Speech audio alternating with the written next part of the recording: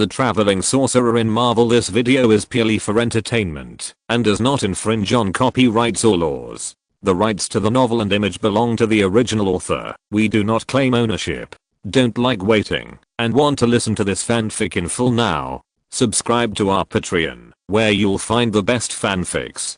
Chapter 351, Return to the Land of Nothingness. It takes several days to get to the void, and these days are like years for Feng, who is forced to sit cross-legged in the corner even for meals. It's not that he can't get enough food and clothing, but that the several people on the spaceship are either full of funny talents or full of death talents, which makes him sweat and want to laugh like a pig sometimes.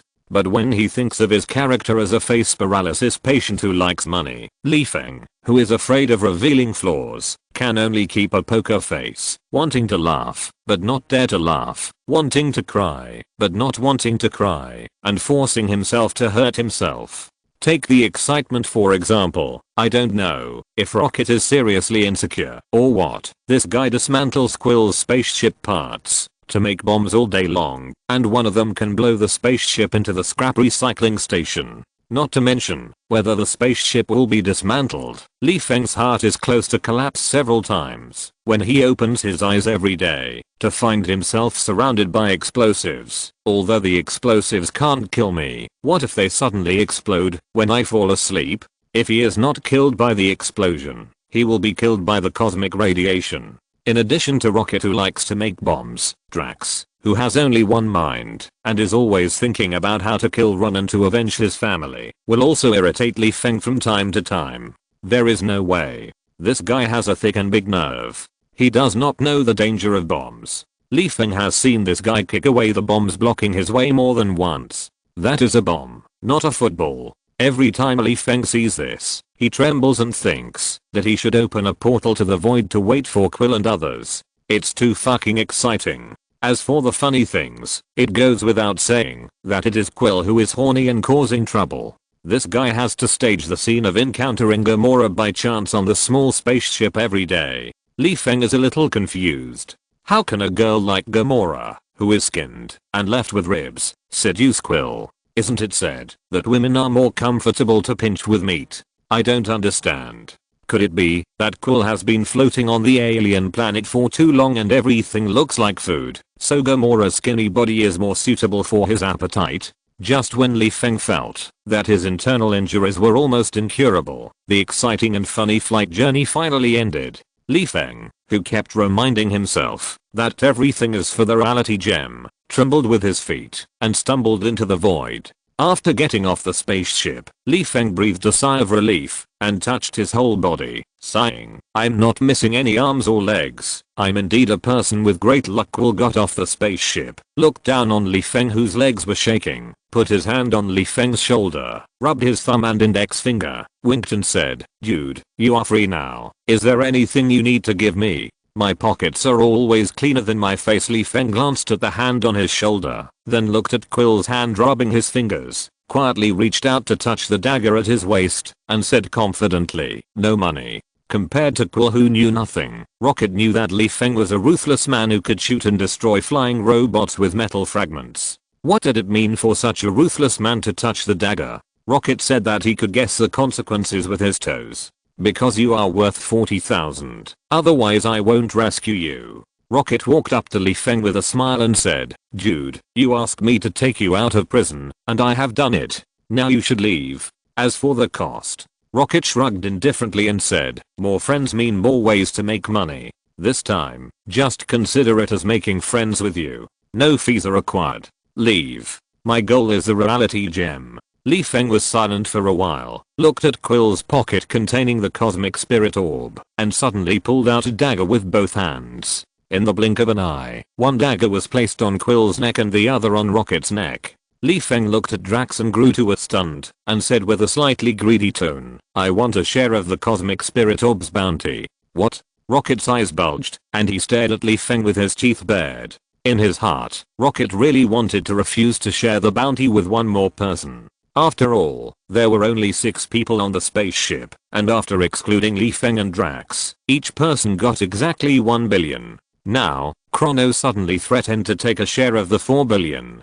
Isn't this like cutting flesh from his own heart? However, the dagger on his neck and everything he had learned about Chrono from Drax clearly told him that Chrono, who loved money more than anything else, would do anything for money. Rocket looked at the dagger on his neck with grievance, stretched out his hand to slowly push the dagger away, and asked resentfully, "Get out of here immediately, after taking the money?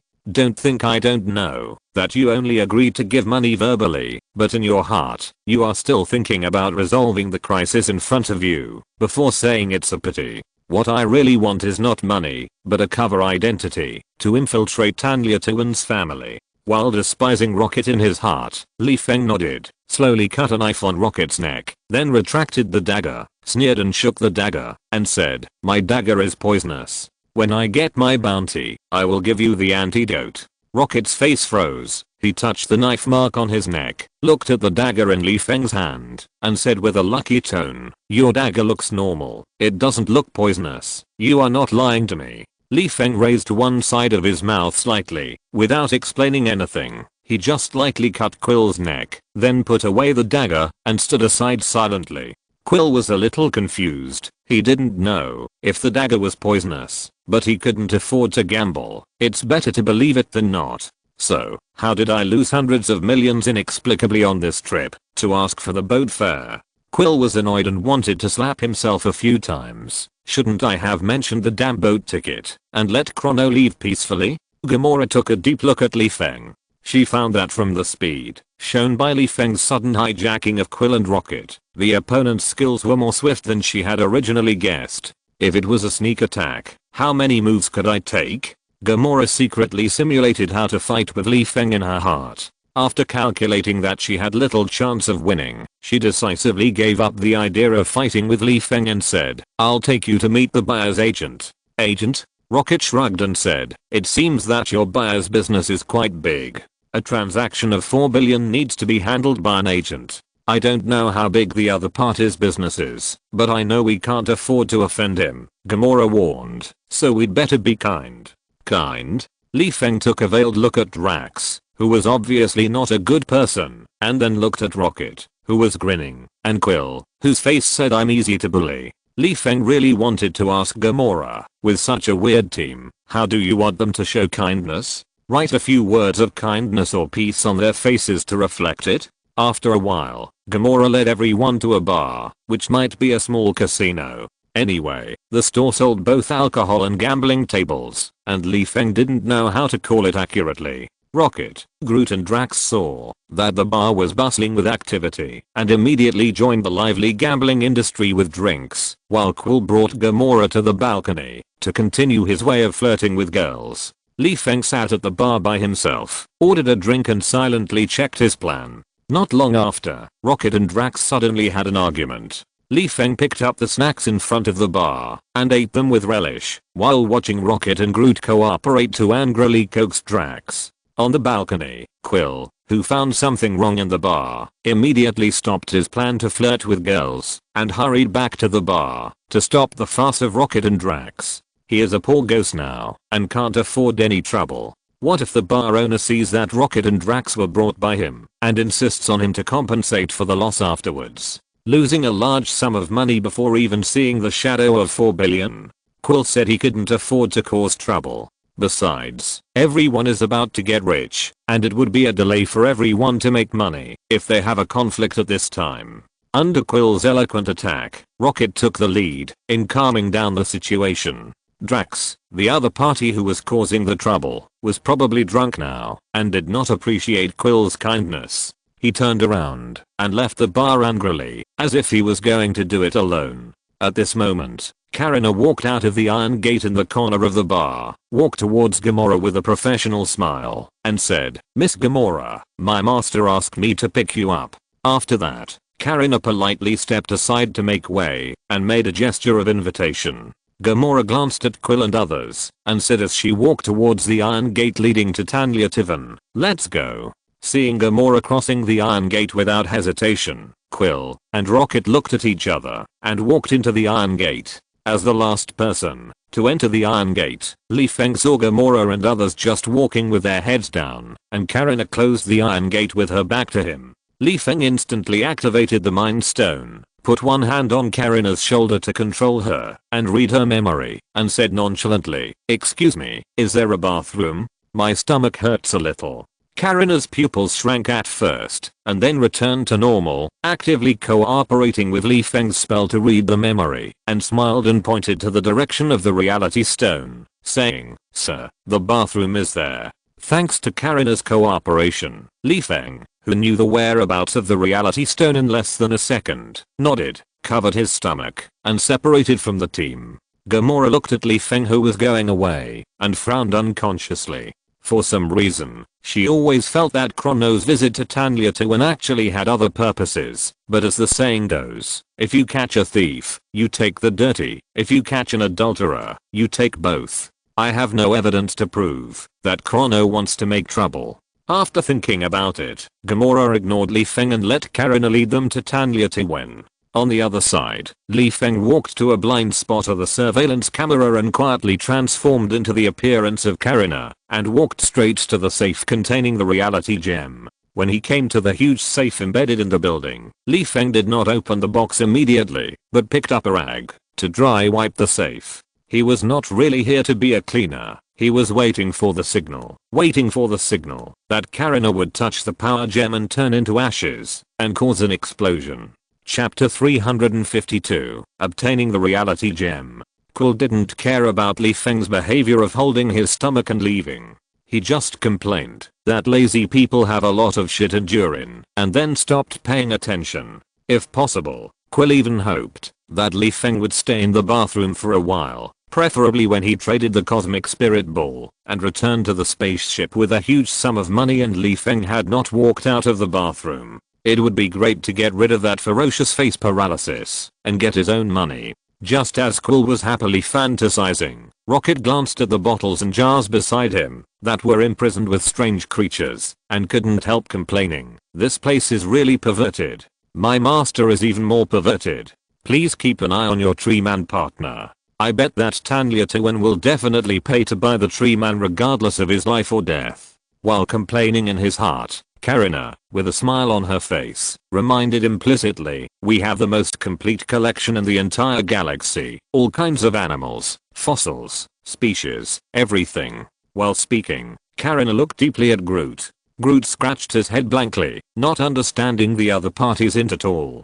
Seeing this, Karina said nothing more. After all, she was about to meet Tanliatuan, so she couldn't say much. After a while, Karina introduced Tanliatuan from behind. "I solemnly introduce my master, the greatest collector in the universe, Tanliatuan." Tanliatuan, who was wearing sunglasses as usual, lowered her head and glanced at Gamora through the gap of the sunglasses, then slowly walked up to her, took Gamora's green hand, and kissed the back of her hand and said, "Dear Gamora, it's an honor to meet you in person." "Honor? You are saying this for the sake of my adoptive father Thanos, right?" Gamora, who inexplicably felt that Thanos would find her wherever she went, looked dark and said with bitterness in her heart, "Forget about the polite words, Mr. Tivan, we have what you want." At this time, Tanliatuan, who was suffering from a collecting addiction, ignored Gamora, but looked at Groot curiously and asked, "What species are you?" Groot saw Tanliatuan looking at him and replied honestly, "I'm Groot." Tanliatuan's eyes were shining, and she slowly walked towards Groot, saying in a slightly excited tone, "I didn't expect to meet Mr. Treeman. Please allow me to pay for your body now. Of course, it will belong to me after you die." Rocket knew that there was no order in the void, but he knew that once Groot agreed to the deal, Tanliatuan would turn around and kill Groot, and then collect Groot's specimen with full justification. Rocket asked with an unhappy look on his face, "Why? You want to make Groot into a stupid chair?" Although Groot has a wooden head, he is not stupid. He immediately understood what Rocket wanted to say, and glared at Tanliatuan. Tanliatuan was upset to see that her impromptu tree man specimen plan was ruined, but as a successful person, she still had to save face. "However, if you make me unhappy, I will make you two become disunited." Tanliatuan looked at Groot with contempt, turned her head, and looked at Rocket proudly, and said, "Is this your pet?" "Your pet? This is my partner." Rocket was so angry that he wanted to take out his weapon to shoot Tanya Tivan, but the peacemaker Gamora hurriedly stepped forward to stop the conflict and said, "Mr. Tivan, we ran across half of the galaxy just to give you the cosmic orb." Seeing that the transaction was about to take place, Rocket suppressed his anger and said, "For the sake of 4 billion. Tanya Tivan raised the corner of his mouth slightly and said, "Okay, let me see what you brought." Gamora turned his head to look at Quill, and Quill immediately took out the cosmic orb and handed it to Tanya Tivan. Tanya Tivan took the cosmic sphere, placed it in her palm, and looked at it for a few seconds, then explained, "The cosmic sphere is just a small special safe. Its special feature is that the safe can rely on the things inside the box to provide energy, which is used to isolate outsiders from prying eyes." Gamora frowned and asked, "What you want is actually the thing inside the cosmic sphere, so what is it?" Tanya Tivan raised her eyebrows and led everyone to the unlocking device. While waiting for the device to unlock the cosmic sphere to inspect the goods, she explained, "My new friends, before the birth of all things, there were 6 strange bodies in the world." While speaking, Tanya Tivan started the holographic projection device, allowing Gamora and others to watch the appearance of the strange bodies more intuitively, while introducing, afterwards, the Big Bang created the universe, and the remains of these strange bodies were forged into several particles, which are the Infinity Stones. These Infinity Stones can only be controlled by extremely powerful extraordinary forces. The owners of these stones can use the power of the stones to instantly destroy the entire planet, as easy as cutting wheat. I was so scared that I almost peed my pants. Quill complained weakly, "I just want money. Unless the stone can make money, I don't care how powerful it is." Gamora saw the scene of a planet being destroyed in an instant in the holographic projection, and couldn't help frowning and thinking whether it was a mistake to hand over the Infinity Stone to Tanya Tivan. Dangerous things like this should be guarded by the powerful and peace-loving Nova Corps. Just as everyone at the scene was immersed in their own inner world, no one noticed that Karina, who was originally normal, suddenly had emotions such as confusion, fear, and joy in her eyes. Once, Tanya Tivan ignored Quill's nonsense and continued, "There was a group of people who wanted to absorb the energy of the stone into their bodies, but they turned into ashes in the blink of an eye." As Tanya Tivan explained that those who touched the Infinity Stone would turn into ashes, Karina became more and more excited, as if she couldn't control herself. At this time, Tanya Tivan noticed that the unlocker had just unlocked the cosmic spirit orb and stared at the power stone excitedly, not paying attention to Karina's abnormality at all. Rocket looked at the purple power gem. He couldn't understand how a small stone could contain such great power. In his impression, only big and thick stones were symbols of power. This made him subconsciously think that Tanya Tivan was just telling a lie to show the preciousness of the gem. Rocket pretended to be scared and shrank his neck. He interrupted with a disdainful tone, "I'm so scared, Whitehead, but we want to see money more." Tanya Tivan looked at Rocket with contempt, talking about money in front of the Infinity Gem. "Are you sure you have a brain? But you don't have to believe it." Tanya Tivan asked, "How do you want to receive the payment? How else can the underground world receive payment? I told you my bank account number. Do you dare to transfer money? Believe it or not, the bank will freeze your and my accounts in a minute." Rocket said impatiently, "Don't play dumb. We want cash." "No problem." Tanya Tivan turned around and opened the drawer. When she was about to pay with precious metals, she suddenly found that Karina's expression was a little abnormal. The most important thing is that Karina actually disobeyed orders and approached the power gem privately. Tanya Tivan sternly rebuked, "Karina, back off." Karina first looked at Tanya Tivan in horror, and then somehow, the command that sounded in her mind made her involuntarily hold the power gem and roar, "Orcs will never be slaves. What the hell is an orc?" Tanya Tivan was wondering, and then saw Karina holding the power gem tightly, and then burned into slag under the huge energy of the power gem, and the energy impact of the power gem overturned everyone present.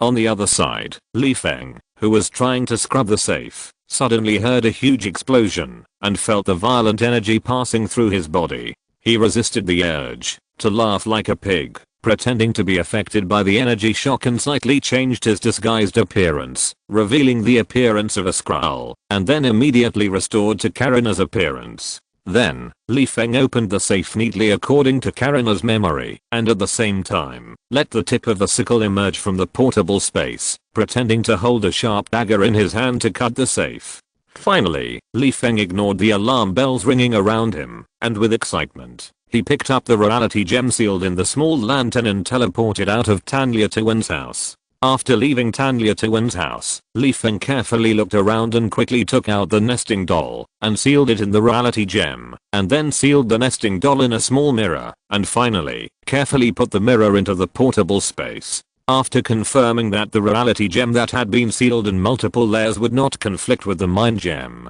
Feng took a deep breath and exhaled slowly, frantically recalling whether there were any flaws left when he executed the plan. First of all, I ordered Karina to commit suicide. Although Karina is very pitiful, I have no choice. Tanliatuan needs a medium to foresee the future. Now the medium Karina has become scum. I don't think Tanliatuan can find me through Karina. Secondly, the name of Ancient One has long been resounding throughout the universe. I'm not sure whether Tanliatuan knows Ancient One. If he knows, then he must know the interdimensional portal of Kamataj. Kamataj belongs to the Earth forces. As a planet that has not yet entered space, it is easy for Tanliatuan to find humans who have left the Earth, especially when I entered Xander through normal channels. Tanliatuan can find out that it was me. Therefore, when I left Tanliatuan's house, I didn't use the portal at all, but used the long distance teleportation of the genie of the magic lamp. In addition, I deliberately exposed the appearance of the Skrulls before. I think Tanliatuan first suspected that the Skrulls copied Karina's appearance and memory to steal the reality gem. The reason why I left scratches on the safe was just to cover up the fact that Karina's memory was copied. After all, there are only a few races that can copy the appearance and memory of creatures. There is no trace of picking the lock, which can easily make Tanliatuan think wrongly. As long as Tanliatuan is misled for a period of time, it will not be so easy to pick up some clues again. After replaying the plan in his mind, Feng changed into a stranger and hid far away from Tanliatuan's house. He wanted to confirm one thing, whether Gamora would send the power gem to Xander as in the plot. If so, then everything would be fine. He could go back to Xander to take a shower and sleep for a while before robbing the power gem. If Tanliatuan accepted the power gem, Feng should plan how to use the power of the time converter to correct the plot. Chapter 353, Funny Dance. Not long after stealing the reality stone, Feng saw with his own eyes that Gamora walked out of the nearly ruined house of Tanliatuan with the cosmic orb.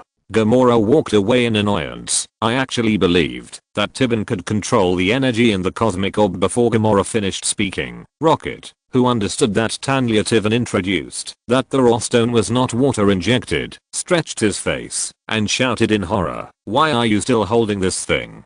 Do you want to blow us to death?" To be honest, Feng's first reaction to what Rocket said was to yell at Rocket, "Are you scared now? Did you consider my feelings when you dismantled the spacecraft to make a bomb? If you ask me, the power stone in the cosmic orb is much more reliable than your original behavior. I can't just leave the broken ball there and ignore it." Quill subconsciously retorted. Rocket's mind was a little confused at this time, especially when he recalled that the cosmic orb had been hanging around him for several days without being strictly guarded. He was so scared that his face turned pale. He pointed at Quill's nose and scolded, "You actually put this thing in your little purse. What are you thinking?" "What purse?" Quill corrected, not grasping Rocket's point at all. "This is a travel bag." On the side, Gamora, who felt that Quill and Rocket were like two mentally retarded people, covered her face and interrupted their quarrel helplessly, saying, "We should give the cosmic orb to the Nova Corps. Maybe they can control it." "What, are you kidding?" Rocket was a little confused by Gamora's train of thought. They just escaped from Kling prison and went to the Nova Corps to surrender? Are you bullying the Nova Corps for being mentally retarded, or do you think they are so face blind that they can't recognize us as wanted criminals? Could it be that you think the food in Kling prison is delicious and want to go back and eat a few more bowls? Rocket's mouth twitched, and he came up with a bad idea, saying, let's just give it to Ronan. Ronan? That war madman. Quill's eyes widened and he questioned, do you want him to destroy the entire universe? A pirate talked to me about the peace of the universe. Rocket was furious and roared, I see you are very sick. What, do you want to be a saint? Or did the universe give you some shitty benefits? Why do you want to protect it? Because I, a patient, live in the universe, Quill retorted subconsciously, and the more peaceful the universe is, the more money I can make. Do you want every cargo ship you meet to carry a large number of heavy weapons? What you said makes sense. In peacetime, cargo ships do not need heavy weapons to escort them. Rocket was a little confused and didn't know how to refute Quill's words. On the side, Gamora understood that Quill hoped for peace in the universe. Although the reason behind it made people feel speechless and shameful, it was better than being a villain who liked chaos in the universe. With a helpless sigh, Gamora, who was about to pull Quill into the team escorting the Power Stone, said in a pleading tone, Peter, listen to me, we can't let the stone fall into Ronan's hands no matter what. Let's go back to the spaceship now and send it to the Nova Corps. Quill nodded slightly and said, okay, I agree that we can't let the stone fall into Ronan's hands. Or, after a pause, Quill quietly reached out to grab the cosmic orb and said, I think we can hand the stone over to someone who won't arrest us and is willing to pay. The more he thought about it, the more it made sense. Quill turned his head to look at Rocket, hoping that the other party would support his idea, and said, in this way, all of us can get what we want. Before Quill could finish speaking, Gamora clenched the cosmic orb and said contemptuously, you are just a profit-seeking villain who doesn't care about the safety of the universe at all. After that, Gamora turned around and left angrily, ready to go to Xandar alone with the cosmic orb. But before Gamora took a few steps, she saw that Ronan's men had surrounded the area without her noticing, which gave Gamora a bad premonition. Knowing that the other side had more people and more power, Gamora ran without thinking. In the distance, Feng saw Ronan appear and couldn't help but curl up the corners of his mouth slightly.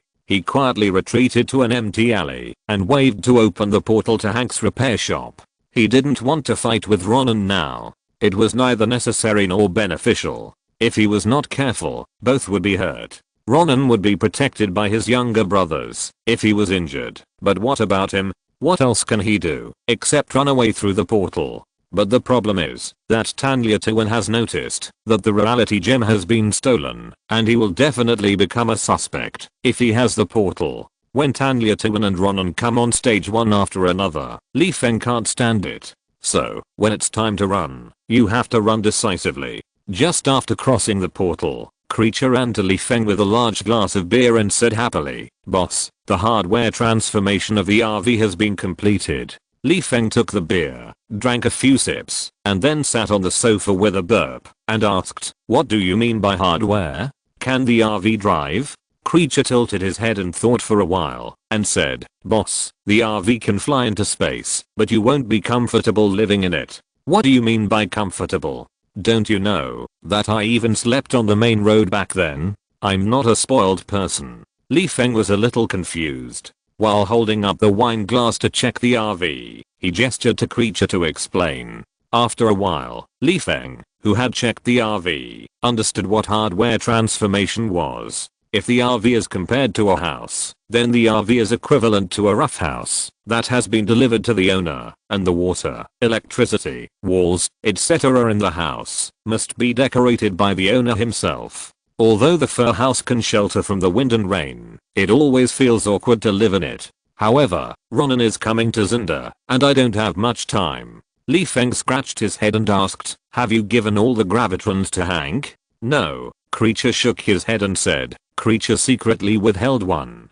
Creature told Hank that, as long as he installed the home appliances, sofas and other items, Creature would immediately give him the remaining gravitrons. As soon as Creature finished speaking, Feng saw through the car window that a large box truck slowly drove into the repair shop. When the truck stopped, Hank excitedly jumped out of the co-pilot seat and shouted, Austin, look what I bought for you. What else could Feng buy to make Hank excited, besides the home appliances and other items in the RV? I was just worrying about whether to leave, and you delivered the goods to my door.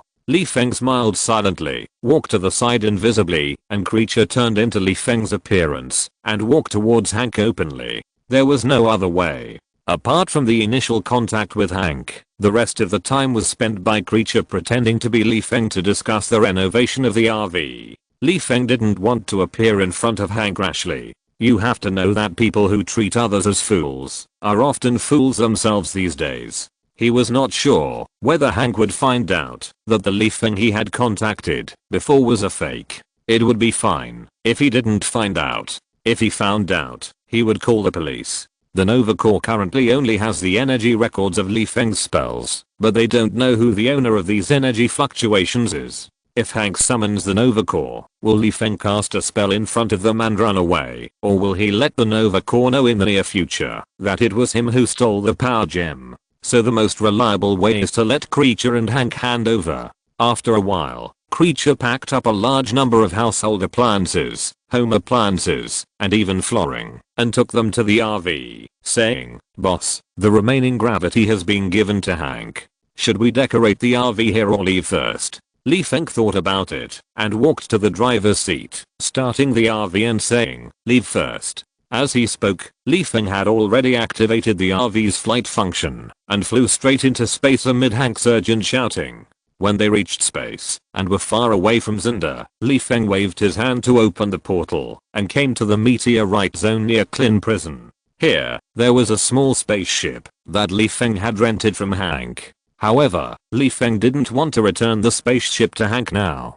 Who knows if there is a GPS on the spaceship? If Hank knew that Li Feng had been to Vormir and Kree prison, he would be in trouble. After shrinking and saving the spaceship and leaving creature's order to decorate the RV, Li Feng turned into Chrono and quietly returned to Zinda, preparing to carry out the plan to steal the power gem. As soon as Li Feng returned to Zinda, he saw a huge black warship in the shape of a twisted dough stick appearing in space. This is really delicious, and you can see it? It's just that the color of the twisted dough stick is wrong. People who don't know would think that this muggle stick is burnt. Licking the corner of his mouth, Li Feng leisurely walked into an empty convenience store, carrying a few bags of snacks and drinks, and sitting on the grass. While eating snacks with relish, he watched the fighter planes of the Nova Corps form a big net and desperately prevent the twisted dough stick warship from landing on the ground. As for Yondu's pirate army vs Ronan's army of death, Li Feng said it was very exciting, which was much more exciting than sitting in front of the screen to watch. Of course, it would be better if this group of fighter planes could deliberately avoid the grass where Li Feng was. Ammunition and fighter plane fragments seriously interfered with the enjoyment of the visual feast. It's a pity that I don't know the complained phone number. After more than half an hour, Li Feng, who had waited until the flowers were withered, finally looked forward to the twisted dough stick warship falling to the seaside with billowing smoke. Seeing this, Li Feng flew to the seaside with a grin after turning invisible, and said excitedly in his heart, "Demigod, there is also a power gem, here I come." When Li Feng arrived near the battleship, he happened to see Ronan holding a hammer with both hands that charged at least 80 yuan for each hammer, and looked at Quill, who was dancing awkwardly in front of him with a confused face. To be honest, when Li Feng saw Quill's dance steps, his first reaction was to turn into a sack and put it on his head. "You have thrown the faces of the Earthlings to the alien planet. What are you doing?" Ronan asked confusedly. "Dancing battle." Quill pointed at Ronan and said, "Brother, a dance battle between you and me? This can't be a fool, right?" Ronan, who felt that his IQ was polluted, roared, "What are you doing, kid?" Quill, who was dancing vigorously, secretly prepared to snatch it, and said happily, "I'm diverting your attention, you big clown." Diverting attention. Ronan's pupils shrank, and he turned his head to look at Rocket and Drax in the other direction. At this time, Drax, holding the quantum rocket launcher, had already aimed the muzzle at the sledgehammer, inlaid with the power gem, and decisively pulled the trigger. Boom! With a loud bang, Quill, who was desperate, took the lead and caught the power gem with his hand. Chapter 354 Demigod. What will happen if you touch the power stone directly with your hands? Just look at Karina, who has nothing left. Now, Quill, who hopes to have sex with all the female species in the universe, dares to snatch the power stone directly with his hands. In Gamora's eyes, this is the rhythm of a scumbag evolving into a scumbag.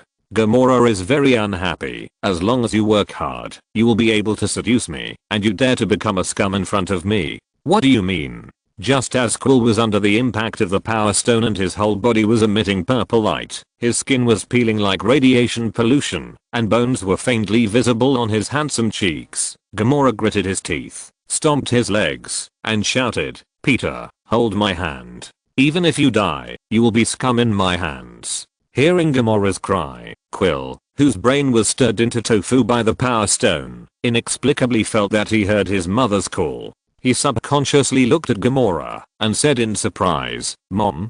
Gamora's face froze. "What do you mean? You seduce me because I looked like your mother? Do you lack maternal love? No matter what, save my son first.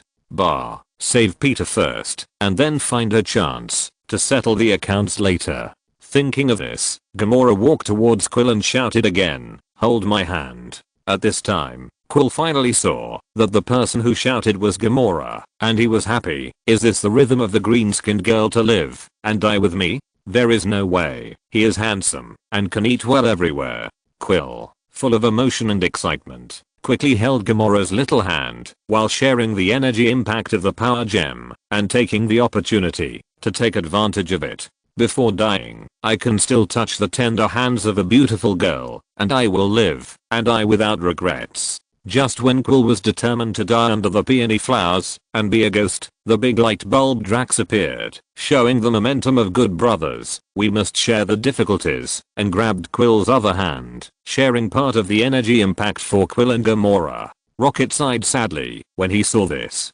If he didn't go forward to enjoy the energy baptism, it meant that he didn't regard Quill and others as brothers, and he would definitely be persuaded to leave the circle of friends afterwards. After all, how could people who couldn't pee in the same trouser leg be friends? But if he went forward to share some of the energy baptism, Rocket seriously doubted whether his small body could bear it. In the entanglement, Rocket glanced at the scattered Groot's body or branches. Groot, my friend Rocket, who lost his partner and was disheartened, made up his mind and walked towards Drax silently. "Let me die anyway. I don't have many friends in this world." In the distance, Feng, who had been stealthily spying on the development of the plot, quickly put on a cloak to cover his big face when Rocket grabbed Drax's finger and teleported to Rocket's body and put his right hand, which was trembling with excitement, on Rocket's shoulder. The moment he touched Rocket, Feng only felt a huge energy passing from Rocket's shoulder through his arm to his whole body. When he sensed that his own magic power was suppressed to a corner, Feng was so excited that tears welled up in his eyes and he almost cried loudly. "My bones are all broken. It hurts, it hurts, it hurts." Thinking back to the path of a mage that he had walked alone, Feng held back his tears in a minute. "This little pain is nothing. There is a rainbow after the storm. For the sake of the demigod realm, I endured it." Unfortunately, soon, Feng found that the self-comforting method was not very effective for him with strong mental power, and the pain was still there. There was no way. In order to alleviate the pain, Feng could only distract his attention again, such as restoring his magic power to resist the energy impact of the power gem, while recalling his plan. When Feng wandered to the world of Percy Jackson, he asked Zeus a question: "How can a mortal become a demigod?" Zeus answered that there are roughly 2 ways, one of which is to have a godfather. Feng understands this method. After all, in the era of competing forefathers, having a good father can make everything go smoothly. But does Feng have a godfather? Obviously not. He did know Thor, Odin and many other gods, and he had the opportunity to acknowledge them as his godfathers. The problem was that, even if he acknowledged gods as his godfathers, he would not have the blood of gods. Therefore, the first method of becoming a demigod was directly thrown into the trash by Feng. The second method was quite suitable for Feng's practice. The method was stupid and simple, as long as Feng polished his magic power day and night. As the saying goes, if you work hard, you can grind a needle into a needle. One day, he will be able to polish the purity of his magic power to the level of a demigod. Of course, there is a small problem with this method, which is that it takes a lot of time, so much time that according to Li Feng's qualifications, it is very likely that he will not be able to polish his magic power to the level of a demigod, even if he dies of old age. For this reason, Zeus, who had checked Li Feng's qualifications, concluded that if this guy did not have a strange encounter, the peak of a mortal would be the limit. But how could Li Feng not have a strange encounter? Even if he really did not have a strange encounter, so what? He had plenty of ways to create some strange encounters to make himself happy. For example, now, Li Feng's plan is to rely on the power gem to polish his own magic power. This is like regarding his own mana as a million-strong army and the power gem as the elite in the army. What he has to do is to let the elite army defeat his own army. Li Feng's requirements are not high, as long as his army is not completely wiped out. And the surviving soldiers will definitely be able to wash away the name of the ragtag army after being baptized by the elite troops. Even if these remaining soldiers cannot become elites like the power gem army, they can be called good elite soldiers. At that time, Li Feng only needs to let these soldiers train the newly recruited soldiers one-on-one, and he will be able to become the commander of the elite army, that is, a demigod. Of course, in addition to the high quality level of the power gem, it is also large in quantity. Li Feng said that he does not have such a big appetite. If he uses the power gem alone, it is very likely that he will not only not be able to eat it, but also be in danger of being stuffed to death. He must find a way to reduce the total amount of gem energy. And the method of reducing the amount is also simple. Just follow the plot of Guardians of the Galaxy. Just like now, let the energy of the power gem pass through Quill first, and as a half-alien Quill, can naturally help Li Feng intercept most of the power of the gem. Then it is Gamora, whose magic resistance is a bit ridiculous. Li Feng has personally tested Gamora's magic resistance. When he thought that petrification had no effect on Gamora, Li Feng was so angry that he wanted to curse. This magic resistance talent plus the assassin profession, isn't it too shameless for a fragile mage? After Gamora intercepted some energy, it was the turn of Drax, who was simple-minded and well-developed. This guy is a tank profession known for his resistance to beatings, so the energy he intercepted must be not less. Finally, it was Rocket. Because he had been biologically transformed many times, he also had a terrifying magic resistance, and he could intercept a lot of energy. When the energy of the power gem was intercepted and transmitted into Li Feng's body through layers of interception, it had been reduced by many times. In this way, Li Feng ensured that the total amount of energy flowing into his body would not kill him, and let the extremely pure energy polish his own mana. This is also the reason why Li Feng is sure to upgrade to a demigod. As Li Feng's mana became purer, Ronan, who was waiting for Quill, Li Feng and others to be torn into pieces by the power gem, said in disbelief, "This is impossible. You are just mortals. Why wouldn't you be blown into scum by the energy?" Regarding Ronan's question, Quill was also confused. "You ask me, who should I ask?" However, facing the enemy, Quill didn't want to make up a lie and said calmly, "You said it yourself. We are a team that creates miracles in the Guardians of the Galaxy." On the side, Drax glanced at Li Feng, who was hiding under the cloak, and said with a heavy breath, "There is a guy here who is not in the Guardians." Quill looked at Drax and Li Feng speechlessly and said, "Don't discuss this kind of problem in such an important occasion. We can find a cafe afterwards, enjoy the warm sunshine, and discuss important issues such as who this buddy is and what he wants to do." Seeing that Quill still had the mind to ignore him at this time, Ronan was angry and raised the 80 yuan sledger hammer, both to swear his existence and to smash Quill and others into meat patties one by one. Quill, who had been paying attention to Ronan, curled his lips, loosened his grip on the power stone with disdain, and controlled the power of the stone to attack Ronan, saying, "Don't you want the infinity stone? I'll give it to you, but you have to accept it." Ronan's pupils shrank, and before he could dodge, he saw the energy pillars of the power stone tightly entangled him, and then the huge and violent energy flowed through his body. A few seconds later, Ronan, whose eyes, ears, mouth, and nose were all emitting purple light, said that he could not withstand the energy of the power stone, and turned into slag in front of everyone. Seeing that the enemy had been eliminated, Gamora took out the cosmic spirit ball without saying a word and sealed the power stone. Feng, who had been ready to rob and run, had his eyes lit up. Before Quill could react, he grabbed the cosmic spirit ball and turned around and ran into the Mahua battleship. Quill was stunned, blinked in confusion, and exclaimed, "Gamora, as a robber, I will be robbed one day. Should we call the police?" "Call the police? I think I'd better take you to see a brain doctor first." Gamora pushed Quill in a bad mood, followed Feng's footsteps, and ran into the battleship, shouting, "Rocket, notify the Nova Corps to pay attention to the spacecraft taking off from the battleship.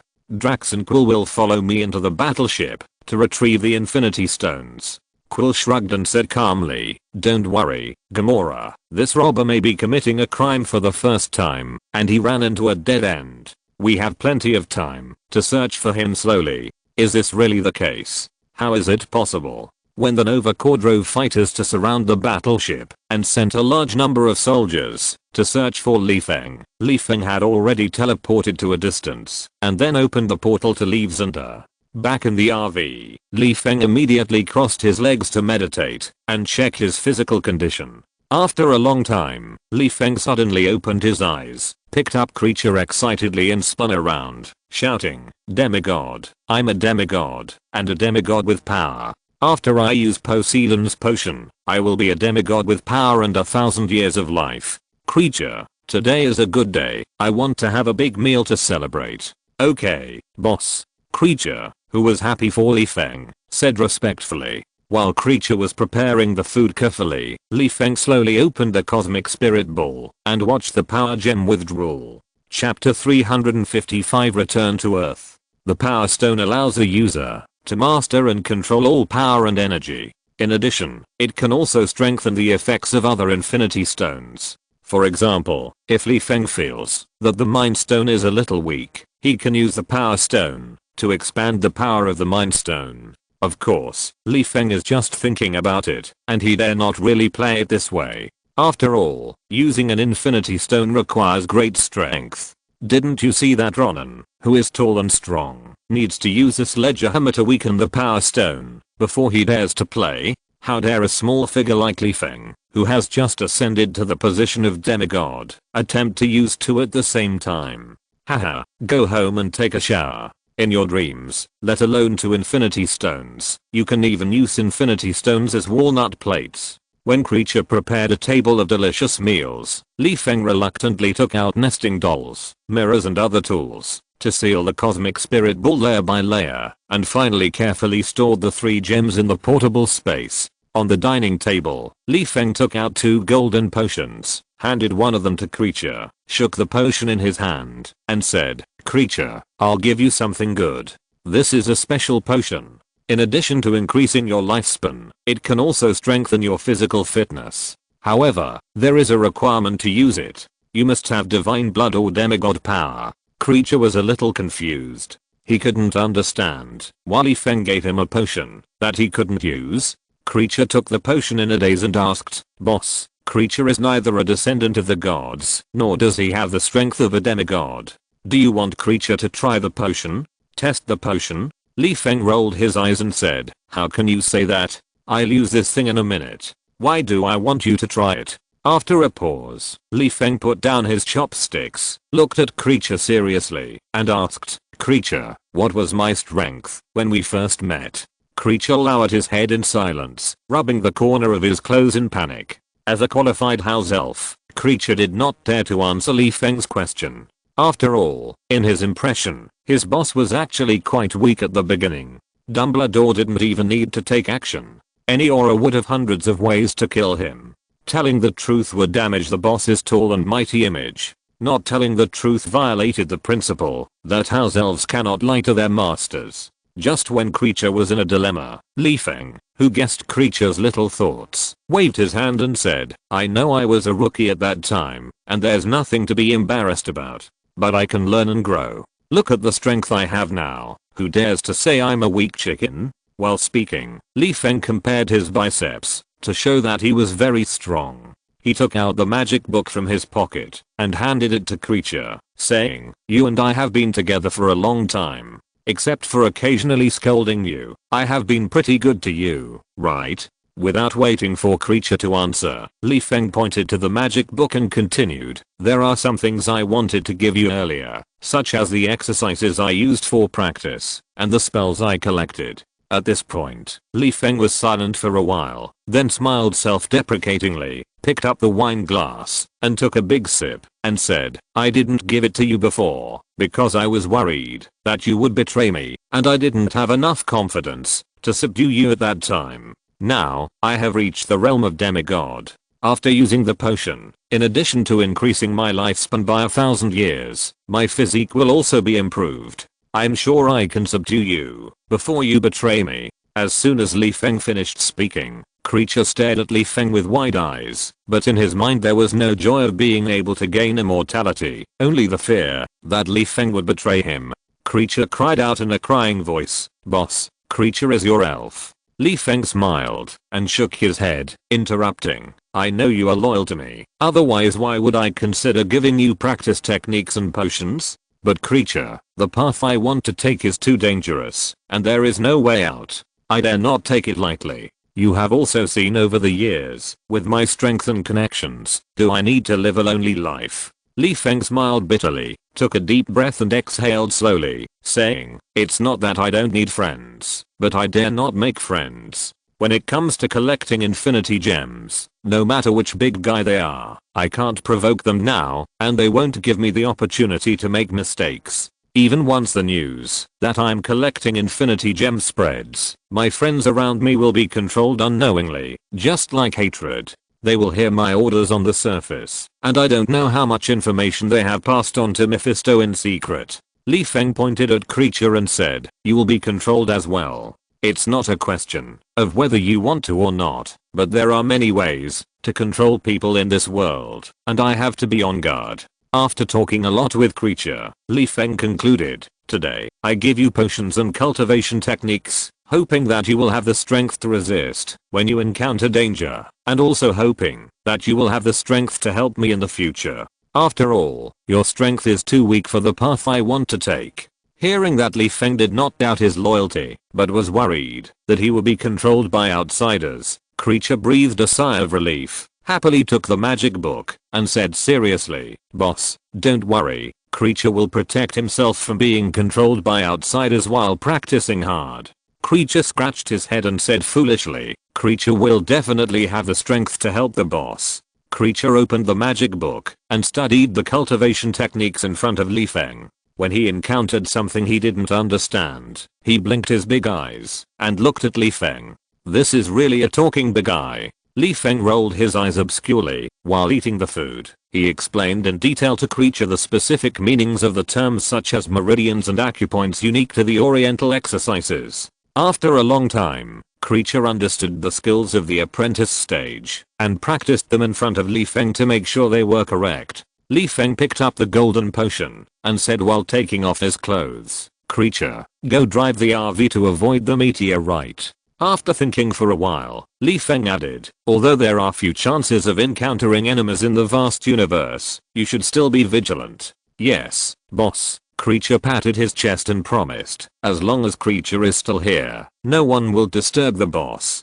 Li Feng nodded and cast a spell to control the potion to apply all over his body. In order to ensure that he would not leave any flaws, Li Feng not only applied the potion in the gaps between his feet, but also applied it on the ears, nostrils and other hidden dangers. If it weren't for the fact that his eyes were too fragile and could not withstand the stimulation of the potion, Li Feng, who was afraid of death, would have applied a layer of potion to his eyeballs. The moment he applied the potion, Li Feng felt that his bones were repeatedly crushed by a steamroller and turned into scum, and he felt pain everywhere. His skin wasn't much better, it was red and hot, as if someone poured boiling water on it. Li Feng felt that he could just sprinkle some cumin, chili and salt on it and serve it. Damn, couldn't Poseidon give a specific usage guide when he gave the recipe? I don't even know if my current situation is a normal reaction. I'm not being tricked by Poseidon, am I? With a layer of sweat on his forehead, Li Feng kept cursing Poseidon in his heart. It's not that he didn't want to curse, but he couldn't. Normally, Li Feng never thought that he was a tough guy who could endure pain, and it was normal to howl when he felt pain. But I don't know if Poseidon's potion has a silent function. Li Feng, with his mouth open, couldn't say a word and could only howl in his heart with a ferocious face. After a long time, Li Feng, who felt like several months and years, finally felt the existence of his body. But at this time, Li Feng was covered with sweat and had no strength at all. Li Feng collapsed on the ground, gasping for breath, cursing, "Damn it, what a crappy potion, or thousand cuts potion, it almost killed me. Creature, bring me a beer, a big ice cold beer." Creature, who was on guard in the distance, heard Li Feng's voice and hurriedly presented a big glass of ice cold beer. He blinked his big eyes with joy and asked, "Boss, can you live for at least 1,000 years now? I feel like my genes have been reorganized. If this doesn't let me live for 1,000 or 800 years, I'll go back and kill Poseidon." Li Feng nodded weakly, indicating that his current lifespan is comparable to that of a 1,000-year-old turtle. Li Feng took the beer and drank it in one breath. He felt like he was truly resurrected and burped and shouted, "Great!" After shouting, Li Feng drooped his head in frustration. With the help of Creature, he moved to the sofa and said weakly, "Creature, give me a massage first, and then adjust the root. It's time for us to return to Earth." After a pause, Li Feng smiled foolishly and said, "I wonder what the people on Earth will look like when they know that I have become a demigod who has lived for at least 1,000 years. Especially Fury's expression. Will his eyeballs pop out? It must be exciting." Creature smiled foolishly, put a bath towel on Li Feng, and massaged his whole body until Li Feng fell asleep. He then returned to the driver's seat to adjust the route back to Earth 3 days later. With the joint efforts of Li Feng and Creature, the RV was finally decorated. Looking at the holographic projection, stereo surround speakers and other equipment used to play games in the RV, Li Feng sighed, "This is like a home for Oticus." Creature, "From today on, no one can get on the RV without my order, especially Stark and Fury. If these two guys enter the RV, they will definitely dismantle our car." "Okay, boss." Creature, who knew the tempers of Fury and Stark, nodded his head like a chicken pecking at rice and said, "By the way, where are we now?" Li Feng asked. Creature answered without thinking, "Boss, we are about to enter the solar system." "Solar system?" Li Feng scratched his head. 3 infinity gems have been collected, and the time and space gems are in the hands of the two big guys. I can't get them for a while. I'd better set my goal on the soul gem. Cultivate the souls of my loved ones. Thinking of this, Li Feng waved his hand to open the portal, controlled the RV to pass through the portal, and returned directly to the lake. Back to the lake, Li Feng just walked out of the RV and saw Abomination with shaking hands and what looked like high-heeled shoe prints all over his body, lying on the grass with a pitiful look of despair. What the hell? Just based on Abomination's face, that could scare even ghosts to death. And since there was a female man beating Abomination, Li Feng was a little confused. He walked to Abomination and kicked him, wondering, is he dead? If not, get up and answer me. Not dead, but soon. Abomination stood up and said with a smile, "Master, you are finally back. If you don't come again, I'm afraid Natasha will torture me to death." Chapter 356 Natasha's journey to find someone. Natasha took on the task of finding and monitoring the half-human, half-devil. At first, she didn't find it difficult. First of all, the half-human, half-devil incident was obviously within the scope of S.H.I.E.L.D's business. Even though S.H.I.E.L.D. had been disbanded and no longer undertook the business, it was still doing what it should do in secret. Natasha didn't believe that Fury would really let her search the world alone for the half-human, half-devil. Secondly, finding someone was a piece of cake for S.H.I.E.L.D. Even if Li Feng gave few clues, Natasha was confident that she could find the half-human, half-devil within 3 days. But when it came to the actual operation, Natasha never expected that the half-human half-devil child and his mother were as good as rats. They were so damn good at hiding that S.H.I.E.L.D. didn't find any clues at all. But it's normal to think about it. If the half-human, half-devil is so easy to find, why would Li Feng need the help of S.H.I.E.L.D.? Can't he just post a missing person notice on the telephone pole? With this in mind, Natasha was no longer discouraged. If she couldn't find it in 3 days, she would spend another 3 days looking for it. Anyway, the winter solstice was still a long way off. Now she was laid off by Steve and had plenty of time. Until who knows how many 3 days had passed, and it was almost the winter solstice. Natasha still hadn't found any clues about the half-human, half-devil. Natasha felt that the situation was a little out of control and could only come to the lake in a decadent manner, hoping that Feng could provide some clues. Needless to say, Feng was wandering in the outer space at that time, and Natasha didn't get any clues, except seeing the disgusting who couldn't fart for a long time. There was no other way, so Natasha went to the New York temple to find Strange and ask for some clues. In her opinion, Kamatage was a wizard force after all, and it was the kind that had influence all over the world.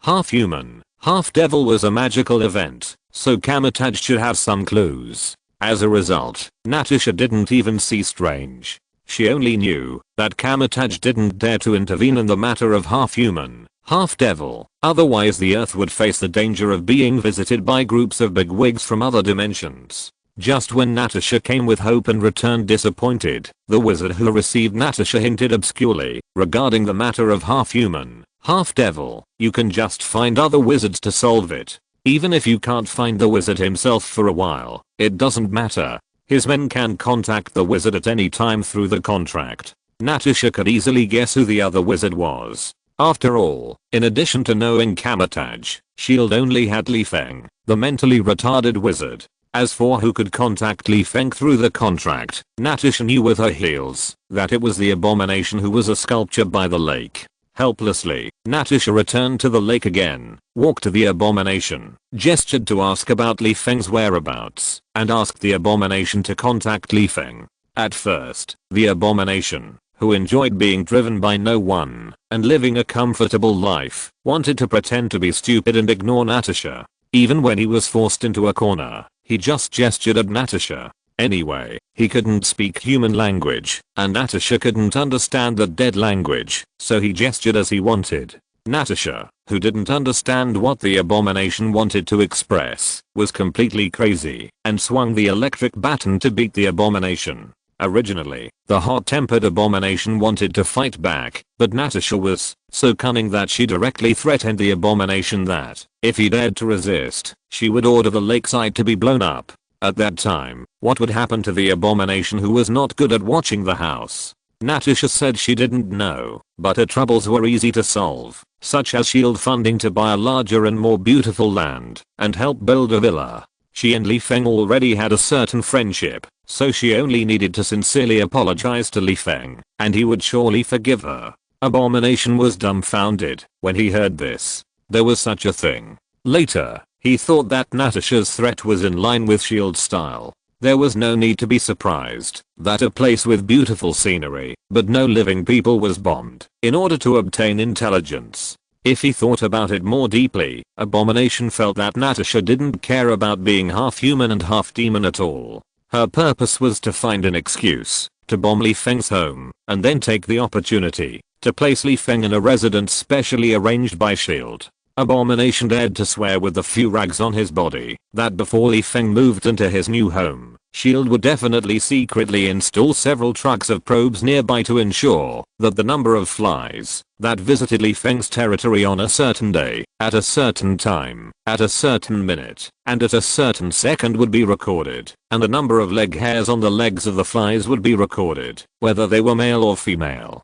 Considering all this, Abomination did not dare to resist too much, and could only dodge the electric baton in Natasha's hand. He did not care, even if he was hit by Natasha occasionally. Now he was thick-skinned and even bombs could not do anything to him. He just thought that Natasha was flirting with him in the way of beating his love and scolding his love. After a few times, Natasha saw that, although Abomination had no skin and his body was either a skeleton or rags, his heart was not only thick-skinned, but also thick all over. The electric baton in her hand was just tickling Abomination, and the more he tickled, the more excited he became. Natasha thought about it. Since Abomination still retained his wisdom, it didn't matter if he couldn't speak, as long as he could learn. Just like the deaf-mute people among humans, they couldn't speak either, but they could communicate in sign language through learning.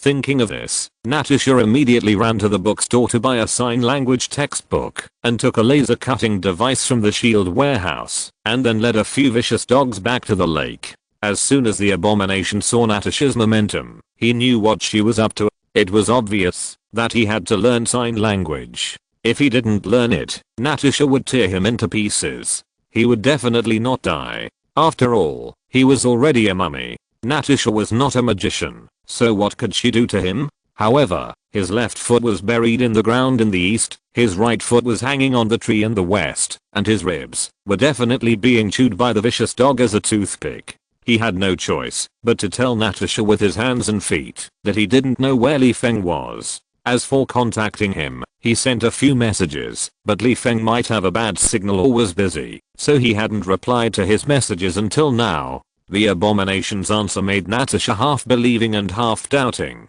and a little confused. Now she had no idea how to find the half-human, half-devil. After a long silence, Natasha simply moved into the cabin by the lake. While letting abomination learn sign language and contact Li Feng, she directed the shield agents to continue looking for the whereabouts of the half-human, half-devil. Abomination had no choice but to learn sign language. During this period, he also wanted to dawdle. After all, who can tell how long it takes to learn skills? He can take his time. Even if Natasha got angry, she was not afraid. Abomination could proudly point to his empty head and proudly say, "I'm a dead man without a brain. What's wrong with poor memory? If you have the ability, learn to bite my bones like a vicious dog." Unfortunately, Abomination underestimated Natasha's bottom line, especially as the winter solstice was getting closer and closer. She hoped that Abomination could contact Li Feng more and more. Natasha, who was so anxious that she entered menopause early, was dissatisfied with everything and was extremely irritable in everything she did.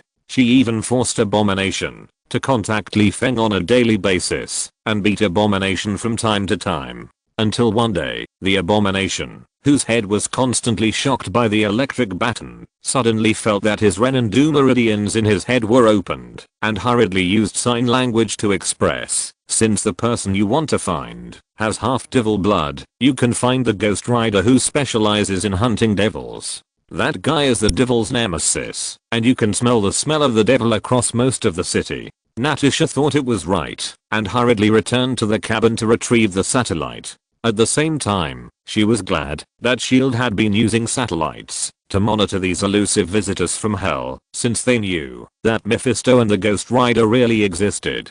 Although S.H.I.E.L.D. satellites were not very powerful, they could neither monitor what happened in hell nor track Mephisto, but they could monitor Johnny, who lived on Earth and was a human during the day and a Ghost Rider at night. When Natasha retrieved the information to check, she found that Johnny, who had isolated himself in the no man's land in Eastern Europe, left his home overnight after contacting a black buddy. Natasha felt that there was something wrong with the black guy and subconsciously looked through a lot of information. As a result, all the information showed that there was no such person. In the end, she relied on several spy friends on the road to find some clues. Moru, affiliated with an ancient church, they believe in God and hide in the dark to destroy the devil's layout in the world. After reading the information, Natasha was a little panicked and confused. It stands to reason that the devil has come to the earth for a stroll, and it is understandable that God really exists, but Natasha said that she has no experience in dealing with God's little brother. After thinking about it, Natasha simply told Fury about the ancient church, letting him worry about how to deal with God's little brothers, and she continued to investigate along Johnny's trail. After most of the day, Natasha found that Johnny seemed to be looking for something, and during the period, he had a fight with Kerrigan, who smuggled guns, sold catnip for people to smoke, and occasionally did some dirty work such as kidnapping. At first, Natasha didn't think much about it. After all, it was normal for the Ghost Rider to chase Kerrigan and other evil people. What puzzled Natasha was why Kerrigan was hunting down his ex-girlfriend Nadia and Nadia's child. It couldn't be a relapse of old feelings. But the problem was that, even if Kerrigan wanted to rekindle their past relationship, he should have killed Danny. What was the point of killing his ex-girlfriend and kidnapping Danny? Later, Natasha found out that Johnny had killed Carrigan again at a gravel plant last night, and Annie and Nadia appeared again nearby. This made Natasha realize that something was wrong. Mercenaries, ex-boyfriends, mother and son all matched the clues that Feng had told her. Danny was half human and half demon. Originally, finding Danny meant that Natasha's mission was half completed, and the rest was just to mobilize satellites to monitor Danny. But Natasha didn't expect that SHIELD had just found out that Carrigan, who was supposed to have died last night, had actually resurrected. After resurrection, Carrigan turned a paramedic into a handful of yellow soil on the spot, and was now following Danny's footsteps to hunt him down. Has resurrection become so common that it can be seen everywhere these days? Natasha, who had a premonition that Danny was in danger, thought for a while and hurriedly packed up her equipment. When Natasha walked out of the cabin to call the Airbus, she saw Feng standing on the grass, opening his mouth and talking silently with hate. Chapter 357. Who knows the resurrection technique? Austin? Natasha twitched her lips, walked towards Feng with a furious look, and sneered. You went out without explaining the mission clearly, and now you show up in a hurry because of the winter solstice. Do you know that I'm worried about your crappy mission all day long? Who of us is worried? Look at my face, and now there are your shoe prints. Abomination looked at Natasha pitifully, turned his head and said, Master, you have to vent my anger for me. The people of SHIELD are too ungrateful. They have to look at the owner when beating a dog. Look how she beat me. Haha. Feng glanced at Abomination, kicked him away, and cursed in the language of the dead. Don't think I can't hear that you are provoking me. Also, let me remind you, Natasha will not beat you innocently. She must have other purposes for beating you. Abomination was a frontline combat personnel in front of him, and his mind was flexible. Now after Feng's reminder, he instantly realized that Natasha was simply collecting his data, and he foolishly allowed others to test his physical resistance, electric shock resistance, and dodgeability. Was Natasha playing me for a fool? Knowing all this, the disgusting face that felt like a donkey was so angry that he roared at Natasha with a ferocious face. Roar. It means that the disgusting face can't speak human language, otherwise he would scold Natasha to the point of doubting her life. Looking at the disgusting face that suddenly roared at her, Natasha frowned, and then realized that Feng's silent behavior of opening his mouth was actually communicating with the disgusting face. It seems that Austin guessed something from the Abomination, but what does it matter if he guessed it? Natasha shrugged and said, you can go and talk to Fury yourself. I'm just an unemployed vagrant who makes a living. After a pause, Natasha, who didn't want Feng to continue collecting data on the Abomination, asked, didn't you receive any message from the Abomination? Message? No.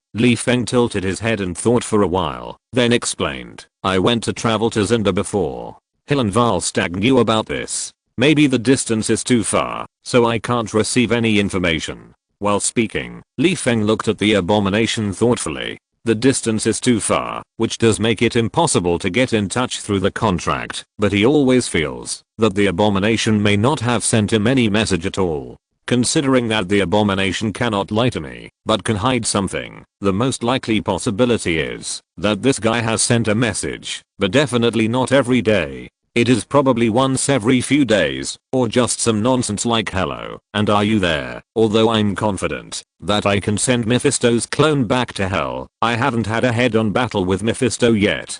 I'd better be conservative and wait until I'm sure that I can kill the opponent's combat clone. Feng glared at the Abomination and said in the language of the dead, take care of yourself. After that, Feng gestured to the Abomination to roll the ball and put his arm around Natasha's shoulder, saying, girl, let's get back to the topic of half human, half devil.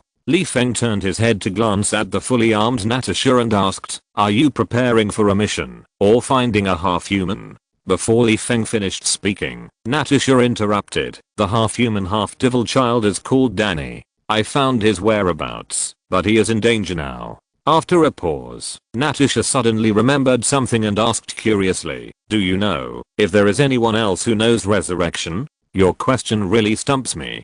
Feng thought for a moment and said, as far as I know, there is a big sister in the EC who can revive the dead. No, I mean who else on earth can revive? Natasha interrupted. Why are you asking this for no apparent reason? Li Feng scratched his head and wondered. I know a woman who can revive herself, even when she is just a skeleton. Woman can only revive herself? Although it doesn't match Kerrigan's information, it's still an unexpected gain. Natasha silently memorized the information in her heart and prepared to tell Fury later. She shook her head and said, I'm asking about the technology to revive others. Li Feng was a little confused. What do you mean? Which earthling did you see resurrected? Natasha nodded. Holy shit, which inhuman duties. So awesome that he even developed a resurrection technique. But why haven't I heard of it? Li Feng, who had never guessed that Kerrigan was resurrected by Mephisto, stared with bulging eyes and asked, are you sure it's not a psychic's trick of summoning the dead, or a living person who suddenly showed up after hiding for years? Natasha confirmed. In the surveillance, he was first seriously injured by Johnny, who turned into Ghost Rider. When he was only breathing his last, he came into contact with an old man wearing a black windbreaker and looking glamorous on the outside. Then this gentleman was immediately resurrected with full health and also gained the ability to corrupt anyone he touched. With the involvement of Ghost Rider, it couldn't be Mephisto's doing. Li Feng touched his chin and asked, are there any photos? Yes. Natasha took out her mobile phone and handed it to Li Feng, saying, this was taken by a satellite. Although the scene was filled with smoke due to Ghost Rider, the face can still be seen clearly. Pointing to Kerrigan in the photo, Natasha explained, this is Kerrigan, the notorious mercenary. Natasha slid through the photos and said, there's also a photo later where Kerrigan turned a paramedic into dry bones. In fact, after hearing Natasha's explanation, Li Feng understood what the so-called resurrection was all about without even looking at the photos. It really was Mephisto who was causing trouble. Li Feng slid the photos to the one where Kerrigan and Mephisto appeared in the same frame and said, this is not a resurrection, pointing to Mephisto in the photo, and explained, this old man is Mephisto, and the resurrected Kerrigan is, to be more precise, a living dead, also called a corpse, a creature from hell that can run wild in broad daylight. Kerrigan now can only corrupt everything by touch. In the eyes of most mages, he's just a weakling. When he becomes stronger, Li Feng shrugged and said, the floor wherever Kerrigan walks on will be corrupted. Natasha digested it in silence for a while, then said while making a phone call, why do I feel that Kerrigan has the same abilities as the villain in the movie Ghost Cop? You can understand it that way. The two are not much different anyway, said Li Feng. As soon as Li Feng finished speaking, Natasha's phone heard Fury's voice. Natasha? It's me, Natasha reported. Sir, Mephisto has come to Earth. He was the one who caused Kerrigan's resurrection before. I need support. On the other end of the phone, there was a burst of rapid breathing, followed by a deliberately suppressed voice. Is the news reliable? Natasha glanced at Li Feng beside her and said faintly, Austin told me in person. As for whether he lied to me or not, I don't know. Do you need me to send you a photo of Mephisto's skin on Earth? The ancient church that suddenly appeared some time ago has not been investigated yet, and now Mephisto has come out to join in the fun. Can't you come to me to apply for a visa first? I can actually help you with some simple things. Why do you want to resurrect the dead in such a high-profile manner? Fury was so bored that he had nothing to do. He said with a headache, send it now. Let me see what Mephisto's taste is like in the human world. If the skin is too ugly, I will come to complain. No matter what the other party's skin is like, I'm afraid you can find a reason to come to complain, and you will complain with weapons. While complaining in her heart, Natasha asked while operating her mobile phone, Sir, where is the support I need? I'll let Carlson contact you, Fury said, and then he hung up the phone in a hurry. Carlson's team for support.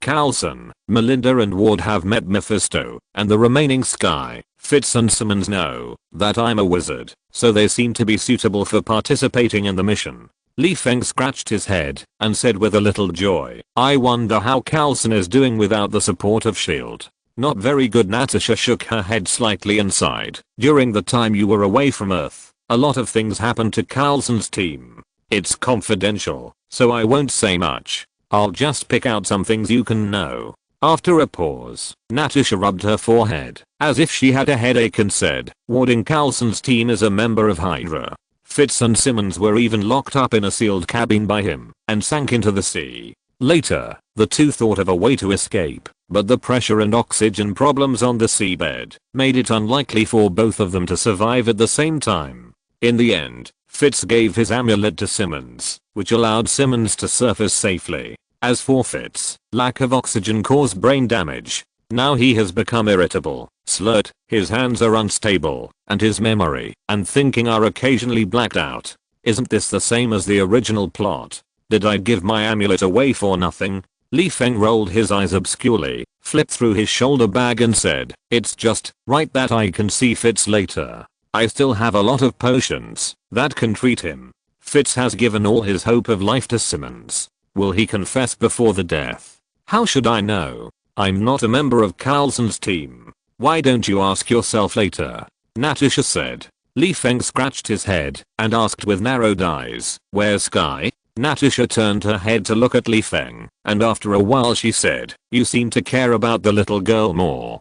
Feng shrugged and said, "I like the little girl. What's wrong with caring more about her? Does it violate some regulations of SHIELD? No, it's useless to you. On the contrary, you will break the regulations." Natasha raised her eyebrows and whispered, "But I advise you not to care too much about Sky. Sometimes it's better for her to show a sense of alienation." Feng was a little confused. What does it mean? Little Sky is so cute. I deliberately distanced myself from her. Natasha continued, "The forces that know you are a mage are secretly observing Sky. As for the reason, I'm sure you have guessed it. They just want to get close to you. But what if they find that they can't control you? Kidnapped Sky to threaten me?" Feng touched his chin and added in his heart, "Kidnap the future Shockwave girl." I laughed. It's almost wrong to be courting death. Since they know I'm a mage and heir to threaten me with Sky, they must have taken corresponding measures in advance. It seems that it's time to make a set of equipment for the little girl. At this time, Natasha's mobile phone suddenly rang with a message. Natasha took a look, handed the opportunity to Feng, and said, "Coulson sent a positioning photo. Please open the portal." If you're listening to this novel on a channel other than Fanfic World, it means they downloaded and uploaded it without effort. We cordially invite you to visit our channel, Mundo Fanfic Novelos. There you'll find the original version of this story and you can explore many other novels of various genres. We're waiting for you to immerse yourself in a world of incredible novels. Chapter 358, Alien Sky. Somewhere in an underground base of S.H.I.E.L.D. A few seconds after Coulson sent the photo to Natasha, a portal suddenly appeared before his eyes. Feng stepped over the portal and opened his arms to greet Coulson, who had 3 stitches on his forehead and bruises on the corners of his mouth.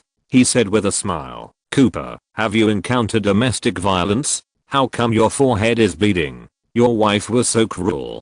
Coulson touched the injury on his forehead and joked, "The premise of domestic violence is that I have to have a wife. Sorry, I'm a single dog like you, so there is no domestic violence problem." As they spoke, the two hugged and separated.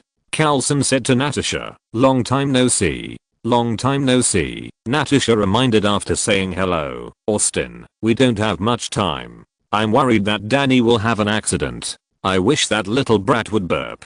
Feng snapped his fingers lightly, cast a spell to heal Coulson's scars, waved his hand indifferently, and said, "Why rush? There are still a few days before the winter solstice. It will take time for Coulson to prepare the plane and summon field personnel. I just happened to visit Sky." Coulson hesitated, stepped aside to make way, made a gesture of invitation, and said, "Sky is in some trouble. We don't know what she will suffer, so we will temporarily isolate her." "Isolate?" Feng, who had a bad premonition, froze and said, "What happened?" "This matter starts from the obelisk." As Coulson slowly introduced how Sky bravely destroyed the Hydra plan and finally transformed into a Shockwave girl in a tunnel, Feng's eyes twitched, and he shouted in his heart, damn how did Sky become a Shockwave girl? What about my plan?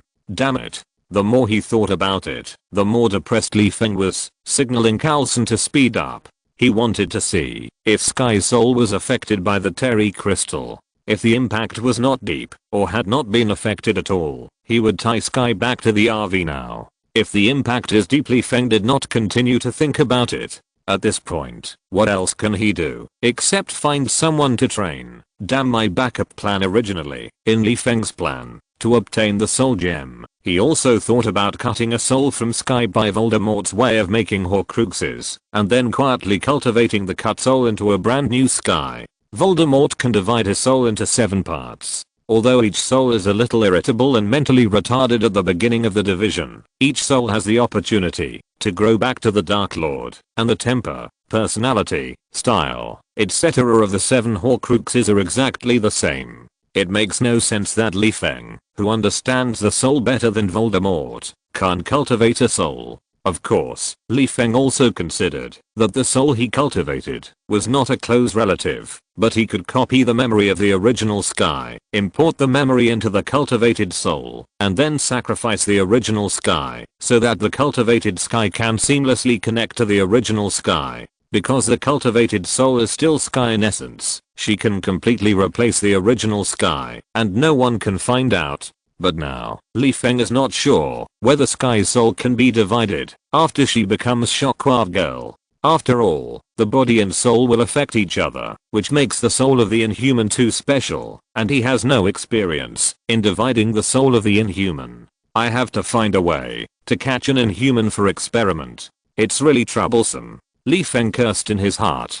Carlson saw that Li Feng's face was written with unhappiness, and he didn't think much about it. He simply thought that Li Feng was worried about Sky's safety. He quickened his pace and comforted him. Don't worry, even if Sky is infected with an alien virus, I can find a way to cure her. Cure bullshit. The genes have changed. Li Feng glared at Carlson unhappily.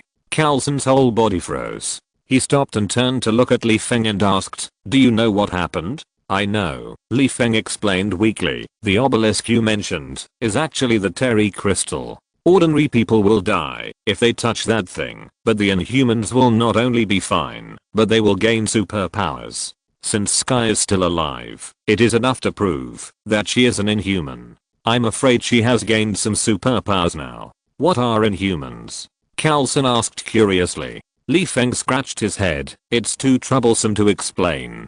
I'll just briefly say that before the Inhumans gained superpowers, they were the same as normal humans, and even their genes could not be found to have any abnormalities. Using the Terry crystal not only allows them to gain superpowers, but also causes their genes to undergo earth-shaking changes." Carlson was silent for a while, raised his eyebrows and said, "It sounds good. But, haha," Li Feng said dimly, "I admit that using superpowers is cool, but while gaining superpowers, some Inhumans will also change their appearance and temperament. You can understand changes in appearance, right? Things like growing horns on the head, dragging a tail behind, or the disappearance of facial features, growing gills on the face, etc. The most important point is that most changes in appearance are irreversible. Once they change, it's a lifelong thing, even if you die looking like a ghost." At this point, Li Feng suddenly thought of something and added, "I remember the first time I met Melinda was in a restaurant. At that time, we also met a mutant with a mutated body. If you have time, you can go and ask Melinda how ugly that guy is. If you haven't dealt with his body yet, maybe you can see with your own eyes how ugly he is. Believe me, you will vomit out your overpass meal after seeing it." Although changes in temper and personality are rare, they do exist. For example, people who used to like to take advantage of others suddenly become generous, and gentle people suddenly become irritable. The only good news is that temper and personality are related to the environment. A good living environment may be able to correct a bad temper. After listening to Li Feng's explanation, Carlson shuddered inexplicably and asked very quickly, "Sky still looks like a normal person now. Does that mean that Sky will not become what you said?" At this point, Carlson said that he couldn't say the word monster, and raised his hands and shook them in the air to demonstrate what he looked like, a monster.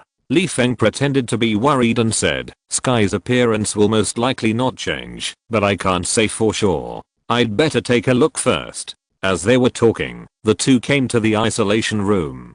Seeing Sky staring blankly with her back to him, Li Feng knocked on the glass door with words such as danger, isolation area, and do not enter written on it. While opening his Dharma eyes to observe Sky's soul, he said with a smile, "Little girl, what are you thinking about?" Hearing Li Feng's voice, Sky was stunned for a moment and turned back to look at Li Feng in surprise. "Uncle Austin?" Sky quickly wiped her slightly red eyes from crying and said happily, "Why are you here? Did Carlson notify you to treat me?" "No, I came to see Carlson today for something, and I came to see you by the way. As a result, I heard that you had an accident when I arrived." Li Feng explained a few words like constipation, but he had already wanted to cry, but had no tears in his heart. Sky's soul has been affected by the superpowers and changed, and the little girl's talent is higher, and her soul is more affected. What a mess. Can't you wait for me to cut some souls, before turning into a shockwave girl?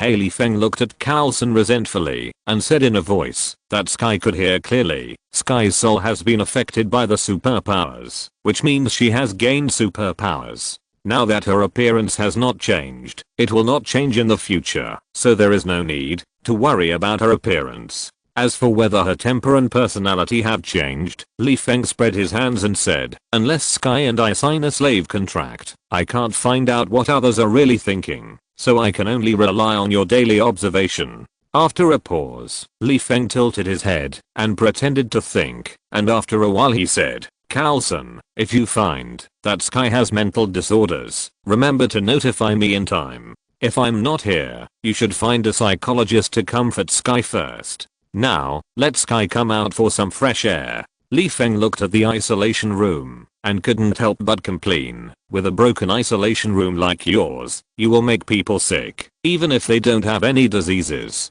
Carlson, who was worried about Sky's mental health, frowned, but soon put on a smile. He opened the door of the isolation room and said with a helpless tone, "Since everyone is calling for the destruction of S.H.I.E.L.D., we are lucky to have this place to shelter from the wind and rain." When Carlson was nagging and complaining about the hard times, Sky was confused. She didn't understand anything Li Feng said. She only knew that she could walk out of the isolation room inexplicably. "What's going on?" Sky, whose face was full of confusion and ignorance, didn't dare to walk out of the isolation room easily. She said awkwardly, "Uncle Austin, am I not infected by alien objects?" "Infected bull, do you still want to be infected?" Li Feng waved at Sky unhappily, signaling him to come out quickly, and explained, "There is a group of special humans who can obtain superpowers living on the earth. They call themselves Inhumans, and Inhumans need a blue crystal to obtain superpowers.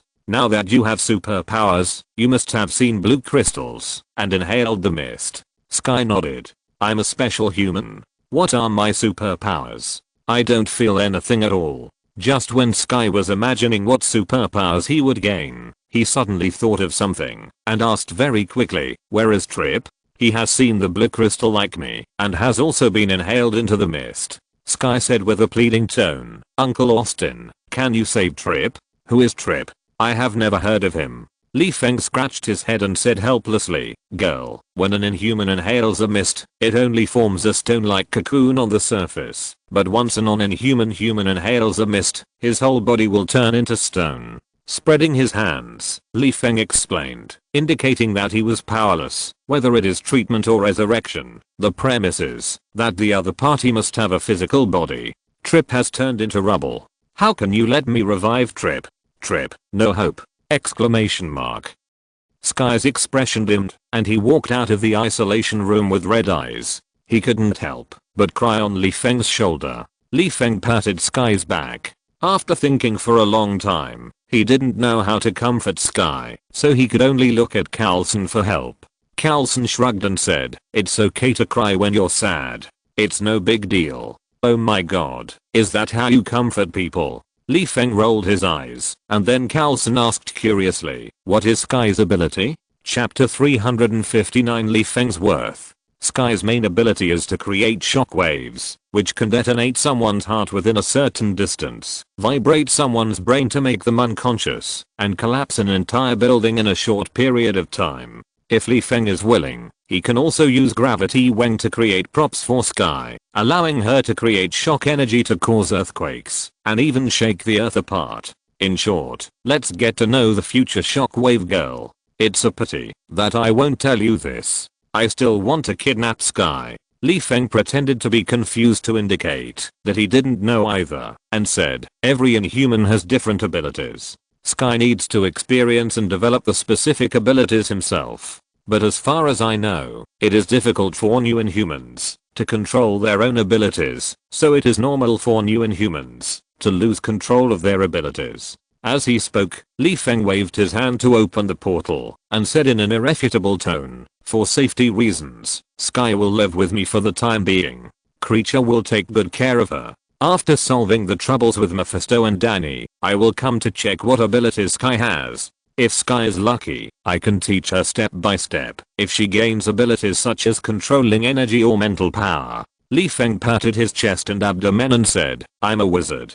I can easily write millions of words about the experience of controlling energy, mental power and other operations. After that, Li Feng didn't care whether Carlson and Sky agreed or not, and pulled Sky across the portal and shouted, Creature. As soon as he finished speaking, Creature teleported in front of Li Feng and said, Boss, what do you need Creature for? Li Feng pointed at Sky and said, the little girl has just gained an unknown special ability. I'm worried that she will get into trouble because of her poor control. You will take care of her during this time and record any abnormalities. What are special abilities and abnormalities? Are they the same as magic runaway? Although Creature looked confused, he remembered what Li Feng had said. Sky is half a little master.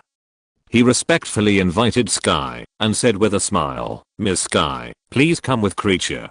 Tell Creature if you need anything. Li Feng patted Sky's shoulder as she was greeting Creature and joked as he walked backwards toward the portal. Girl, in case your abilities are a bit powerful, you must be careful when you use them. This RV is all my uncle is worth. If you dismantle it, I'll be homeless. Sky was embarrassed and shy. She scratched the back of her head and was about to say something when she heard Carlson on the other side of the portal say, Sky, don't listen to Austin's nonsense. He is a wizard. He has plenty of ways to repair the RV. For example, in the Battle of New York a few years ago, since Austin was able to restore the building in a short time, why can't he repair the RV in a short time? So you should just practice your abilities as much as you can. Brother, if you don't know the details, don't talk. There's no price for using supernatural powers.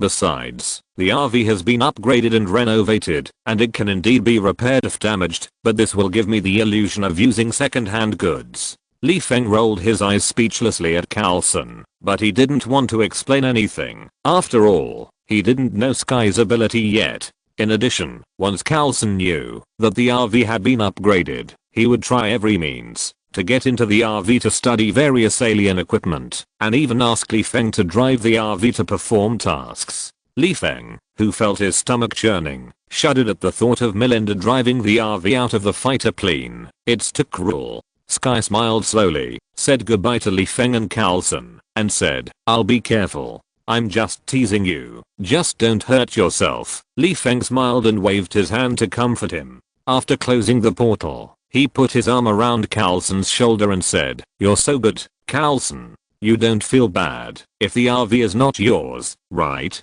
Believe it or not, I will demolish your base. Carlson shrugged and said indifferently, then I can only move the base to the lake and requisition your RV. By the way, it's a mobile base that can fly, can be invisible, and is not conspicuous when driving on the road.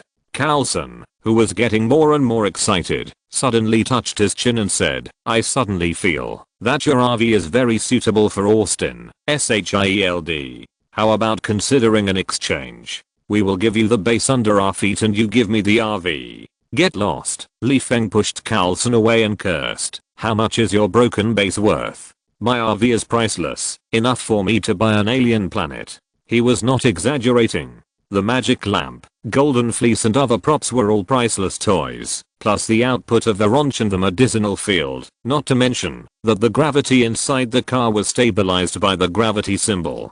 The gravity symbol in Li Feng's hand was not a little bit. These were enough for Li Feng to buy a planet with poor resources. Worth a planet? Carlson took Li Feng to the tarmac and joked, then should I call you the captain of the tarmac? While playing, the two walked to the tarmac. When Li Feng was about to go to Carlson's airborne command room to have a drink, Natasha walked out of another quinjet and shouted, "Austin, this way." Li Feng looked at the airborne command room, then at the small quinjet, and wondered, "What do you mean? We are going to fight Mephisto in a fighter? How many people are on a fighter? You're not going to give these field agents as meals to Mephisto and pray that he will go back to hell soon. We are not the inhuman guys of Hydra." Carlson rolled his eyes, walked to the belly of the fighter, pointed at a strange looking thing that looked like a weapon, and said, "Remember the researchers who participated in the Witch Heart Demon incident? This fighter is equipped with the weapons they developed. So, the so-called support is weapons?" Li Feng suddenly thought of something and looked at the cabin of the fighter. In addition to Melinda and Natasha, there was a burly black bald man and Fitz in the cabin, as well as a field agent with various cross amulets hanging around his neck and fully armed. Melinda and Carlson have met Mephisto, so it is normal for them to participate in the mission. Natasha has been busy for Danny for a long time, and she also knows Mephisto, so it is normal for her to participate in the mission. I remember that this bald guy is the future director of SHIELD, a mechanic, good at maintenance, and Fitz has the title of weapons expert. One is for inspection and the other for maintenance. Need I say more about their roles? Li Feng dared to swear to the lamp, this is testing weapons in actual combat. As for the last guy, who couldn't tell whether he was a man or a woman, Li Feng said he couldn't guess. Probably, maybe he was the bodyguard protecting Mike and Fitz. While Li Feng was thinking, Carlson motioned Li Feng to go into the cabin and said, "We don't know if this weapon can subdue the devil, so we need Fitz's help."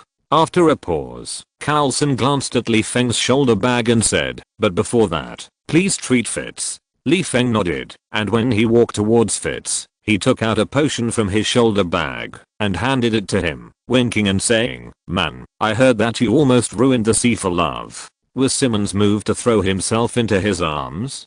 Fitz took the potion with a red face, ignoring Li Feng's teasing, and asked, "How to use a potion?" Li Feng rolled his eyes. The potion was already in a test tube. If Fitz, who was highly intelligent, didn't know that this thing only needed to be taken orally, Li Feng would perform a handstand chewing marble on the spot. Fitz clearly didn't want to talk about his relationship with Simmons.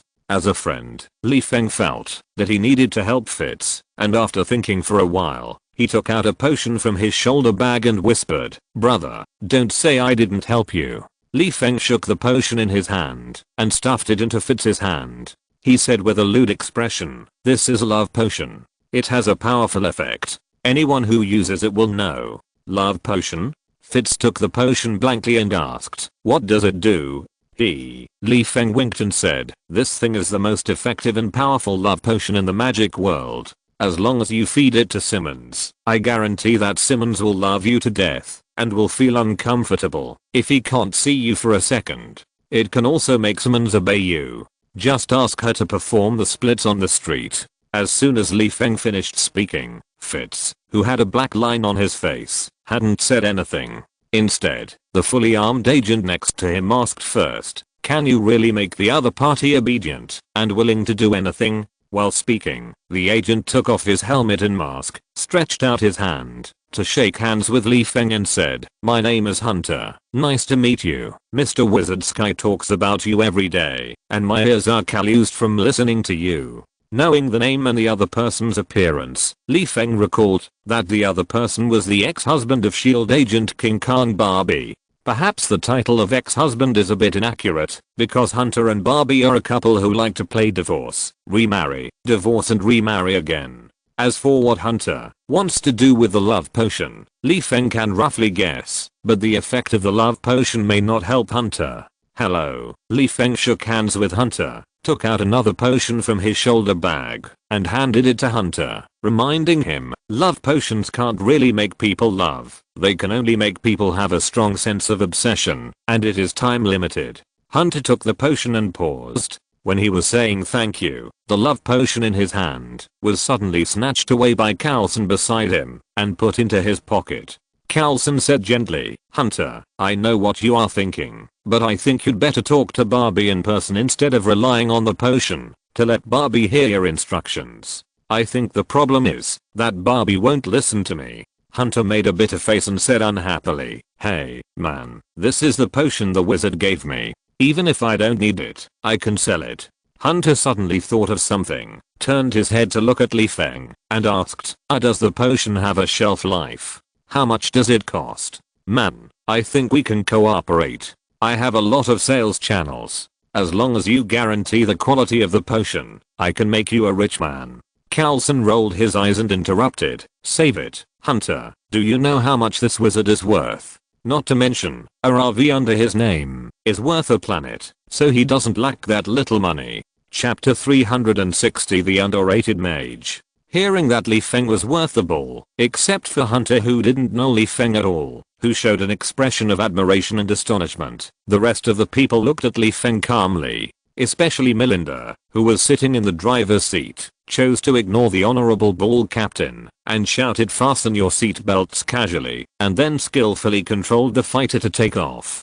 Feng, who wanted to enjoy the admiration of everyone, felt a little embarrassed. Although my bull is not the earth, it is still a ball after all. Are you guys a little arrogant? You don't even give me this face. Feng poked Fitz, who was beside him, unplugging the test tube and looking up to drink the potion, and said unhappily, man, can't you give a normal reaction, such as some admiration or surprise? Fitz found that there was still some potion left on the wall of the test tube after drinking the potion, so he put the test tube stopper back and put the test tube in his pocket, preparing to give the potion to Simmons later. Fitz, who believed Simmons would be interested in the potion, had found a way to please his future girlfriend.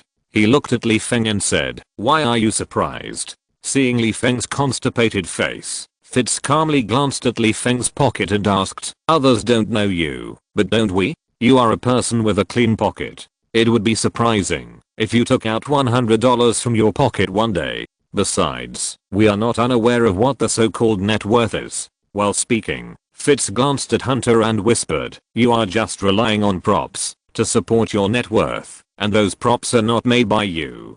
You are just borrowing the props of your predecessors to improve your net worth.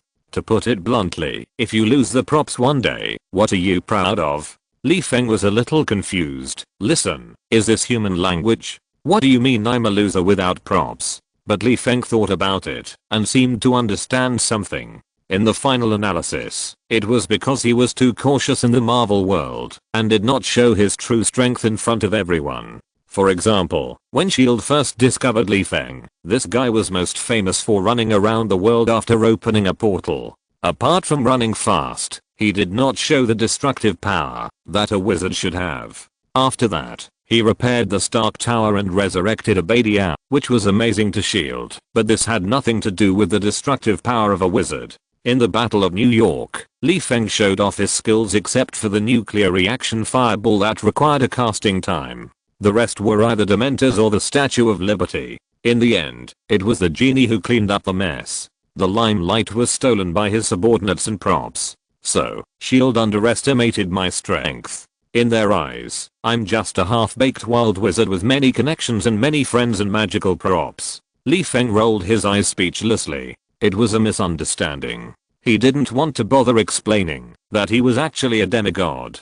He wished that the whole world would despise him. Isn't it nice to quietly collect infinite gems? I don't want to bother with you. Feng stood up and walked towards Natasha, who was sitting in the passenger seat, and asked, where is Danny? Natasha casually handed the PDA to Feng. Feng took the computer and looked at it. He saw 4 red dots on the screen with a hill as the background. Feng said that he didn't understand, scratched his head and asked, is S.H.I.E.L.D. too frustrated now? The surveillance footage doesn't even show a frontal face? Pointing to the 4 red dots on the screen, he said unhappily, or do you think I'm too idle and ask me to play the game of find the differences to guess which red dot represents Danny? You are indeed quite idle. You dare to disappear without explaining the mission involving half human and half devil clearly. After complaining in her heart, Natasha pretended to be innocent and said, you can see that they are now in the mountains. S.H.I.E.L.D. is not luxurious enough to install surveillance probes in the mountains. Natasha pointed to the PDA and said, this is the real-time monitoring footage from the satellite. My people have been monitoring them before. So I'm sure the 4 red dots represent Danny, Nadia, Johnny, and Moru. Then, Natasha turned her head to look at Li Feng and said, "Since you want to see Danny with your own eyes, why don't you open the portal?" After saying a bunch of nonsense, do you think I believe that shield satellites are of poor quality? To put it bluntly, you just want me to open the portal and save the gas money for the Quinjet. Although he knew it in his heart, Li Feng had no mood to argue with Natasha. He just wanted to deal with Danny as soon as possible. After all, there were important things waiting for him at home. Li Feng looked down at the screen of his PDA, opened the portal in front of the Quinjet, and complained, "To be honest, I don't know if it's appropriate for Fury to ask Carlson's team to test the weapons. After all, you're not facing ordinary devils this time. That's Mephisto, one of the Lords of Hell," Li Feng said as he took out a few amulets from his shoulder bag and handed them to Natasha, saying, "If it's a one-on-one head-on battle, I'm 80% sure I can beat Mephisto's clone back to hell, but what if Mephisto sends several combat clones to entangle me?" After a pause, Li Feng pointed a few times in front of his chest to form a cross and said, "May the best of luck to you." Natasha took the amulet and distributed it to everyone, paused, shook the amulet in her hand, frowned and asked, "Can't this thing block Mephisto's attack?" "Blocking Mephisto's attack? Are you kidding me? You might as well say that I stole the throne of the Gentleman of Hell." Li Feng, who rolled his eyes in his heart, showed a slightly helpless expression, spread his hands and explained, "It's not completely impossible. It can barely withstand one attack or reduce the damage. But Mephisto is a big man who has lived for many years, and the amulet's defense is too rigid and weak. Maybe he will know the amulet's true colors after a tentative attack, and then..." Li Feng pointed at the amulet and said, "This thing is completely useless." Carlson touched the amulet and asked, "If this thing is hung on the fighter, can it protect the fighter a few more times?" Li Feng blinked blankly and heard Carlson continue, "In our plan, you, me and Natasha will land on the ground. I will be responsible for negotiating with Mephisto. If the negotiation fails, you and Natasha will be responsible for the battle." At this point, Carlson pointed at Melinda, Fitz and the others one by one and said, "The rest of the people will stay on the fighter. Melinda will be responsible for flying the fighter and hovering in the air. Fitz will be responsible for controlling the weapons, and Mike will deal with mechanical failures." Before Carlson finished speaking, Hunter patted the parachute bag beside him and interrupted, "Although I'm responsible for protecting Fitz and returning to the team in case the fighter is destroyed, if the amulet can guarantee the fighter, I would rather be unemployed. Of course, if possible, I hope Carlson can persuade Mephisto to return to hell and reach a good agreement with S.H.I.E.L.D. After all, he can live forever, but we can't. If Mephisto holds a grudge against S.H.I.E.L.D. and waits to settle the score with us after we die," Hunter spread his hands and said like a resentful woman, "we don't have the ability to resist them. Still want to cooperate with Mephisto? S.H.I.E.L.D's imagination is good, but you'd better pray that the devil is blind and can't hit the fighter clean." Li Feng walked to Hunter's side, put his arm around his shoulder and said, "Dude, do you know what Mephisto is best at?" Without waiting for Hunter to answer, Li Feng pointed to his mouth and said, "That guy can talk the dead back to life. If you want Carlson to negotiate a cooperation with Mephisto, forget it. If Mephisto really agrees to Carlson's conditions, I advise you to be prepared to be cheated." Carlson forced a smile. He understood what Li Feng said. After all, the devil is famous for finding loopholes. But Carlson believed that he had contact with Mephisto once. In his eyes, Mephisto seemed to be easy to talk to, and he didn't get any news that the other party was making trouble on Earth. This made Carlson unwilling to try to negotiate. What if it works? S.H.I.E.L.D. has invested in the super consortium of hell. Just thinking about it makes me feel sour. As the fighter plane landed steadily, Carlson straightened his collar, opened the cabin and was excited. He smiled calmly and prayed, "I hope God will bless the mission to be successfully completed." Hearing Carlson's prayer, Li Feng, who had just stepped out of the cabin, lost his pace, turned around and walked to Carlson, stretched out his right hand, and used the back of his hand to check the temperature of Carlson's forehead. After confirming that Carlson did not have a fever, Li Feng grinned and said, "Brother, you are talented. Pray to God that your negotiation with the devil will be successful." Why don't you ask the devil if God, this little lolly, is cute? God is a little lolly? Carlson asked curiously. Didn't you say that God is an old man last time?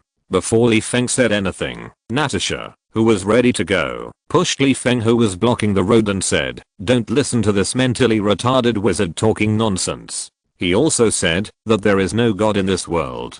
As she spoke, Natasha handed the PDA to Carlson. Carlson took the PDA and glanced at the screen subconsciously. He said blankly, "Why are there more than 4 red dots on the screen? Could it be that Danny and the others have already reached the ancient church? What about Johnny? Can Moru really send the Ghost Rider in Johnny's body back to hell?" Li Feng leaned over to look at the screen and said, "Wow, you know a lot. Even the deal between Moru and Johnny?" Natasha glanced at Li Feng, raised her neck, and said with a slightly proud tone, "Even if SHIELD cannot act openly, its ability to collect intelligence in secret cannot be underestimated." Before Natasha finished speaking, Li Feng interrupted, "Excuse me, are you sure Mephisto will come to this broken place instead of letting Carrigan come forward? Your question is so tricky. How do we know what Mephisto will think?" Carlson and Natasha looked at each other, ignored Li Feng's question, and walked straight towards the large number of red dots. As the three approached the ancient church, Carlson, who had been paying attention to the red dot, suddenly said in horror, "Oh no, besides us, there are outsiders approaching the church quickly, and there are quite a few of them." Chapter 361 Love Team. Hearing Carlson's call, Li Feng looked at the screen of his PDA. Seeing nearly 20 red dots in the center of the screen, Li Feng guessed these should be the clergy in the ancient church and Johnny and his 4 companions. "Can anyone tell me which red dot represents Danny?" Natasha ignored Li Feng's question and stared at the dense red dots on the edge of the screen while counting 1, 2, 3. After a few seconds, Natasha frowned and said, "Something is wrong. In the mountainous area, the movement speed of these red dots is too fast." Just as Natasha finished speaking, Melinda's voice came from the communicator on Li Feng's ear. "Everyone, I have bad news for you. The fighter radar shows that a group of people are approaching the ancient church in a fan shape. It seems that they are preparing to surround the church." After a pause, Melinda added, "I detected that this group of people did not take any means of transportation, and they reached a speed of 60 km per hour just by running." Although Li Feng did not know the running speed of humans, he knew that it was impossible for mortals to reach a speed of 60 km per hour, let alone in the mountains.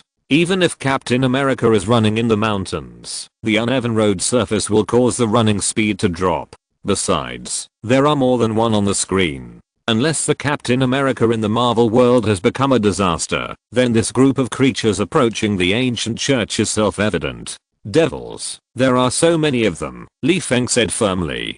Carlson's expression froze, and after thinking for a while, he quickened his running speed and said, "Our mission is not to go to war with the devil, but to find an opportunity to negotiate with Mephisto on the premise of ensuring that Danny is not captured by Mephisto." While speaking, Carlson pressed the communicator and ordered very quickly, "Medi, find the weak point of the encirclement and pretend to break out by force." Then, Carlson turned his head to look at Natasha and said, "Let's get to the church as soon as possible and use the portal to evacuate everyone, while Melinda is attracting the devil." As soon as Carlson's order was given, Melinda's sonorous and powerful reply came during the communication period, "Yes, Sir Carlson, you take care of yourself." Carlson hesitated and said with a tone of deep concern, "I will. You should also take care of yourself." On the side, Li Feng, who was running towards the ancient church behind Natasha, glanced at Carlson and said sourly, "Natasha, I suddenly smell the sour smell of love. I'm so jealous of you. Does her love have anything to do with a monk like you?" Natasha glared at Li Feng unhappily. Just as she was about to warn Li Feng, "No nonsense during the mission," she saw Li Feng saying, while counting on his fingers, "If you think about it carefully, it seems that there is an atmosphere of love everywhere in Carlson's team. You see, everyone can see that Fitz is pursuing Simmons. I guess they will be a couple sooner or later. Hunter and Bobby have a complicated relationship. They treat the Civil Affairs Bureau as their workplace and come to play the game of divorce and remarriage from time to time. But anyone who believes you that they are not a couple is a fool." Finally, there is the weird pair of Carlson and Melinda. If there is nothing fishy between these two, I will stand upside down and fight Mephisto alone. While speaking, Feng seemed to think of something. He turned his head and looked at Carlson and asked in a low voice, "Carlson, you don't have any unspeakable secrets. Do you need my help to treat it?" "Don't worry." Feng patted his chest and abdomen and assured, "My character is guaranteed. I will definitely make you the 7th cub of the One Night family." "You have a secret." "I'm healthy," Carlson replied unhappily, wondering, "What do you mean by the 7th cub of the One Night family? Are you going to cast a spell to help me change my body?" Natasha is a multilingual agent. She understood Feng's teasing, but how could she explain it to Carlson? Just as Natasha convinced herself that she didn't understand Feng's teasing by saying it's the mission period now, Feng took out the black cloud, lay comfortably on it, and said with a smile, "Carlson, I think you should change the name of your team to Love Team. Your team's purpose is to have no single dogs. Believe me, as long as you announce the purpose, anyone who wants to fall in love will apply to join your team. By then, you will probably have so many younger brothers that they can circle the earth several times." Haha, Carlson gave Feng a fake smile. Suddenly, the three heard the roar of an aviation cannon behind them. So soon, they exchanged fire with the devil. Feng was stunned, turned his head, and looked behind him, and saw flames from the shooting of an aviation machine gun inexplicably appearing in the air in the distance, and a blue-white energy beam occasionally appeared in the air between the two flames and shot into the distance. Needless to say, this is a stealth Quinjet fighter that is delaying the pace of the devil at the cost of releasing a large number of bullets. But the devil is a devil after all, and this thing is different from the structure of humans. Except for the unlucky ghosts hit by the blue-white energy beam, they turned into fireballs and returned to hell. The remaining devils, even if they were shot into sieves by the aviation cannon, still ran towards Feng and others. Seeing this, Feng patted the black cloud, released the dementors, and ordered, "1K, intercept the devils, while ensuring your own safety." 1K looked at the large number of devils and said respectfully, "Yes, master." After that, 1K waved his hand, and the overwhelming dementors rushed towards the devils like a tide. Natasha saw Frost inexplicably appearing on the ground, and looked at Carlson. At the same time, she took out a pair of glasses, and clamped them on the bridge of her nose, looking at the direction where the dementors were moving. "Is this what dementors look like?" Carlson asked curiously. "Can dementors hold back the demon army?" "Shield can see the dementors' appearance." Feng looked a little surprised and unnatural. In his mind, the strongest point of dementors is not the soul sucking or the icy aura, but the innate invisibility. Now that shield can use technology to let mortals see dementors, what about the future? Can they develop glasses that can see the appearance of ghosts? This is really bad news. While complaining in his heart, the hair on Feng's back suddenly stood up. The moment he sensed the danger, Feng put on his scale armor without saying a word, held up the shield to protect Carlson and Natasha, and looked in the direction of the danger, shouting, "Who? Come out." Natasha and Carlson immediately took out their pistols and looked in the direction Feng was looking at. At this time, a pale man walked out from behind a huge rock, clapping his hands, looking at Feng curiously, and said with a smile, "Don't be nervous, guys. I just happened to pass by and took a look at what the mage that Mephisto asked me to be careful of looks like." "Kerrigan, a corpse resurrected by Mephisto," Natasha whispered. "Austin, you can handle it." Feng glanced at Kerrigan's hands with contempt, took out a bear feather from his pocket, and handed it to Natasha, saying, "Look at this guy's hands clearly." When the bear feather appeared, Kerrigan subconsciously took a few steps back and looked at the feather with horror. Natasha's eyes lit up. Although she still didn't understand the function of the feather, she knew from Kerrigan's performance that the feather could restrain the opponent. Natasha took the feather, looked at Kerrigan's hands, frowned and said, "One hand without the slightest blood color, and the other wearing a thick plastic glove. What's the problem?" Kerrigan is now a corpse, and a weak corpse at that. He needs to rely on the touch of his fingers to make everything decay. Feng raised the corners of his mouth slightly, looked at Kerrigan with contempt, and said, "Normally, ordinary plastic bags buried in the ground will take more than 200 years to rot. but Carrigan can actually appear with plastic gloves, which shows that this guy's decay ability is very weak, and he can't rot the plastic in a short time. Also, since he needs plastic gloves, it also means that he can't control his ability. Otherwise, when he takes the tissue to the toilet, he will embarrassingly find that the tissue has turned into ash before he wipes his butt. So, as long as he is not touched by the opponent's fingers during the battle, this guy is a real sandbag and the best subject for slice research.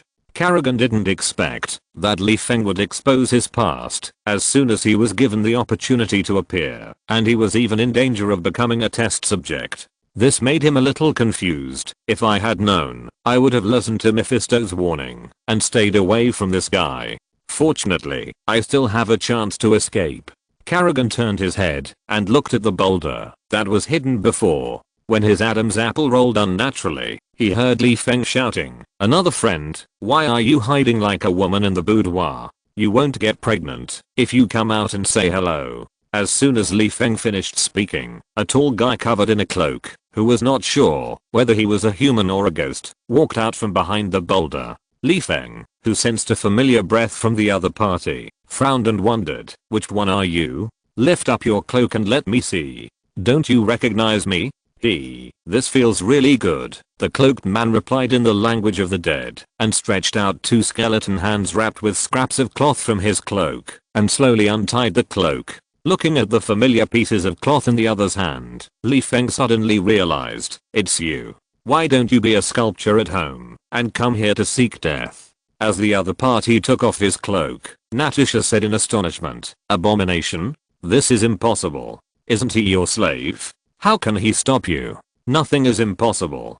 Feng picked up the sickle burning with spiritual fire, waved his hand indifferently, and said, "The power of my contract is nothing in front of Mephisto." So this guy has had an affair with Mephisto for a long time, which means that the skeleton of Abomination can't have babies, otherwise their children would be enough to play soy sauce. However, I'm very curious, you were not my opponent when you were alive, and you became my slave after death. Where do you get the courage to stand in front of me? Who gave you the courage? You'll know later. Now, the Abomination shook his head slightly and said with disdain, "Originally, you and Mephisto had nothing to do with each other, and he was too lazy to pay attention to a little wizard like you. But why did you get involved in Dana's incident? This is related to whether Mephisto can use the power of hell at will and still survive in the world. Of course, I also want to thank you for your involvement in Dana's affairs. If not, I'm afraid I would still be staying by the lake as a statue."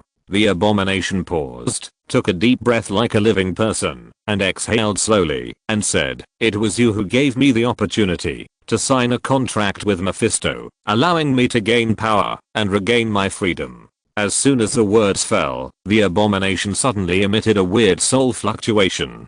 Chapter 362 Mephisto's Surprise. As the abnormal soul fluctuations ended, the Abomination slowly raised the skeleton's palm in front of his eyes. Looking at the Abomination, who seemed to be checking the changes in his body, Feng stared at him with a serious expression. Squinting his eyes and observing the other party for a while, Feng realized something and said to Natasha and Carlson at a very fast speed, "You guys hurry up and leave. I won't be able to take care of you if a fight starts." "Is Abomination so strong?" Natasha said puzzledly. "The data I collected on Abomination before showed body data is of shit use." Feng waved his hand to interrupt. "Besides, you collected the data of Abomination, but what about the data of Mephisto?" Feng pointed at Abomination and said, "The core of the skeleton brother in front of us has been upgraded. Now he is a genuine Mephisto clone and a full-time fighter." Seeing that Natasha and Carlson were a little surprised and confused, Feng explained, "You can understand the relationship between Abomination and Mephisto as Johnny and Ghost Rider. Usually, Abomination eats, drinks, defecates and urinates, and when necessary, Mephisto comes out to make trouble. I guess the contract signed by Abomination includes the condition that Mephisto can borrow his body at any time. I've heard of weird things like borrowing money, borrowing cars, and even borrowing wives, but this is the first time I've heard of borrowing a body. It turns out that hell is so good at playing. I've learned something new." Carlson's eyes bulged, and he nodded to indicate that he understood. He stepped forward with a gentle smile and said, "Hello, respected Lord of Hell. We met once a few years ago." Mephisto ignored Coulson, who was talking endlessly about himself, nodded politely to Li Feng, turned his head, and waved at Kerrigan beside him, and said disdainfully like a fly, "This is not the place for you to come. I'll go and focus on my mission now." Kerrigan knew that she couldn't beat Mephisto, so she glanced at Li Feng and Mephisto, and turned to run towards the ancient church. Natasha stared at Kerrigan's back and thought, Coulson's mission is related to Mephisto, and he will not miss the opportunity to talk to Mephisto face to face. Austin is the best person to protect Coulson at present. The two of them can't and shouldn't leave here easily. Thinking of this, Natasha clenched the feather in her hand, praying in her heart that the feather is super powerful, and said, "I'll deal with the corpse." After that, Natasha quickly chased after Kerrigan. Mephisto looked at the feather in Natasha's hand with a little surprise, and asked curiously, "Seraphim's feather? Master Ward, I remember that you only had an ordinary angel feather in your hand last time. How come this time?" When he was halfway through his words, Mephisto paused as if his throat was pinched, and a few seconds later he pointed at Li Feng in astonishment, and said in disbelief, "You are a demigod. Or a demigod with ordinary strength and lifespan." Li Feng didn't react at first when he heard Mephisto call him Master Ward. Just as he was scratching his head in confusion, Coulson beside him rolled his eyes implicitly, coughed lightly, and whispered, "New Mexico. What does New Mexico mean? Wait, which heart demon? Exclamation mark." Li Feng suddenly remembered that he used the name Ward when he first faced Mephisto. "Well, my name is Ward now." Li Feng curled his lips, pretended to be helpless, shrugged and said, "I can't help it. I accidentally became a demigod. Do you want to give me a gift?" Seeing that the other party got the advantage and still acted cute, Mephisto was furious. He felt mixed emotions, and was a little confused. It's only been a short time since we last met. How did he become a demigod from a rookie? It doesn't make sense. As far as Mephisto knows, the universe is huge, and there are many different dimensional worlds. Not to mention that there are a lot of races born with the strength or lifespan of demigods. There are even many true gods who are born with divine power. But most of the gods need strong scientific and technological power and massive resources to support their godhood. But Li Feng lives on Earth, which has not yet entered the space age, so there is no scientific and technological support. Needless to say, as for resources, to be frank, in Mephisto's eyes, the Earth should continue to climb the technology tree. It is better to let the idea of turning the Earth into a magic world remain in fantasy. After all, as far as the Earth's nearly exhausted magic resources are concerned, it is an exaggeration to describe it as scarce. Just look at the largest force among the Earth's mages. Although Kamataj can easily take out 300 to 500 million to play with, when it comes to mage resources, ordinary resources may be okay. Want to train mages into demigods? Forget it. They can't even train a supreme mage. If Kamataj really has a lot of precious resources, would the mages still shrink on Earth to build defenses? They should have expanded the Earth's territory long ago. After all, it's sold to be the king in the infinite dimensional world. Moreover, Mephisto is very clear that Li Feng is on the path of a dark mage, which is inherently in conflict with Kamataj's philosophy. This means that, even if Li Feng has a friendship with Ancient One, it can only be a private friendship, and he cannot become a mage of Kamataj. So, how many resources can Kamataj provide to Li Feng, when it is not enough to supply its own mages? Finally, and most importantly, Mephisto knows that most gods have a limited growth ceiling. Even if they have a good father who pours resources into them, there are still very few who can really rise from mortals to demigods. But Li Feng, without technology and resources, climbed to the strength of a demigod in just a few years. This had to surprise Mephisto. At the same time, Mephisto also realized that he underestimated him. Since the other party can become a demigod from an and through his own efforts, he can become a true god through his own efforts. Mephisto looked at Li Feng in silence. Although he didn't know how long it took for Ancient One to become a great magic crocodile from an ordinary wizard, he was sure that Li Feng's practice time would be even shorter. Maybe when I take a nap, this guy will be a true god. Looking at you, I seem to see the next ancient one. Mephisto looked like a kind-hearted old man next door, showing what he thought was the gentlest smile, and said, I was in a hurry to go out this time, so I didn't bring any gifts, but you can tell me what you want first, and I'll make it up next time. Looking at a skeleton grinning at him, Feng shuddered all over, and said in his heart, let's not talk about whether you will give a gift or not. Can you please not smile? It hurts my balls to see it. On the side, Carlson saw that Mephisto never paid attention to him, and he felt a little embarrassed. After all, he talked a lot to himself, but people didn't even pay attention to him. Doesn't he, a senior official of SHIELD, have any face? Carlson thought for a while, walked up to Mephisto, stretched out his right hand, and said as if ready to shake hands with the other party, Mr. Mephisto, can we talk? Talk? Mephisto turned his head to look at Carlson, chuckled a few times and said, if other clones heard someone wanted to talk, they would only take out the contract and have a good talk with you. After all, this is my favorite show. Mephisto changed his tone and said gloomily, but this clone of mine is dedicated to combat, and I have no habit of carrying contracts, so you'd better get as far away from me as possible. As he spoke, flames rose from Mephisto's body, and the rags that were originally wrapped around his body moved like snakes, looming on Mephisto's body. Master Ward, although I'm optimistic about your future, I also have my own mission. Feng's mouth curled up slightly, glanced in the direction of the ancient church, nodded and said, I know that you can only play the power of a demigod freely if you get Dana's body. Otherwise, just like now, although you have the power of a demigod, your time is limited. Since you know that I must get Danny, can you give me a favor? I will have someone send a thank you gift later. Mephisto said. Feng shook his head slightly, and his whole body suddenly ignited with spiritual fire. He said, sorry, the days of being suppressed by the Ancient One are annoying enough. If you make a living on Earth with the power of a demigod, wouldn't I have two big guys pressing on my neck? My little body can't bear the oppression of the two big guys. For a better life, I have to kill Danny. Humans want to kill Danny, and as a devil, I have to protect Danny. What kind of operation is this? Mephisto was complaining in his heart, and saw Feng suddenly stretched out his hand and pointed, and a fireball hit him like a cannonball. Looking at the basketball-sized fireball, Mephisto was puzzled. He saw that Feng's fireball would not explode, nor would it cause much damage to him. At most, it would force him to step back a few steps. Just as Mephisto dodged the fireball with a puzzled look on his face, he heard Feng shout, Coulson, run! Coulson was an agent with combat experience after all. When he heard Feng's shout, he knew why Feng didn't dare to fight freely, and immediately ran towards the ancient church. Since Mephisto's combat clone didn't want to negotiate, why did he stay here? To be a burden? Mephisto ignored Coulson's departure. In his eyes, the Dark Wizard was never a kind person.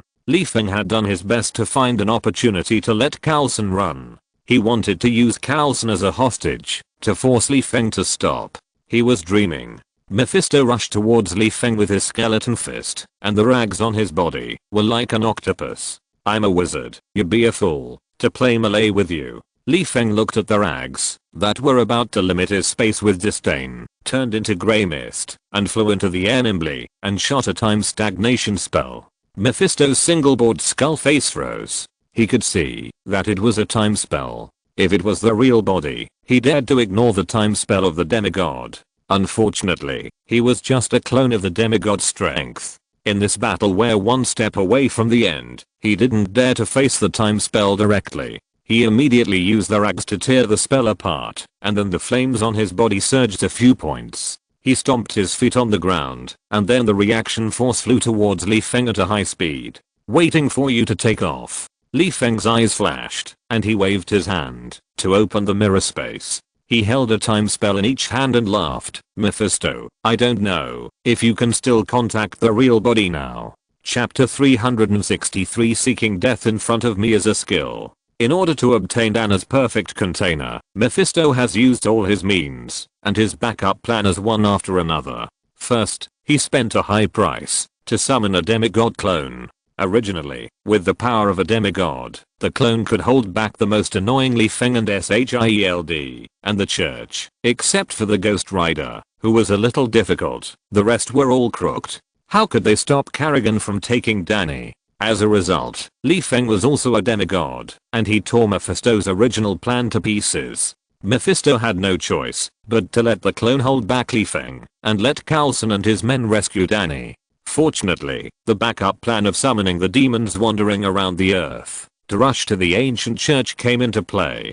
Presumably, under the plan of these demons to kill pure-blooded humans, it would be difficult for Coulson and his men to rescue Danny. Finally, as a safety measure just in case, Mephisto also summoned many believers on Earth and asked them to send armed forces to snatch Danny. Needless to say, the believers wanted to please Mephisto. Besides, they were either high-ranking military officials, politicians, or wealthy people. They asked for people and money, and they had the power to do it. In just one day, they organized a ragtag army to enter the mountain. Of course, in order to ensure that the secret of the existence of creatures like the devil would not be leaked, thus causing unnecessary trouble, the ragtag army could only hang behind the devil army and slowly enter the mountain area. But at a slow marching speed, they were still moving forward, especially since this ragtag army did not hide at all and appeared in the mountain area directly. This made Melinda, who was busy delaying the devil's footsteps, find the abnormality from the radar at the first time.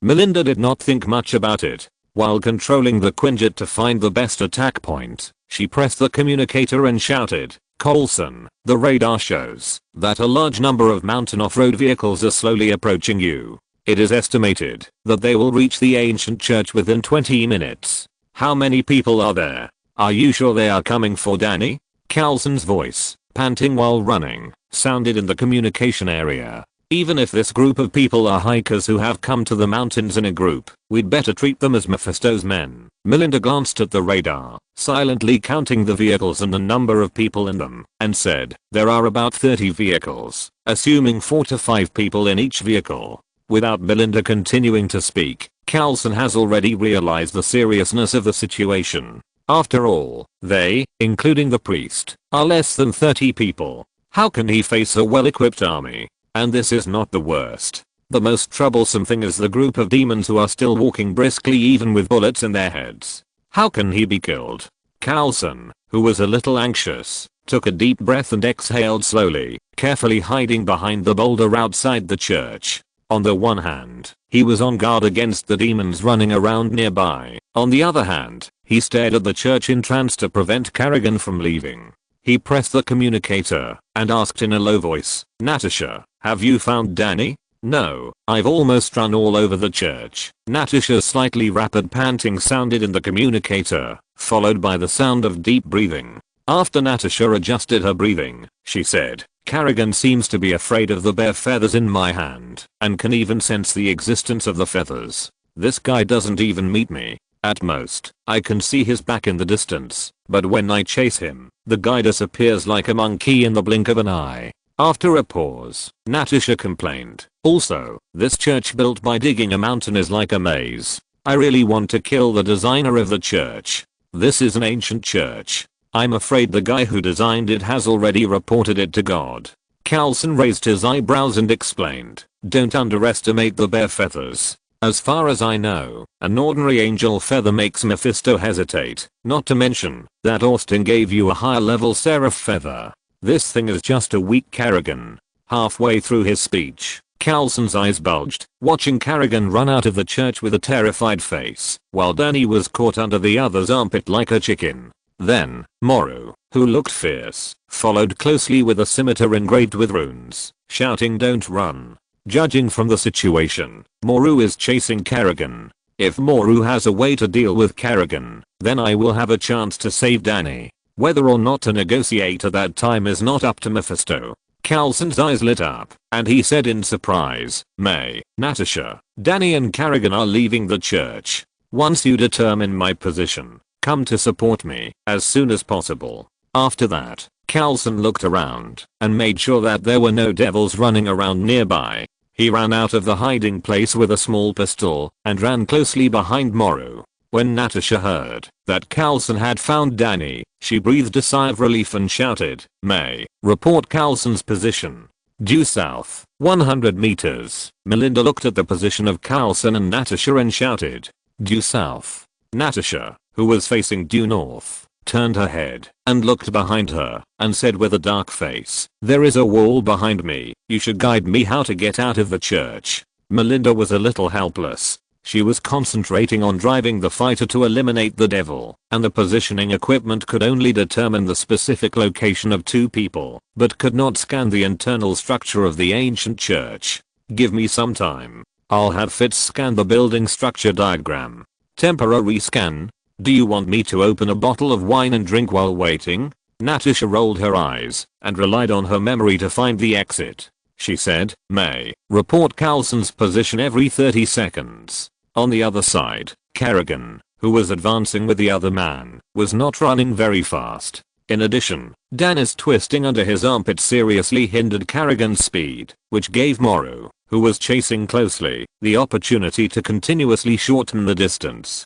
Kerrigan saw that Morrow would catch up sooner or later if she continued like this, so she simply knocked Danny unconscious with a knife and threw him aside. Then, she let out a long roar to attract the demons wandering nearby, and she simply waited for Morrow where she was. Soon, Morrow, who came with a knife, panted slightly, pointed at Kerrigan and shouted, "Let Danny go. I'll leave you with a whole body. I'm already dead. Why do you want a whole body? If you have the guts, you can let me revive completely." Kerrigan sneered contemptuously, and without saying anything nonsense, he jumped high and rushed towards Morrow. On the side, Carlson saw that Morrow and Kerrigan were fighting well, but Danny was lying alone on the ground. He immediately approached Danny carefully and pressed the communicator and said, "May, Danny is next to me." "Understood." Melinda immediately turned the fighter plane around and flew towards Carlson. Soon, Melinda, who came above Carlson, slowly lowered the fighter plane vertically and opened the cabin. Just as Carlson picked up Danny and walked towards the cabin, a demon suddenly jumped out from the ground and stabbed Carlson's abdomen with a sharp palm. Logically, Carlson was just an ordinary mortal, and the demon thought that killing Carlson was as easy as killing a chicken. But when he saw a barrier on Carlson's body, he realized that, although he was a mortal, he was protected by the amulet. Come to think of it, who would dare to fight the devil without some protection? Thinking of this, the devil swung his fist and hit Carlson's head and grabbed Danny with his other hand with a strong look. "I don't believe that the half-human, half-demon little guy also has an amulet." It goes without saying that Carlson's power is much stronger than the devil's. When he heard the amulet shatter, he saw stars and subconsciously let go of Danny in his arms. Seeing this, the devil picked up Danny and turned around and ran. Coulson, Hunter, who thought Carlson was killed, shouted with red eyes. He jumped off the fighter plane and ran towards Carlson and pulled the trigger at the devil's back. The devil, with a string of sparks bursting from his back, said that he was thick-skinned and bullets were useless. He ignored Hunter and continued his journey of running wildly. But when Carlson regained consciousness, he saw that the demon shot by Hunter was still carrying Danny on his shoulder. He was so scared that he rubbed his dizzy head and shouted, "Hunter, don't hurt Danny." Hunter was stunned when he heard Carlson's shout and immediately stopped shooting. He said with a happy face, "Hey man, you are still alive. That's great. I'm still thinking about whether the next commander is to my liking. If not, I'd better take Barbie away as soon as possible. I'm really sorry for you for being alive." Carlson twitched his lower mouth and shouted to Melinda, "May, go after Danny." "Want to chase Danny, have you asked me?" Kerrigan, who has been paying attention to Danny, knows that the Quinjet can destroy the demon, and Danny was taken away by the demon, so there is no need to continue fighting with Morrow. He immediately abandoned Morrow and jumped to the wing of the fighter after a few jumps. Seeing that the wing of the fighter was corroded into slag by Kerrigan, Melinda, who was full of anger, bit her back teeth and landed the shaky fighter back to the ground. Without the fighter plane, it meant that Carlson and his men had lost the chance to continue the pursuit. Carlson was so angry that he raised his pistol and shot at Kerrigan, shouting, "Morrow, you have the ability to kill the devil. Go and catch Danny." Moru looked at Carlson deeply, holding a machete and chasing Danny. Kerrigan glanced at Moru, jumped off the fighter plane, and walked towards Carlson, saying disdainfully, "Do you know the speed of the devil? Moru can't catch up with the devil, and you." Before Kerrigan finished speaking, Carlson dropped his pistol and turned to run. Of course, Carlson didn't run around, but ran towards the front of the fighter plane. There are weapons to destroy the devil. But do you think I will stand stupidly under the muzzle of the gun? Kerrigan's mouth curled up slightly, and he jumped behind Carlson, stretched out his right hand, and gently touched Carlson's back, saying, "This gentleman, enjoy your last time." As soon as Kerrigan finished speaking, a grey mist quickly flew in front of Carlson. Before Kerrigan could see who was coming, she felt a sharp pain in her body, and then she watched herself being burned to ashes while wailing. Seeing the bruised and swollen Feng suddenly appear in front of him, Carlson, who knew he could not die, breathed a sigh of relief and said in a joking tone, "I wonder if you can revive me after my body turns to dust. It takes skill to seek death in front of me." Feng quickly took out the golden fleece and put it on Carlson, leaning on his knees with both hands, and said breathlessly, "Your skill of seeking death needs to be upgraded." Carlson, who felt his eyelids getting heavier, but still breathing hard, glanced at the golden fleece on his body and said weakly, "What is this? Where is Mephisto?" Chapter 364, Deathkin Resurrection. The golden fleece's resurrection armor has a characteristic that it will not work unless the person dies. But think about it, how can the resurrection armor reflect resurrection if the person is not dead? But this makes Carlson miserable, and he can't even step into death easily. Earlier, Carlson used the blood of the Kree to activate his body's activity, which resulted in the presence of Kree genes in his body. In a sense, he is no longer a pure Earthling. Compared with Earthlings, the genes of the Kree are stronger in some aspects, which makes Carlson have corrosion resistance far superior to that of Earthlings. Secondly, as a new devil, Kerrigan is weak, and his corrupt talent is naturally not that strong. In addition, he just tapped Carlson's back with his fingers, and the corrosive force was weakened when it penetrated the clothes and touched Carlson's back. Combined with the above reasons, when Feng killed Kerrigan, Carlson's back and spine had just withered, and his internal organs were still alive and kicking. Seeing that Carlson was in so much pain that he wanted to die but couldn't, Feng waved to Hunter, who was on guard at the side, took a deep breath, and said, "Dude, shoot your boss in the head." "What the hell?" Hunter looked at Feng in confusion, then looked at Carlson, who was still lying on the ground covered with sheepskin and was half dead. He picked his ears and asked slowly, "Dude, what did you say just now? I didn't hear it clearly." "I said, shoot Carlson in the head." Feng repeated his request again. Hunter, who heard Feng's request clearly this time, was silent for a while, and said, "Even if your props can't save Carlson, and I don't want Carlson to suffer before he dies, I can't do it anyway. Barbie will hate me for the rest of her life. Can't you do it? You are afraid that Barbie will not have sex with you from now on." Carlson looked at Hunter resentfully. It was because he didn't even have the strength to speak now. Otherwise he would have jumped up and pointed at Hunter's nose and cursed, "Are you blind? Didn't you see that I was covered with the national flag? Bah, didn't you see that the sheepskin props on my body didn't react at all? Plus, Austin said before that my skill of seeking death was not at the maximum level. This means that if the props want to work, I must die once." Hunter ignored Carlson's resentful eyes, pointed to the fighter plane that could not fly, and said, "Why don't we contact the base and ask them to bring medical staff over quickly? Maybe Carlson can still be saved. Do you want to open a portal and send Carlson directly to the emergency room?"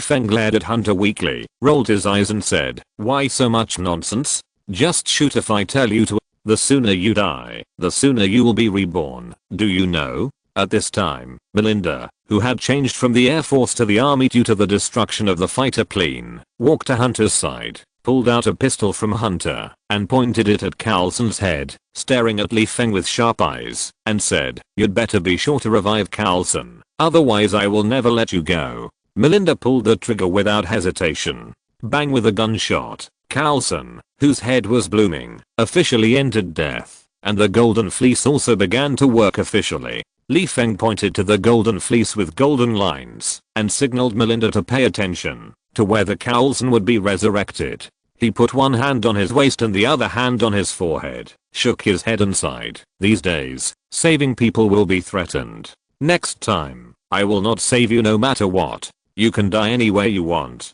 Melinda was in no mood to pay attention to Li Feng at this time. She was in turmoil in her heart, but she had a poker face on the surface, pretending to be calm and watching the bullet in Cowlson's skull being slowly pulled out by the golden light and turned into powder. When the bullet hole in Cowlson's forehead was repaired by the golden light, the golden fleece gradually returned to calm. A few seconds later, Cowlson, who was originally dead, suddenly sat up, breathing heavily as if he was short of oxygen, and looked at the golden fleece on his body curiously and asked, "What is this?" Seeing that the resurrection armor had finished its work, Li Feng stuffed the golden fleece back into the personal space and explained, "You can't even see this? The golden fleece. The golden fleece in Greek mythology, that can heal everything?"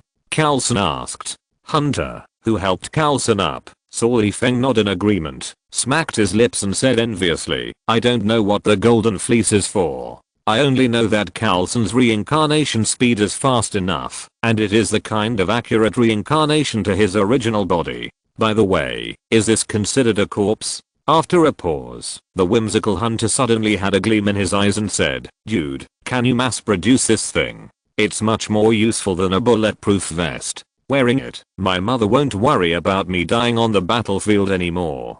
Li Feng didn't bother to pay attention to Hunter's brain twitch. If I can mass produce the golden fleece, what's the point of planning when snatching the time and space gems? Let the dementors wear the golden fleece and push all the way through. At this time, Natasha's voice suddenly sounded in everyone's communicator.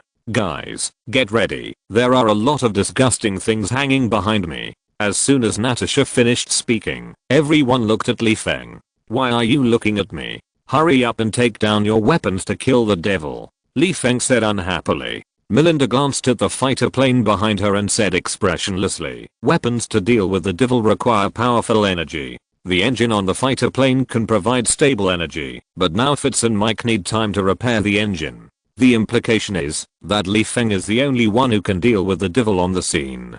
But the problem is that Li Feng and Mephisto's clones had a little problem. Originally, Li Feng believed that he and Mephisto were both demigods, and neither was worse than the other. In addition, the mirror space isolated hell and weakened the opponent's strength. In addition, he immediately filled the mirror space with spiritual fire, causing the opponent to always divide a part of his strength to resist the corrosion of spiritual fire. This made the confident Li Feng feel that he was sure to beat the opponent. As a result, the two really fought and realized that the old ginger was spicy. Although Mephisto was limited in time and could only exert the strength of a demigod and was repeatedly weakened by Li Feng, the energy he used was more advanced than Li Feng's, especially at the level of divine power. In addition, who is Mephisto? He is one of the lords of hell, and his combat experience is far better than Li Feng. If Li Feng's demigod strength was not mixed with water, who knows who would beat who?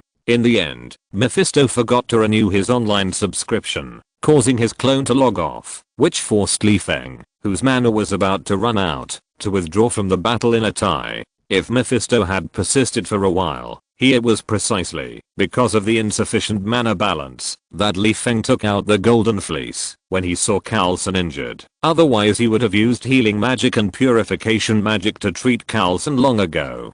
Do you really think that Li Feng took out the golden fleece to show off that he has a resurrection armor? Even if he is stupid, he knows that he can't show off to Shield. If he is targeted by Fury and others, he will have to wait for a job as a full-time firefighter in his next life. The more he recalled, the more frustrated and angry Li Feng felt. He sighed and thought to himself, after splitting Sky's soul, should I find a place to practice well? Otherwise the throne of the second place on Earth for thousands of years is a bit unstable. As for where to practice? Forget it. Let's get rid of the devil first, and then consider whether to go to another world or practice in Marvel. Li Feng took out an item wrapped in a cloak from his personal space and said, "Natasha, just close your eyes when I tell you to, otherwise don't blame me for not reminding you if you die." As he said that, Li Feng carefully opened the cloak and said to the people beside him, "The same goes for you. Either close your eyes or stand behind me." Carlson nodded and motioned for everyone to stand behind Li Feng. He leaned over to look at the cloak and asked curiously, "What is that?" While asking, Carlson saw a human female head with fair skin and oversized sunglasses on her nose, revealed from the cloak.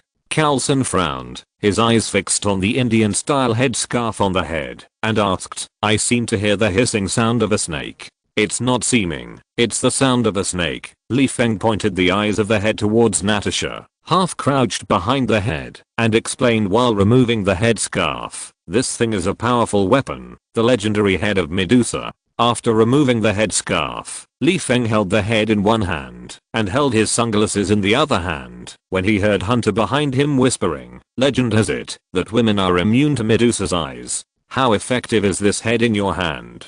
Li Feng turned his head to look at Hunter and said, "I don't know if other Medusas have any effect on women, but this one in my hand is the type that kills both men and women. If you don't believe it, you can try it and see if you will be petrified." Hunter smiled slowly and whispered, "I'm a man. I'll be petrified, no matter how I try." Hunter tugged at the corner of Melinda's clothes and said, "Why don't you try it?"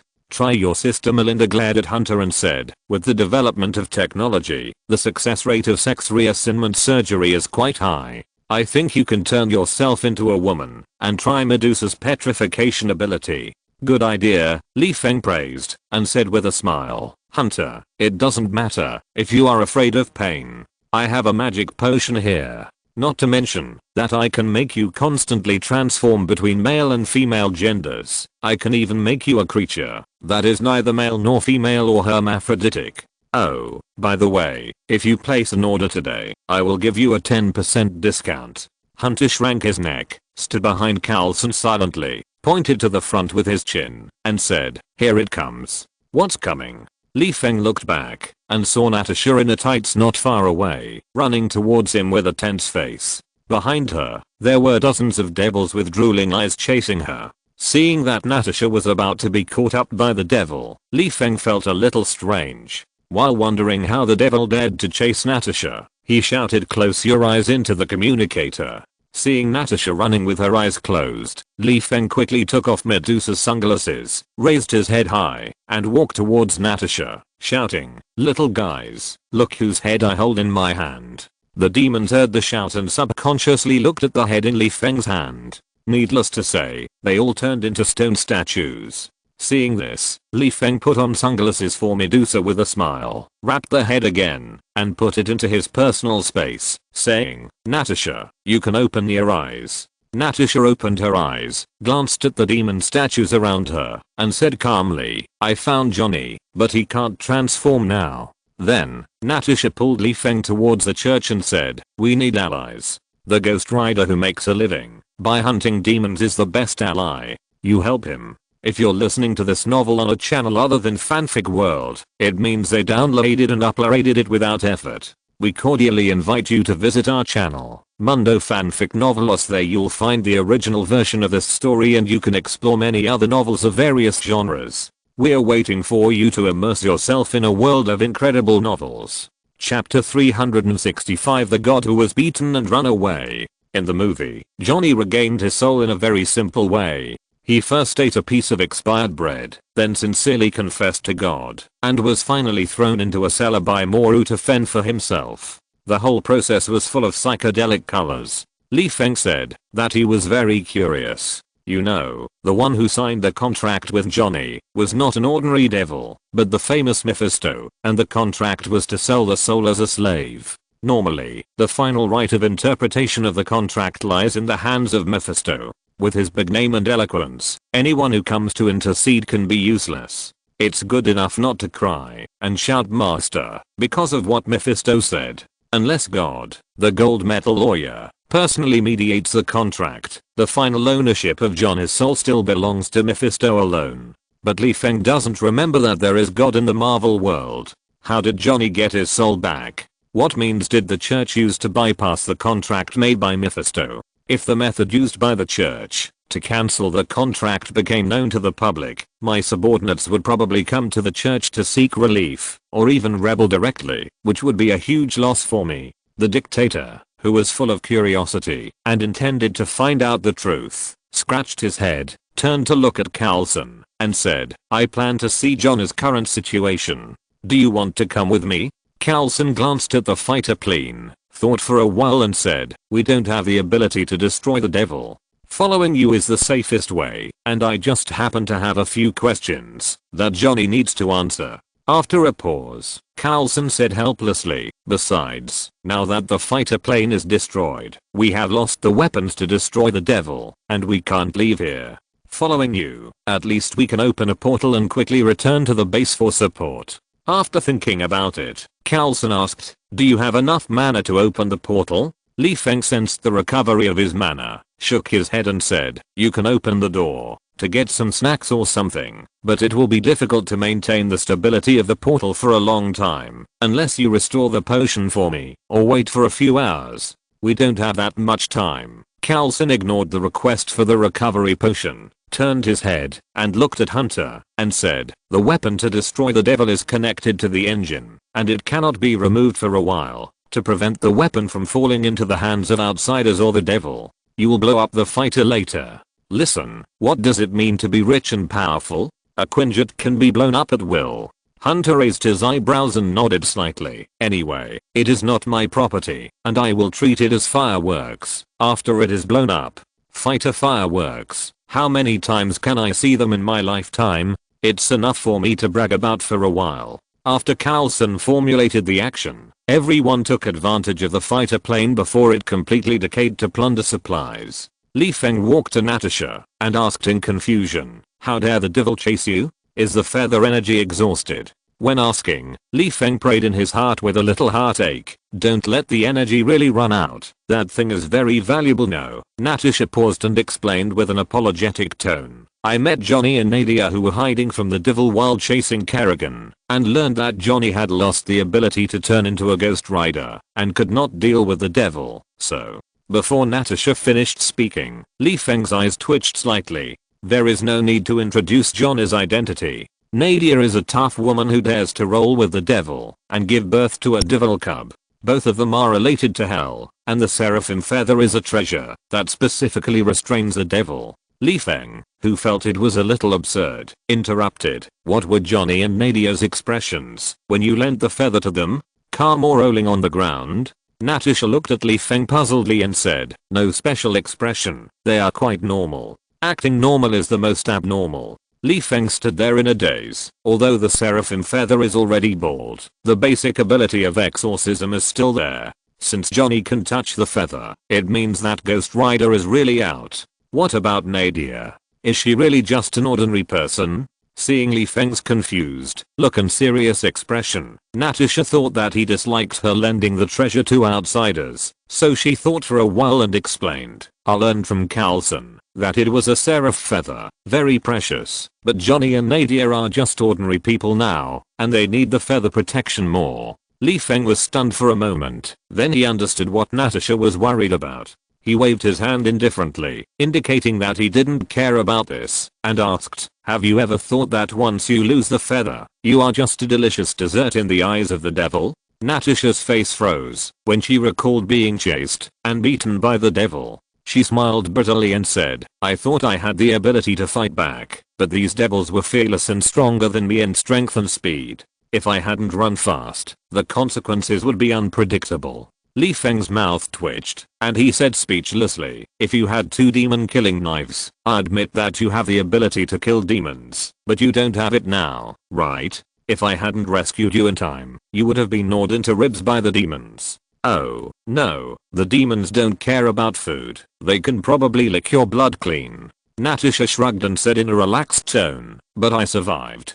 Feng rolled his eyes, indicating that he had nothing to say. After a while, Carlson, Mike and others lined up with large and small bags on their backs, watching the fighter planes that were about to become fireworks from afar. Boom! After a loud noise, Natasha patted the dust off her body and said, let's go and meet Johnny, and by the way, ask where Mephisto will take Danny. As soon as everyone arrived at the door of the church, they saw a woman with smoky makeup, who said to Moru in a sarcastic tone, "This is the protection you promised. You protected Danny very well, and Danny fell into the hands of the devil." Natasha pointed at the smoky woman and introduced, "She is Nadia." Li Feng nodded. In fact, Natasha didn't need to explain. Just looking at Nadia's dress, you can tell that this girl is not a normal human. Which normal mother would wear smoky makeup in front of her children all day? Aren't you afraid that the child will not recognize her after removing the makeup? While complaining in his heart, Li Feng opened his eyes and looked at Johnny and Nadia. Nadia's situation is consistent with normal people, and there is nothing to explain. It is probably Mephisto's fault that she can give birth to a devil cub. But Johnny's spirit body made Li Feng a little confused. What's the situation? Didn't they say that Johnny has a soul? What does this black and white spirit mean? Suddenly, Li Feng recalled that the spirit of Adam, the protagonist in the world of Demon Slayer, was also so strange. So Johnny is now a zombie, and he needs to wait slowly if he wants a soul? Exclamation mark. Adam waited for 200 years before he got a soul, and you can wait slowly. On the other side, Moru faced Nadia's questioning, glanced at her with contempt, and played with the machete in his hand without saying a word with his head down. On the side, Johnny, who had lost his ability to transform, nodded and greeted Li Feng. Seeing that Moru was not in a good mood and his face was full of fatigue, he was worried that Moru would be stimulated by Nadia's words and quit on the spot, so he hurriedly pulled Nadia to signal her to shut up and asked, "Moru, how will Mephisto treat Danny?" Moru was silent for a while and said, "Mephisto will hold a ceremony on the first sunrise of the winter solstice." "What ceremony?" Carlson asked. Moru looked at Johnny, then at Carlson and the others, then glared at Li Feng with inexplicable anger and said, "Danny is just his container. He will transfer his power and soul to the child during the ceremony. Once Danny's soul is swallowed by Mephisto,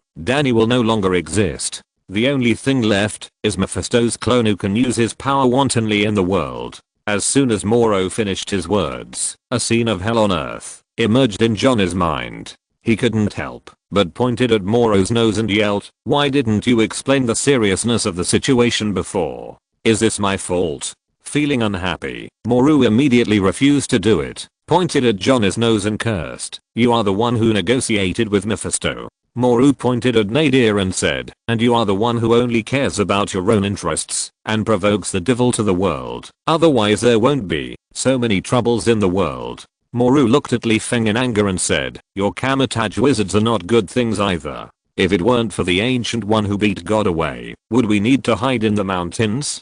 Just a few demons, nothing in front of God. There is so much information in your words. What do you mean that the ancient one beat God away? Is there really a god in the Marvel world? I haven't heard of it." Li Feng touched his chin, squinted and said, "I declare in advance that I'm not a wizard of camouflage. I just want to ask, what is the strength of God? Where is he now? Not a wizard of camouflage.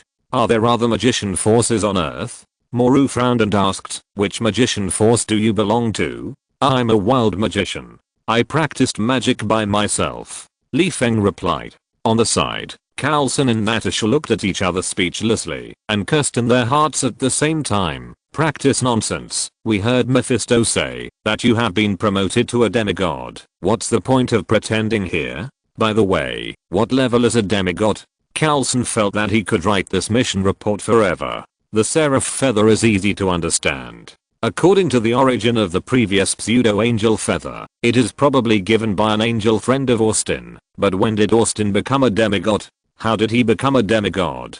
What abilities do demigods have? Where did the golden fleece and Medusa in Greek mythology come from? Especially the head of Medusa. It looks fresh, no matter how you look at it. Could it be that Austin just hunted it? And the god who suddenly appeared, although this god seems to be quite weak, and was beaten by the Earthmaster Ancient One, and fled the earth. But his whereabouts are worth studying. After all, this is a real god. Once he comes out to make trouble or spread faith, it will be a big trouble. Oh, and there is Mephisto. Once he puts on the Danny brand jacket, he can live on Earth unscrupulously. It doesn't seem right. It seems that someone can compete with Mephisto. Carlson, who felt that his brain was about to overload, rubbed his temples and whispered to Li Feng, with your strength, can you send Mephisto back to hell? It depends on the specific strength of the opponent. Li Feng, who recalled that he could only fight Mephisto to a tie, explained, as long as the opponent is not a demigod, I'm sure I can push him back to hell. What if it is a demigod? Carlson asked. Li Feng smiled awkwardly, and the meaning was self-evident. He can't do it. Chapter 366 Beer equals holy water. Hearing that Li Feng did not belong to Kamatage, although Moru was skeptical, he also restrained a lot of anger and did not question. After all, rescuing Danny was the top priority at the moment, and facing the devil, that was difficult to kill with ordinary weapons. The help that a wizard could provide was imaginable. After briefly understanding Li Feng's background, Moru turned his head to look at Carlson and asked, who are you? Carlson smiled gently, and when he was about to shake hands with Moru and introduce himself, Johnny on the side said first, they are from SHIELD. They helped me before. They are a group of good people who can be trusted. SHIELD are good people. Moru was a little puzzled. Even though his life was far away from the hustle and bustle, he was not living a primitive life. He still had the necessary social software and platforms, and heard some news about SHIELD. For example, he knew from the news that SHIELD was a terrorist organization wanted by the world.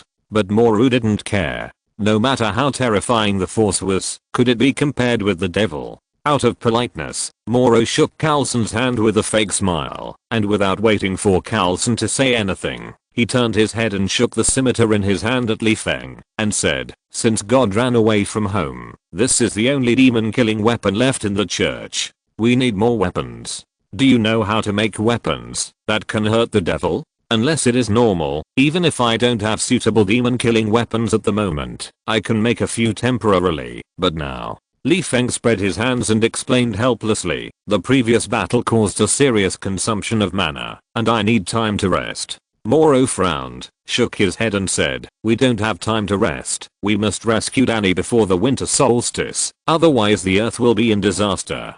Then I can't do it, Li Feng said, counting on his fingers. Calculate the time. It will take me about midnight to recover my mana, and then it will take a day and a night to help you make props, and then it will be the winter solstice. Unless you are willing to let me stay aside and drink beer to watch your duel with the devil, I can't make weapons temporarily. Li Feng spread his hands. As soon as Li Feng finished speaking, Johnny took out the seraphim feather and handed it to Li Feng, smiling and saying, just because you can't make weapons temporarily doesn't mean you haven't made similar weapons before. Should I praise you for being smart? Li Feng took the seraphim feather unhappily, put it in his pocket, and said, if you have time to care about my baby, you might as well think about your future. Johnny was stunned for a moment, and just as he was wondering what Li Feng meant by that, Moru patted Johnny on the shoulder and said, you are an ordinary person now, just think about how to live an ordinary life. Moru looked at Li Feng and asked,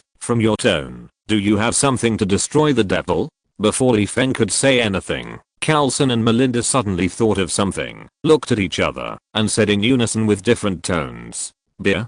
Beer? Moru was a little confused and wondered, what beer? Carlson smiled and put his hand on Li Feng's shoulder, saying, man, I remember that the beer you brew has the effect of holy water. I wonder if you can provide some for us. Li Feng rolled his eyes. Could he refuse? Obviously not. Without holy water and beer, what can Carlson and his men do to fight the devil? Just rely on a broken machete in Moru's hand? Come on, that's courting death. And judging by the nature of S.H.I.E.L.D. and Carlson's personality, these guys who don't take their lives seriously will still choose to fight Mephisto to the death, even though they know they will die. By then, Carlson and Melinda will be dead. Where can I find such a good subordinate? Wait until I recover some mana, and then open the portal to get beer, said Li Feng, walking aside and sitting cross-legged on the ground to meditate. Seeing this, Carlson smiled slightly with satisfaction, pulled Moru aside, and said, now the weapons have been solved, but we don't know where Mephisto will hold the ceremony. I know. Moru extended his hand to signal for Carlson to shake hands, and said, so we have a pleasant cooperation? Happy cooperation. Carlson smiled gently and shook Moru's hand. In front of Morrow, he took out his mobile phone and dialed a number and ordered, "Simmons, mobilize 2 fighters equipped with demon-killing weapons to the lakeside of Austin and stand by. We will be there soon." After a pause, Carlson added, "By the way, add pesticide spraying equipment to the 2 fighters." There was silence on the other end of the phone, and Simmons' slightly confused voice came, "Yes, sir." A few minutes later, Feng, who was busy recovering mana, squinted his eyes and looked around. He saw Carlson and others sitting around Morrow, listening to him bragging about God's great achievements with curiosity. Feng's mouth curled up slightly, leaving his phantom to attract attention, and his real body ran into the church invisibly. Walking into the depths of the church, Feng took out the recovery potion from his shoulder bag, swallowed it in one gulp, and turned into grey mist to find the cave to help Johnny get back his soul. After a while, Feng said that he came here with high hopes, but returned disappointed. In his eyes, the church's promise to Johnny to get back his soul was just to extract the power of the Ghost Rider and seal the Ghost Rider's consciousness in Johnny. I said, Mephisto has never been a generous devil, especially when God is away from home. There is no reason for him to let Johnny's soul go. And I not only know how the church extracts power, but also plays it very much. It is exactly the same as the way Kamataj extracts energy from the dimensional world. Now it seems that Johnny's soul was in Mephisto's hands when he signed the contract, and only his consciousness remained in his body. The more Feng thought about it, the more he felt that his guess made sense. Think about it. How strong is the power of the Ghost Rider? How could it be suppressed in the body of Johnny, a mortal, and even need to report to Johnny when he wants to come out to breathe?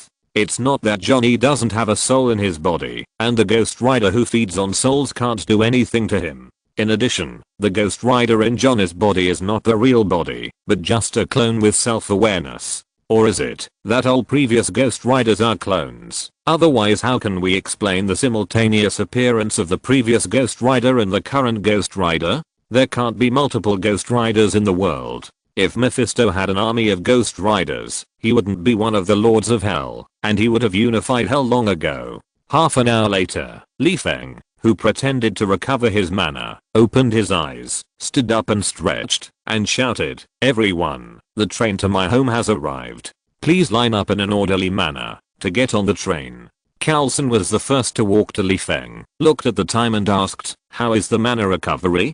Feng shrugged his shoulders and pouted, "How much can be recovered in such a short time? It's just enough to open the portal." As he said, Feng turned his head to look at everyone and shouted, "Go through the portal as soon as possible. If you are cut in half by the portal, don't blame me for not reminding you." After that, Feng waved his hand to open the portal connecting to the lake. After the team all crossed the portal, Feng said that the RV was a private territory that did not allow visitors, and everyone could rest on the grass or in the cabin. After settling Moru and others, Feng took Carlson and Natasha to the RV and shouted, "Creature, 3 large glasses of iced beer." As soon as the 3 people entered the RV, Creature had already prepared beer and blinked his eyes waiting for Feng's instructions. Carlson took the beer, squinted at the staircase in the corner, and said, "The RV had only 1 floor before, but now it has become multi-story. Did you upgrade the RV?" Feng took the beer from Creature, took a big sip, pointed to the floor and introduced, "The bottom is the breeding farm and the medicine garden, the middle is the living space, and the top is the place for cultivation." Natasha, who was drinking with one hand on her waist and the other holding the glass, glanced at Feng. As a woman's sixth sense, she bet that Feng was not telling the truth or hiding something. After thinking for a while, Natasha put the glass aside and carefully looked at the unfamiliar equipment in the RV. Then she walked to an electronic communication screen hanging on the wall and said, "I'm afraid your RV is not an ordinary upgrade." As she said that, Natasha stretched out her hand and gestured on the electronic screen. Seeing the screen displaying words she couldn't understand, Natasha looked at Feng with a half smile and said firmly, "I'm proficient in many languages and words, but I still can't understand what is displayed on the screen. In addition, someone told me before that he was traveling on Xander some time ago. I have reason to believe that the RV must be loaded with a lot of Xander equipment now. It makes sense." Carlson's eyes lit up, and the corners of his mouth curled up slightly, saying, "Austin, how do you think our relationship is?" "Not very good," Li Feng replied unhappily. How could he not know what Carlson was thinking at this time? It's nothing more than dismantling the RV for him to study. As for the reasons for dismantling the RV, Li Feng can make up a few with his toes, such as an earthling, he must contribute to the development of the Earth's space industry, etc. Li Feng, I warn you, if you push me to the limit, I will move to space immediately, and you will solve any problems you encounter in the future by yourselves. Carlson's face froze, and then he became more and more happy, and raised his voice excitedly. Is this still a spaceship? Damn, don't you understand the point? Li Feng was just about to raise his middle finger towards Carlson, when he saw Sky running out from the stairs with red eyes and tears in her eyes. She threw herself on Li Feng's shoulder and cried, "Uncle, my ability is vibration. What's going on?" Li Feng patted Sky on the back and said blankly, "It's a good thing to know superpowers. Why are you crying? Don't you like the ability of vibration?" On the side, Carlson realized something. After a moment of silence, he walked to Sky and comforted her softly. "Sky, we all know that when inhumans awaken their superpowers, they cannot control themselves." Sky, who was sobbing softly, looked up at Carlson and said with annoyance, regret, and self-blame, "But hope was shaken into pieces because I lost control. If my ability was not vibration, Trip would at most turn into stone, and maybe Uncle could still save him. It's all my fault." Looking at the crying Sky, Li Feng, who felt inexplicably upset and unhappy, sighed and said, "Natasha, do me a favor." Natasha turned her head to look at Li Feng, and without asking what to do, she asked directly, "What's the benefit?" "You are so direct," Li Feng complained casually, took out the magic lamp and time converter from his shoulder bag, and handed them to Natasha, saying, "Help me save Trip." Chapter 367 Traveling Through Time to Save People. Natasha was a bit caught off guard by the request to save Trip. She looked at Li Feng with a dull expression, as if her brain had short-circuited. Carlson and Sky on the side were not much better. They looked at Li Feng with a confused expression of where am I, who am I, what am I doing? Compared with Natasha, Sky and Carlson knew more. For example, they were sure that Trip had already turned into stone slag. Especially Carlson, he knew that Trip's slag had been studied over and over again by researchers. Can a person who didn't even have ashes left be saved? Carlson, who felt like he was in a dream, had a dull look in his eyes. He quietly put his hands behind his back and squeezed them. After confirming that the back of his hand was painful, he gradually restrained his expression and said in a low voice, "Austin, I don't want you to joke about Trip." "Do you think I'm joking?" Li Feng pointed at his expression and said. Sky stared with big eyes like copper bells and covered her big mouth that could fit a fist with her hands. At this time, she didn't know how to express her inner feelings. In the past, she only knew that her uncle was awesome. He could run around the world with portals, wave his hand and launch a nuclear weapon. Especially, he could bring the dead back to the human world to talk, which was enough to surprise her. But now she knows that all of the above is nothing. He can even revive the dead without any residue left. Is there anything more horrifying than this? I still underestimated this uncle who is not related to me by blood. His fire's thick enough. Sky, with red eyes, couldn't hold back her joy. When she threw herself into Li Feng's arms, she kissed him on the cheek and said coquettishly, "I know that uncle treats me the best. I love you so much." I was kissed by someone. Li Feng, who was feeling uncomfortable, froze in his face. He touched Sky's cheek, which still had Sky's body temperature, and said unhappily, "I never saw you so happy when I gave you fun things. Why are you celebrating so much when you heard that you could save Trip?" Sky, who was holding Li Feng's arm and laughing foolishly, looked at the time converter curiously and asked, "What is that? How can I save Trip?" "It's called a time converter, a prop that allows a user to go back to the past," Li Feng explained casually. "Will going back to the past change Trip's fate?" Carlson looked at Li Feng with a strange expression on his face. As he stared at the time converter, he asked himself in his heart, when Sky first asked Austin to save Trip, Austin refused Sky's request on the grounds that Trip had no physical body. Why did he agree so readily this time? What is the difference between the last request and this request? This is very puzzling. Carlson, who felt his head was slightly cracked, held his arms with one hand and rubbed his temple with the other hand and subconsciously glanced at Sky. Suddenly, Carlson thought that Terry Crystal only turned Trip into stone, and although Sky blamed herself when she asked Li Feng for help for the first time, she didn't know that she was the culprit who turned Trip into rubble. This time, Sky knew that Trip, who had only turned into stone, might be saved, and she also knew that she had ruined Hope's only chance of being saved. So, Austin was worried that Sky couldn't let go of her inner self-blame, so he came to rescue her. Indistinctly, Carlson felt that his thinking was correct, but there was always a voice in his heart telling him that things were not that simple. In fact, Carlson's guess was correct, and Li Feng did have a deeper intention to rescue Trip. Li Feng knew very well that Sky was a kind and simple person. If he agreed to save people the first time, Sky would be grateful to him, but it would stop at gratitude. But once Sky knew that it was her who ruined Trip's chance of survival, her self-blame, inner torment, etc. would increase exponentially. If someone stood up and said that he could save Trip at this time, what would Sky think? How would he repay the other party? It may be a bit exaggerated to pledge one's body to someone, but the favorability will definitely soar. Will Li Feng miss the opportunity to improve his favorability? Obviously impossible. Looking at Carlson, who was frowning and thinking hard, Li Feng was laughing like a pig in his heart. Guess as much as you can. If you can guess my purpose, I will stand upside down and eat shit-smelling chocolate for you to see. On the other side, Natasha was curiously touching the time converter. As for the magic lamp, she was not very curious.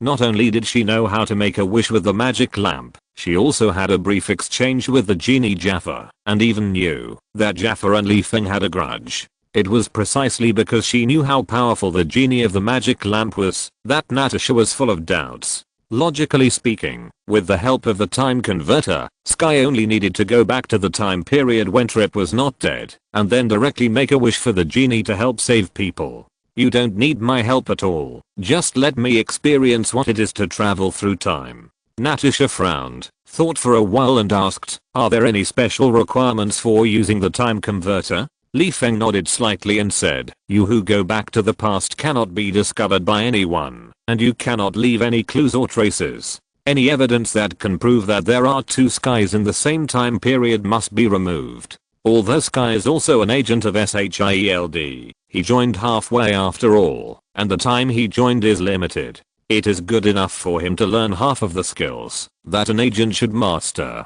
Natasha glanced at the rookie agent Sky in a daze and said, my job is to protect Sky from being discovered by anyone, and to erase the remaining clues in time. Yes. Seeing Li Feng nodded in acknowledgement, Natasha was silent for a while and said, why do I feel that with the help of the elves, I can complete the task better by myself? That's right, Sky is a burden, but I'm trying to improve my favorability. Only when the burden sees Trip being rescued with his own eyes will he be more grateful to me. Li Feng shrugged and smiled. I know this task is a piece of cake for you. Just think of it as a favor to me and take Sky to see the world. So you want me to be a babysitter for a little kid? You think time travel is as easy as eating and drinking?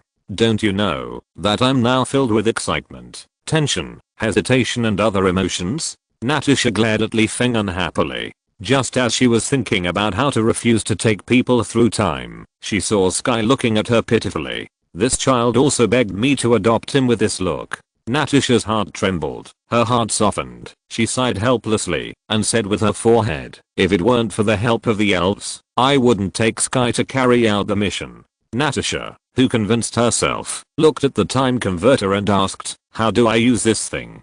Thank you, I'll treat you to a magic feast later, said Li Feng, explaining the use of the time converter. Just as Natasha was telling him about the precautions for time travel, Li Feng suddenly sensed a wave of spatial energy outside the RV portal. The Wizard of Kamatage is looking for me at this time to prohibit me from using the time converter, right? Scratching his head, Li Feng pushed open the car door, then rolled his eyes and blocked the door, saying weakly, Stark, what are you doing here?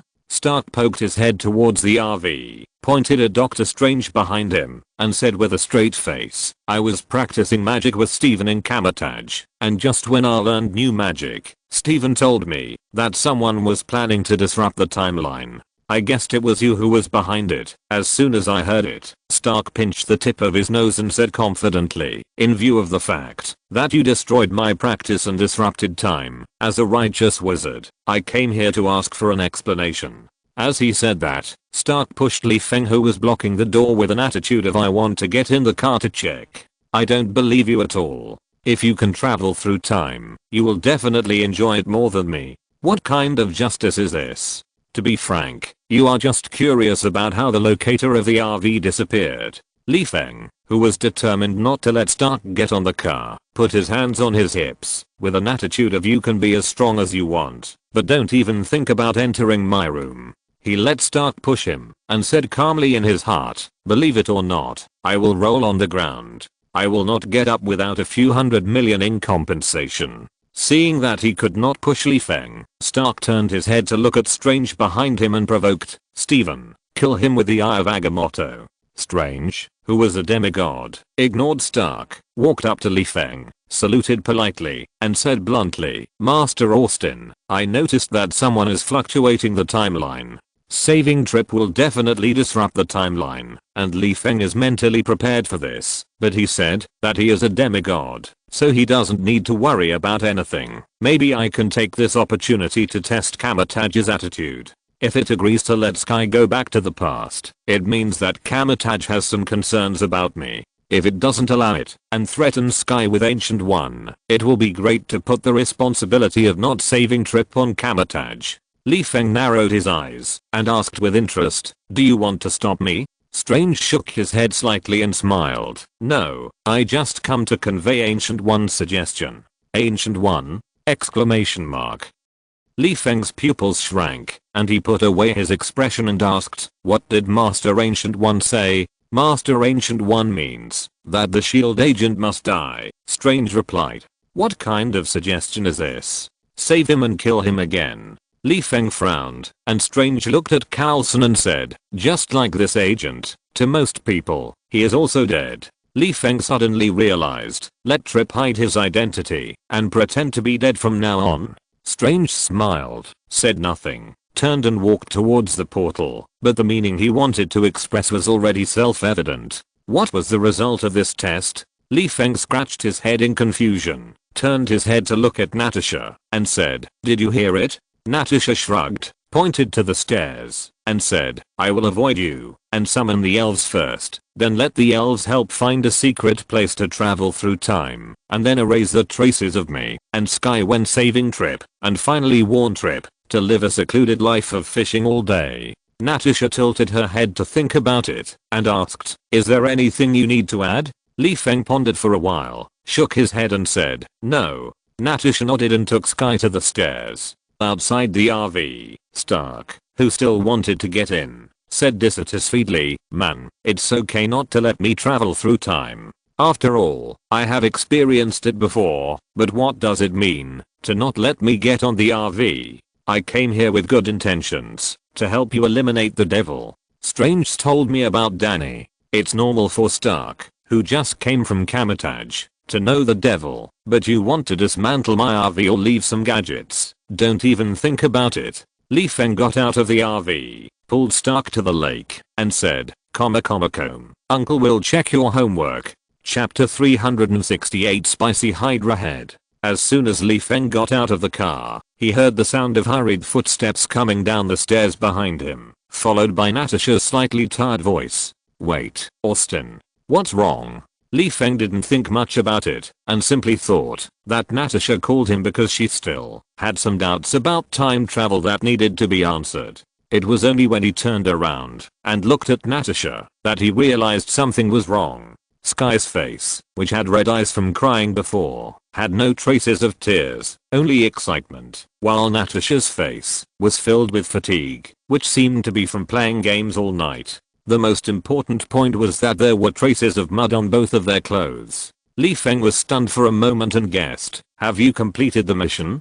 Sky nodded frantically and said excitedly, "Hope is fine. He is now." Ahem. Natasha interrupted Sky with a dry cough before Sky could finish. She threw the time converter to Li Feng and said, "Mission accomplished. Hope is on the death list of S.H.I.E.L.D. Except for Sky and I, who know Hope's specific whereabouts. No one can disturb his retirement life." Natasha glared at Sky and warned him, "As an agent, you must know what you can say and what you must keep to yourself. You cannot tell secrets, even if you are drunk or talking in your sleep.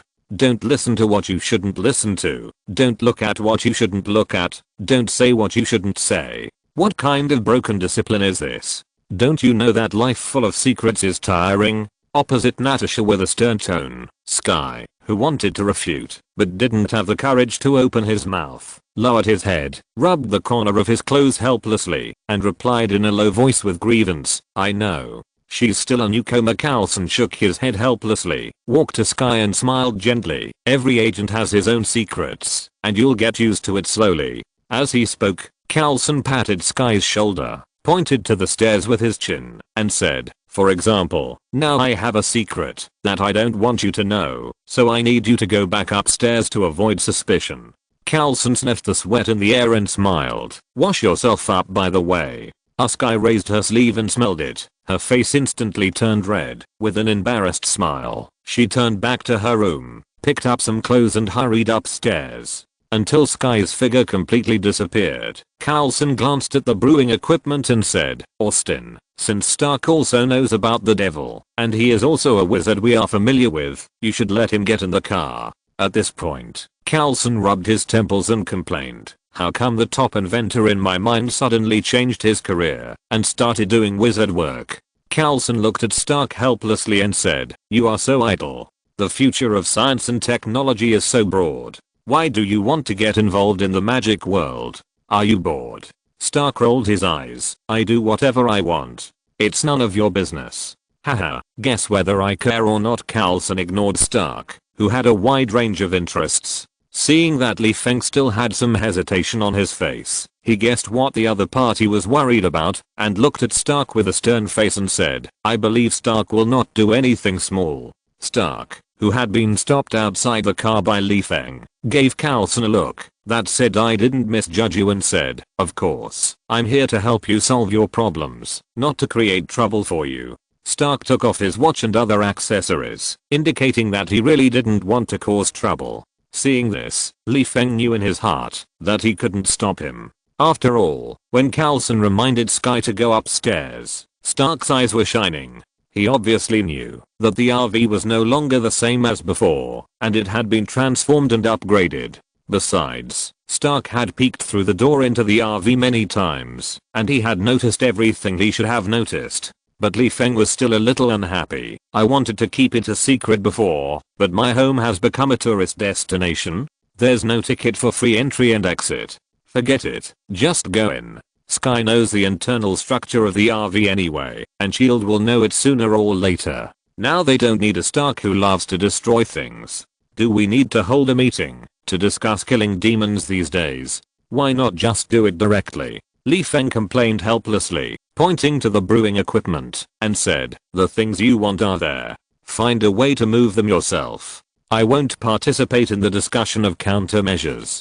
Just tell me what you think of when the time comes. I'm going to recover my mana." As he said that, Li Feng jumped onto the roof of the car, sat cross-legged, and entered a meditative state. Seeing that Li Feng was no longer stopping him, Stark couldn't help but curl up his lips, took out sunglasses from his pocket, put them on, and ran into the RV to visit excitedly. Since Li Feng took the RV to Asgard, Stark missed the RV all the time, especially when the gadgets that locate the RV could not detect the position at all, which made him even more anxious. He wanted to know if Li Feng knew about his secret installation of the locator, and what aspects of the RV that had been transformed by aliens were worth learning from for him as a great scientist. As night fell, the dark sky was dotted with stars. A bonfire was set up by the lake, and Chef Creature was sitting around the bonfire, carefully cooking a roasted whole lamb for everyone. In the distance, Li Feng, who was meditating, was first disturbed by the roar of a fighter plane, and then smelled an alluring aroma, which made him want to meditate, but his stomach would not allow it.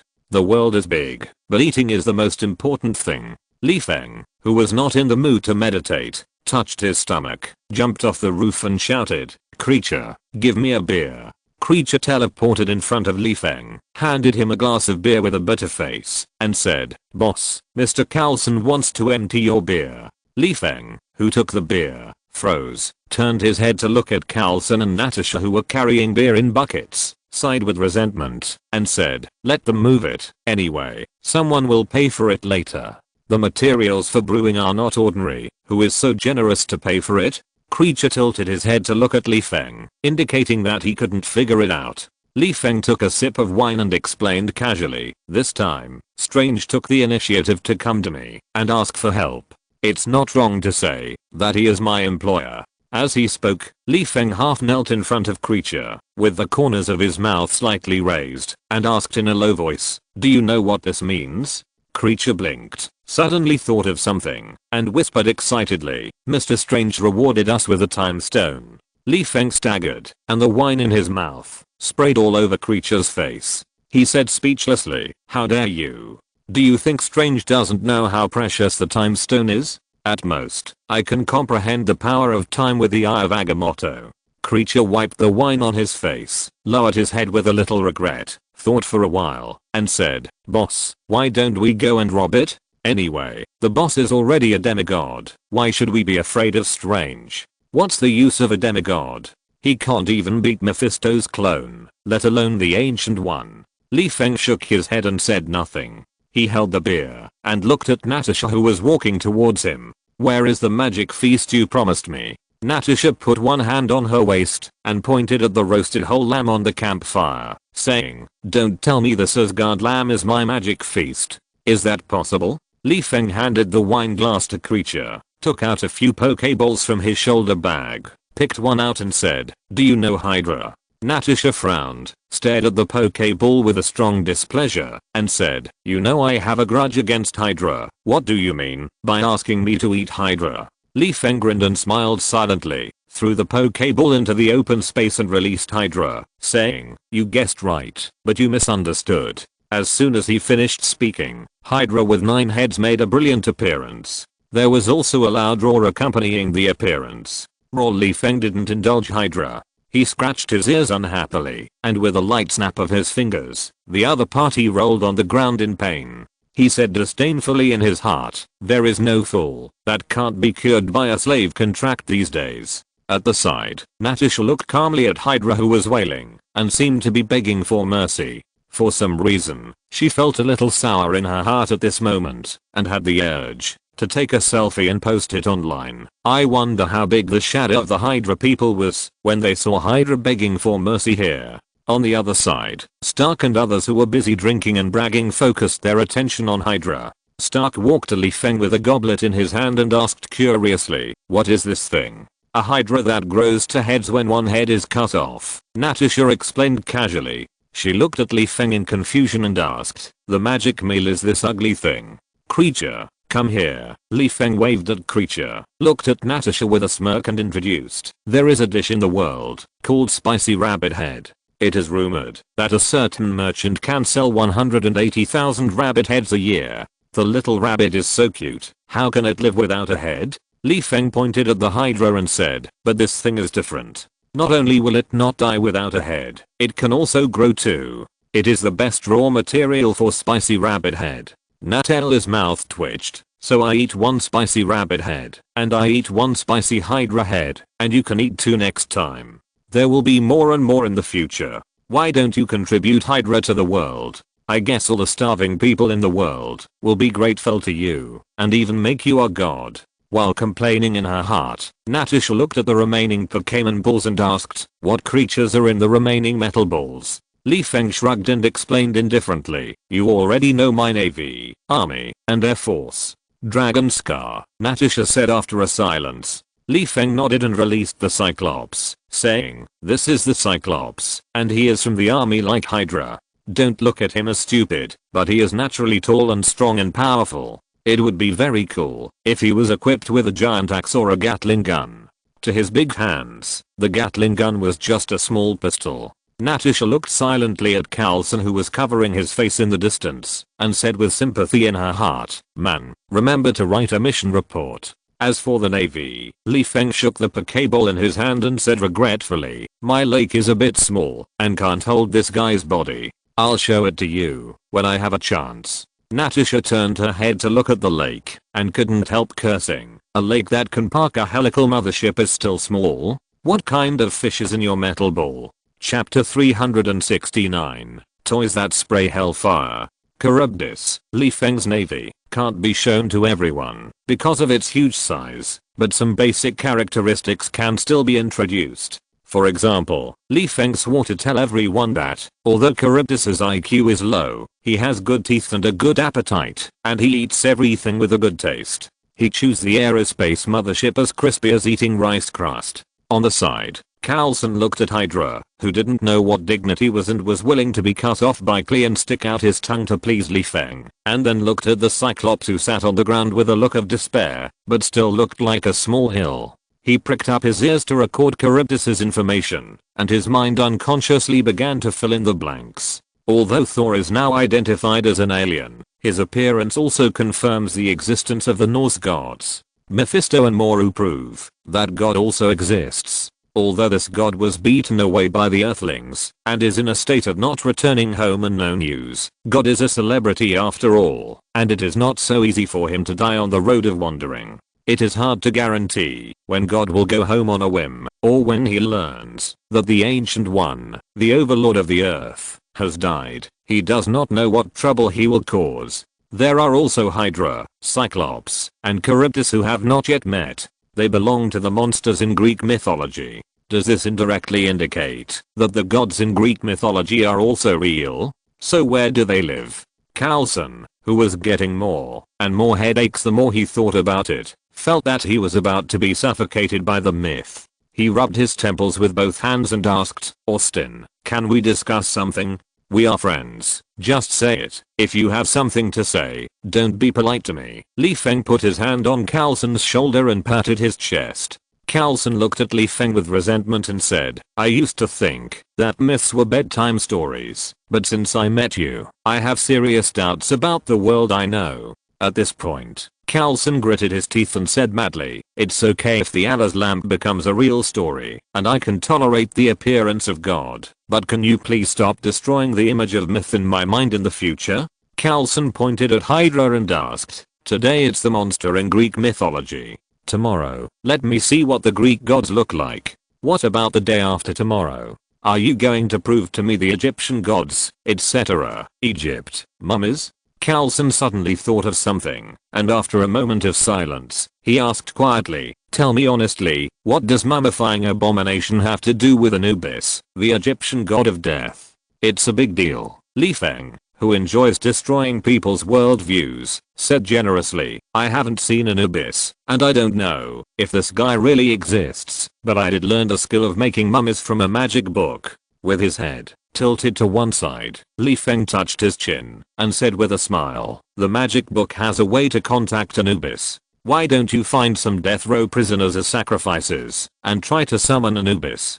"Go away. I remember very clearly that you said you had never seen God and there was no God in this world, but now God has been proven to exist. What's your explanation for this? I asked you if you have Anubis, and you still want to play this trick with me. You are a liar." Carlson glared at Feng unhappily and drooped his face dejectedly. "Damn, I will have to write my mission report in the year of the monkey and the month of the horse." On the side, Stark, who could open the portal by himself, roughly guessed the origin of the Greek monsters in front of him, but he would not explain anything to Carlson. After all, this is a matter of the magic world, and what does it have to do with the underground shield? At the same time, Stark was a little envious of Feng's operation.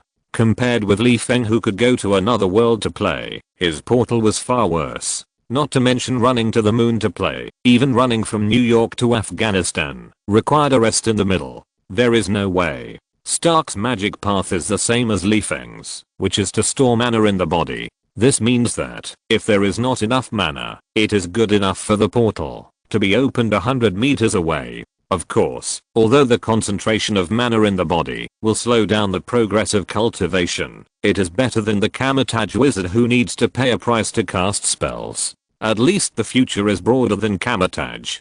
But when Li Feng released the culture's fire-breathing bull, Stark's envy reached its peak. The previous monsters were fine, at least they were creatures with flesh and blood, but what about the Iron Bull? That was obviously a mechanical product in front of him. Challenge my status as Iron Man, and become a household name Iron Bull. Stark, with an unhappy face, walked around the culture's fire-breathing bull that was nibbling grass. After a while, the mechanical master of the Marvel world saw something, touched his chin, and walked to Li Feng's side, and asked, "Does this guy have a soul?" Li Feng nodded. "Does this thing have a soul?" "This is the transformer from the ancient times." Coulson and Natasha looked at each other with their eyelids twitching slightly. Then they both raised their hands, one covering his face and the other rubbing his temple. Finally, they endured the bursting of their skulls, and looked at the measurements and other data of the culture's bull with wide eyes. Stark, who was calm before, seemed a little irritable at this time, especially when he recalled his past of working day and night to research and perfect Jarvis, but Jarvis was still at the artificial intelligence stage between 0 and 1. Li Feng turned around and pulled back a culture's fire-breathing bull with a soul from the other dimension. A broken bull produced a soul before Jarvis, which is too disrespectful to me. A genius. No, I want Jarvis to evolve a soul later. I just want to make the machine have a soul. First of all, there must be a template. The more Stark looked at the culture's fire-breathing bull, the more he felt that this guy was worth disassembling and studying. Austin, do you have anything to say about the current technology tree of the Earth? Stark asked seriously. At this time, Li Feng still didn't know what Stark was thinking about. He shook his head and wondered. "It's fine. I don't have anything to say." "No, you do," Stark said with a straight face. "Do you know how many people die in traffic accidents every year in the world?" Li Feng shook his head, indicating that he didn't know, and asked, "What does this have to do with me? It's not like I hit them to death with my car." Stark, with a tense expression, twitched his mouth. "There are about 1.25 million deaths in traffic accidents every year in the world, which is equivalent to 3,500 deaths in traffic accidents every day. Can you hit them? Do you know how many people in the world are engaged in dangerous industries? For example, mine clearance, firefighting, etc." Stark continued to ask. "I didn't plant the mine, and I didn't set the fire." Li Feng was a little confused. He scratched his head and thought for a long time, but he didn't know what Stark wanted to express. He said, "Just tell me what you want to do. Why are you beating around the bush? Do you think you have substance? I have more academic certificates than you, and I speak more profoundly than you. What can you do about it?" Stark pinched his nose and said, "Artificial intelligence has supercomputing power.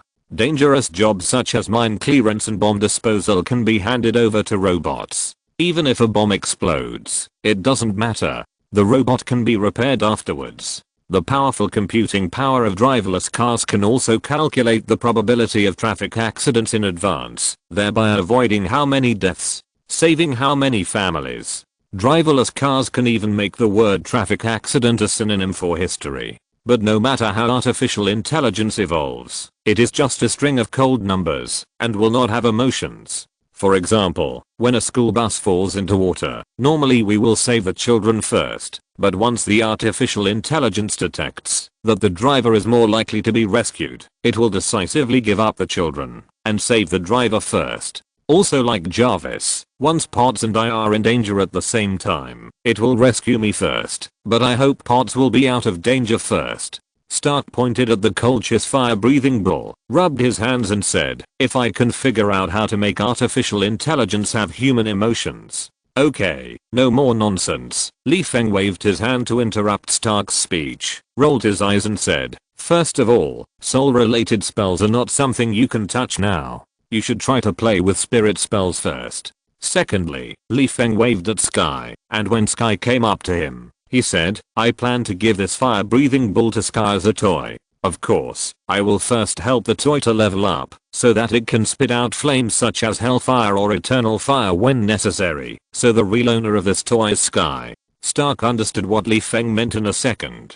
If the toy belonged to Li Feng, he could still lower his face to ask Li Feng for it. After all, to some extent, he was still Li Feng's apprentice. Normally, when a master dies, the items left behind will belong to the apprentice sooner or later. What's wrong with asking his master for magic items in advance? It's normal. But Li Feng now defines the cultist fire-breathing bull as Sky's toy, which makes Stark really embarrassed to ask the little girl for the toy. If this matter gets out, the front page of tomorrow's news will be Stark has a girlish heart or Iron Man who likes little girls' toys. He, Tony Stark, still has some shame. On the other side, Sky, whose mind was full of "this is my toy," looked at the cultist fire-breathing bull with a confused look, and then looked at Li Feng blankly, and then at Carlson. What is the eternal fire? Sky said she didn't know, but she had heard Carlson talk about the Ghost Rider, and knew what the hellfire was. That's a terrifying flame that can burn the soul. Is such an iron bull with explosive combat power my toy? Sky said that he had a small heart and couldn't afford to play with such a big toy. On the side, Carlson said that he had a big heart and was so happy that his back teeth were almost showing. In his eyes, it didn't matter whether the cultist fire-breathing bull had a soul or not. After all, a mechanical bull that could run and jump was worth studying. Besides, now that this bull containing unknown technology is in Sky's hands, what's the difference between that and being in the hands of S.H.I.E.L.D.? Sooner or later, S.H.I.E.L.D. will disassemble it for a search. No matter what, Stark can't be allowed to ruin Sky's good things. Carlson coughed dryly, pointed to two Quinjet fighters that were ready to take off at any time, and said, "Everyone, now is not the time to discuss the ownership of the toy. Shouldn't we solve the devil's trouble first?" Chapter 370 Soul Fragment obtained. Before causing trouble for Mephisto, Li Feng signaled Natasha to taste the spicy Hydra head while it was still hot from the pot, and he could also do something. "Can you tell me what's important?" Carlson asked curiously. Li Feng shrugged comfortably, pointed at the cultist fire-breathing bull, and said, "If she wants the cultist bull to listen to Sky, she needs to sign a soul contract with the cultist bull. Otherwise, they won't even have a way to communicate. How can Sky control the cultist fire-breathing bull? Or do you think Sky will gain cow language proficiency while gaining the vibration ability? Which one is more important, the contract between Mephisto and Sky?" Carlson frowned and asked, "Can't we take our time with Sky? It's better not to take it slow." Li Feng scratched his head and explained, "In the magical world, wizards believe that the body and the soul are closely related. Since Sky has gained superpowers, there is no reason why her soul would not be affected. What I have to do is to sign the contract before Sky's soul is completely affected." Spreading his hands, Li Feng said helplessly, "I don't know what's so special about the inhuman souls, so if you want Sky, who has become a complete inhuman, to sign a contract in the future, you'd better help me catch some inhumans, so that I can study their souls. Anyway, I won't joke about Sky's soul. Although what you said makes sense, I always feel something is wrong."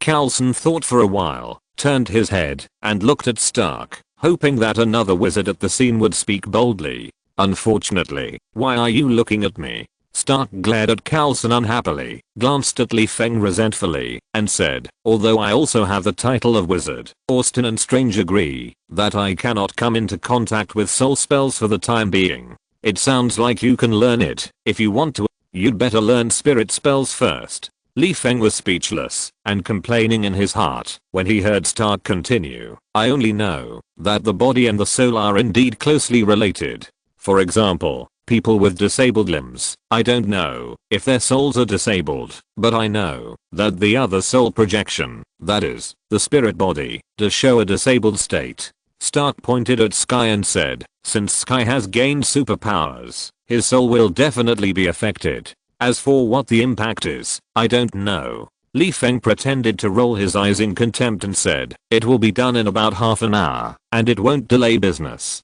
As he said that, Li Feng pulled Sky towards the RV. Sky didn't think much about it, and let a loving uncle pull her away. At this moment, she didn't have the energy to analyze whether Li Feng would lie. She just wanted to ride the tall, mighty, and technological cultist fire-breathing bull on the road to attract people's envious eyes. After entering the practice room, Feng prepared the equipment while explaining, "It's really cool to have extraordinary abilities, but I'm not sure how deep the vibration ability will affect your soul. So before signing the contract, I'd better check your soul state first. If you feel unwell, the doctor will just take an x-ray and collect some samples for testing. But how to check the soul? Take an x-ray and collect some samples. But does the soul have a physical body?" Sky asked curiously. "How do I check the soul?" "Just take it out and look at it, then put it back in." Feng conjured up an operating table, motioned Sky to lie down, and said, "Don't worry, I'm familiar with soul extraction, and I guarantee that the whole process will be painless." "Why do I feel scared when I hear the whole process is painless?" Sky's face was a little stiff, but thinking that her uncle would not harm her, plus the temptation of riding the culture's fire-breathing bull, she finally lay down on the operating table obediently. As a snap of fingers sounded in the room, Sky felt her eyelids getting heavier, and then the whole person, including the soul, fell into a state of confusion. When Sky woke up, she only felt that she was weak all over. When she subconsciously turned her head to look to the side, she saw Feng throwing a pokeball and standing beside her with a smile. Seeing Sky wake up, Feng reached out and helped her sit on the operating table and asked, "How do you feel?" Sky rubbed her dizzy head and asked weakly, "I feel very tired, Uncle. Is this normal?" "Of course I feel tired when a piece of soul is missing." Feng handed the pokeball to Sky and said, "Your soul has been affected more deeply than I thought. Under normal circumstances, it is difficult to sign a contract with Culture's Fireball, but I have other ways. I collected some soul from you and stuffed it into the body of Culture's Fireball. You are weak now because you are missing a little soul. This is normal." "Missing a little soul?" Exclamation mark. Sky, who was already weak and pale, was instantly frightened and trembled all over. While swallowing her saliva, she touched her head and body helplessly, as if she had lost a piece of soul and would become a disabled person without hands and feet from then on. Seeing fear in Sky's eyes, Feng explained with a smile, "Don't worry, the soul is not as fragile as you think. If the soul is likened to the physical body, cutting off hands and feet will inevitably have an impact on you, but my act of cutting your soul can be understood as cutting the hair of your soul. You used to have long hair, but suddenly became bald. You must be a little uncomfortable at first, but after a few days you will find that there is nothing wrong. Besides, shaving your head bald does not mean that you will be bald for the rest of your life. You can grow your hair back. Plus, I have good skills." Feng counted on his fingers and said, "I estimate that you will be alive and well in half a month. But I'm still scared." Sky touched the Pokemon ball and said with tears in his heart. Seeing that Sky was still a little scared, Feng sat beside Sky and whispered, "I have quick hair growth cream that can help you restore your soul within a few days. The downside is that it smells a bit weird, so don't worry about it here." Sky, feeling that her little thoughts were seen through, forced a smile and said, "Thank you, Uncle. Your smile is uglier than crying." Feng patted Sky on the shoulder and said, "Come and thank me when your soul is healed in a few days." As he spoke, Feng shouted towards the door, "Creature, take Sky back to the room to rest and give Sky the soul nourishing potion." Creature teleported in front of Feng and said, "Okay, boss." Then Creature cast a spell to make Sky float in the air. While taking Sky out of the practice room, he asked, "Miss Sky, the soul nourishing potion smells very strong. Do you need Creature to add some apple juice, orange juice or lemon juice to season it for you?" After Creature and Sky's backs completely disappeared from his sight, Feng gradually stopped smiling, took out a scroll from his shoulder bag, and said to himself, "I got Sky's soul fragment. It's a pity that the portal cannot carry ordinary souls, otherwise with the time acceleration of the other world, I can get the soul gem in a minute. Now, I can only stay in the RV and cultivate it secretly. I hope that I can cultivate it successfully before Thanos takes the soul gem." More than half an hour later, Feng, who had placed Sky's soul fragment, walked out of the RV a little tired, pulled a piece of wild grass from the ground, and hung it on the corner of his mouth, and walked onto a quinjet with a step of not recognizing relatives. Seeing Carlson, Melinda, Natasha, Stark, Moru and Johnny sitting in the small cabin. Li Feng immediately shouted, "Let's go." Carlson looked at Li Feng expressionlessly. Li Feng scratched his head and asked, "What? Do we need to wait for Fitz?" "Fitz, Mike and Nadia are on another fighter." Carlson shrugged and said, "I thought I was the captain who gave the orders on this mission." At this time, Melinda, who was sitting in the driver's seat, turned her head and rolled her eyes at Li Feng, then asked Carlson with her eyes whether to take off. She didn't control the fighter to take off until Carlson nodded to her. Stark, who was sitting next to him in a battlesuit, patted Li Feng on the shoulder with a grin and said, "Man, you can tell who the leader of the team is by looking at the pilot's behavior." "You," Stark said contemptuously, "just a self-satisfied comedian. Stay aside, you little rookie." Li Feng sat next to Carlson and asked, "Tell me about your plan." Carlson took out a PDA and handed it to Li Feng, saying, "According to Mr. Morrow's tip, SHIELD satellites have found Mephisto. He is hiding in USAC, Turkey now." Li Feng glanced at the satellite picture on the PDA, stretched out his hand to open a portal in front of the fighter plane, and after the fighter plane passed through the portal, he asked, "What do you need me to do? Kill it cleanly?" "Don't." Carlson waved his hand and said, "According to the information I have collected, there are only some business elites and politicians around Mephisto. They are just a group of ordinary people, so our first goal is to rescue Danny. After rescuing Danny, you can do whatever you want. Of course, we cannot rule out the possibility that Mephisto has set up an ambush in the dark. If we encounter a powerful enemy on the way to rescue Danny, I hope you can act in time." Li Feng thought for a while, turned his head to look at Stark, and asked, "What do you think about whether Mephisto has set up an ambush?" Stark said that he did not want to answer a stupid question, and turned his head to look elsewhere. Li Feng shrugged and said, "See, Carlson, even a fool knows that Mephisto will definitely set up an ambush. You say I'm a fool. What a joke." Stark glared at Li Feng unhappily and said, "You have seriously hurt my heart. I demand compensation." Halfway through the words, Stark suddenly looked at Li Feng, and then one of them turned into grey mist and flew out of the fighter plane, and the other opened the cabin and jumped off the fighter plane. When they came to the ground, the two stared at the 2-meter tall, burly bald man in front of them, and the small dog next to the man. "This guy has a high energy response," Stark whispered to Li Feng beside him. "What about the dog?" "Its energy value is also quite high. The dog of hell," Li Feng explained casually, and looked at the sturdy man with a smile, saying, "Mephisto, I'm so sorry to bother you to come out to greet me." Mephisto showed his 8 big white teeth and smiled. "The demigod of the earth is worthy of my coming out to greet him." As he said that, Mephisto clapped his hands, and a group of younger brothers wearing sunglasses and black suits immediately put tables, chairs, and benches in front of the sturdy man, and then took out drinks and food, and put them on the table. Mephisto stretched out his hand to Li Feng, and made a gesture of invitation, saying, "We are all civilized people, there is no need to fight like barbarians." Chapter 371 Demigod Cocktail Party. If possible, Li Feng actually didn't want to fight Mephisto head on, because he had tried before and didn't win. Now that he encountered the demigod level Mephisto clone again halfway, even a fool would know that the other party must be prepared.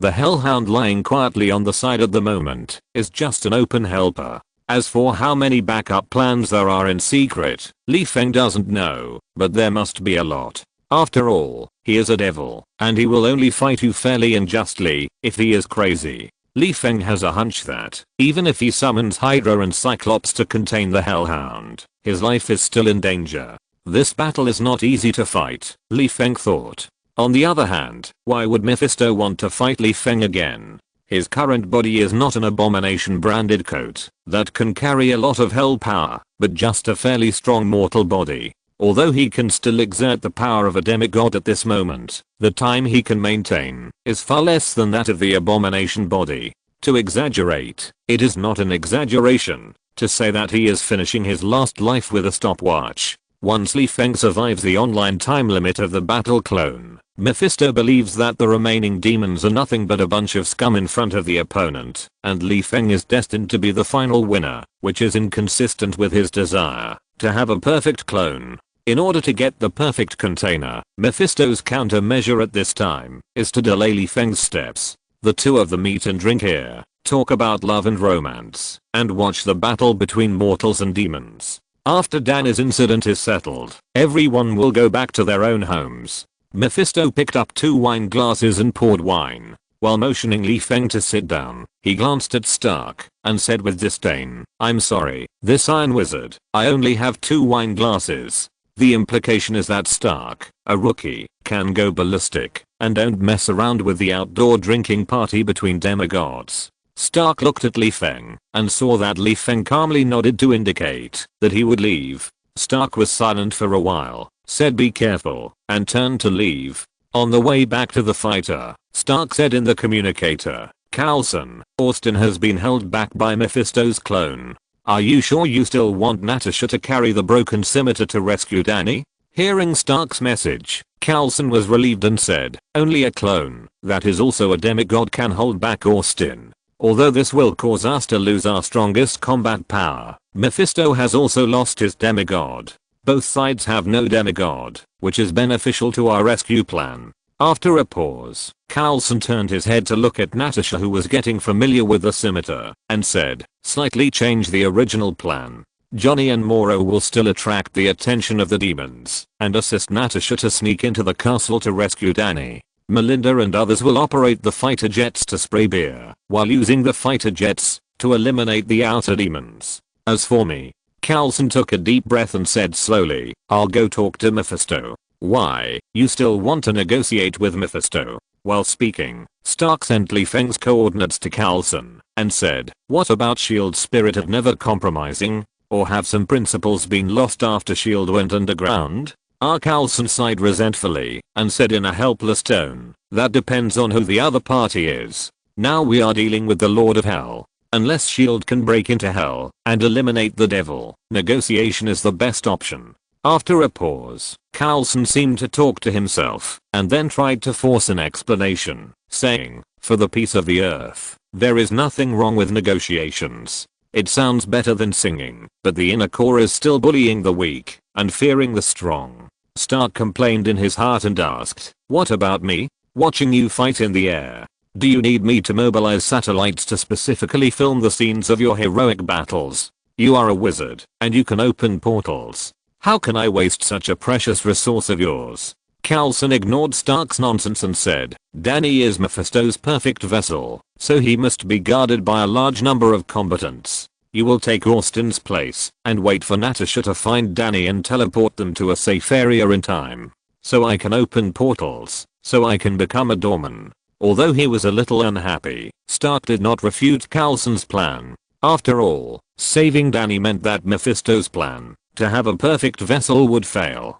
The only thing that worries Stark is Li Feng's safety. Now Li Feng seems to be drinking and chatting with Mephisto in a friendly manner, but once Mephisto knows that the plan has failed, who knows whether the other party will be so angry that he will do everything to kill Austin. Stark silently prayed in his heart, "Buddy, don't die. I still want to study the secrets of the demigod's body." Just as everyone acted according to the plan and Coulson ran towards Mephisto with his short legs, Li Feng, holding a wild grass in his mouth, sat opposite Mephisto and drank his own beer in big gulps. As for the seemingly delicious food such as wine, steak, and fries in front of him, Li Feng didn't even look at it. "This is the devil's food. Who knows if it is poisonous? It's okay to have the intention to harm others, but you must have the heart to guard against others." Mephisto sniffed the air and raised his glass to toast Li Feng, who was full of rogue spirit. Li Feng raised the gourd full of beer like a gangster and said,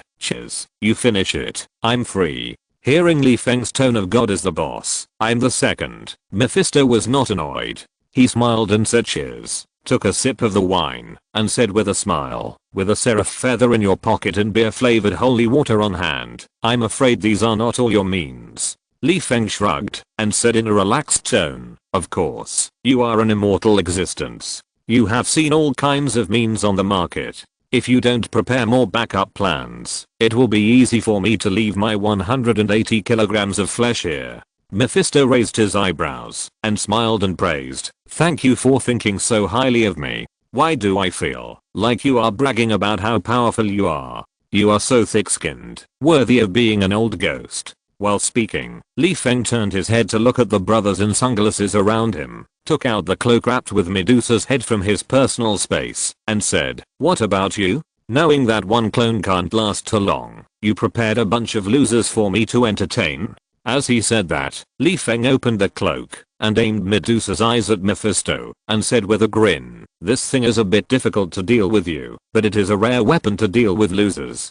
Medusa's head. Mephisto, who recognized the function of Medusa's head at a glance, was stunned for a moment, and then he suddenly said, "The devil that was petrified near the church before was its masterpiece." Without waiting for Feng to answer, Mephisto pointed at the brothers in sunglasses, shook his head slightly and said, "They are not toys prepared for you, but waiters who serve me specially." Mephisto raised his hand, and a boy wearing sunglasses immediately ran to the table to add wine for Mephisto, holding the bottle respectfully and standing behind Mephisto. "See." Mephisto sighed sadly while cutting the sizzling steak with a knife and fork, saying, "Don't be fooled by my high status and the title of monarch in hell. In fact, all these fancy things are fake. In hell, I always do things myself." Mephisto put the steak, that seemed to be mature, into his mouth, closed his eyes and chewed slowly. After swallowing the steak, he looked into the distance and said helplessly, "It's not that I like to do things myself, but I have no choice." Feng followed Mephisto's gaze and looked into the distance, only to see Coulson running towards him in a hurry. When he wondered in his heart, "What is Coulson doing here?" he casually asked, "You are the boss of hell, how can you not have a choice?" Mephisto shook his head slightly and complained, "How can you, who live on Earth, understand what kind of hell environment my hell is? That's where demons gather, and what kind of personality do demons have? Greedy, bloodthirsty, insidious, violent and so on are not enough to describe the devil's character. Would you dare to employ a servant with such character?" Mephisto asked himself and answered, "Anyway, I dare not." Mephisto picked up the steak and said, "Take food for example. In hell, I have to cook whatever I want to eat by myself. Do you want servants to bring it to me? Haha, I'm afraid that, when I want to eat fresh beef, all that will be brought to me are bones, or the kind that has even its blood licked clean. Then kill him to serve him as a warning to others."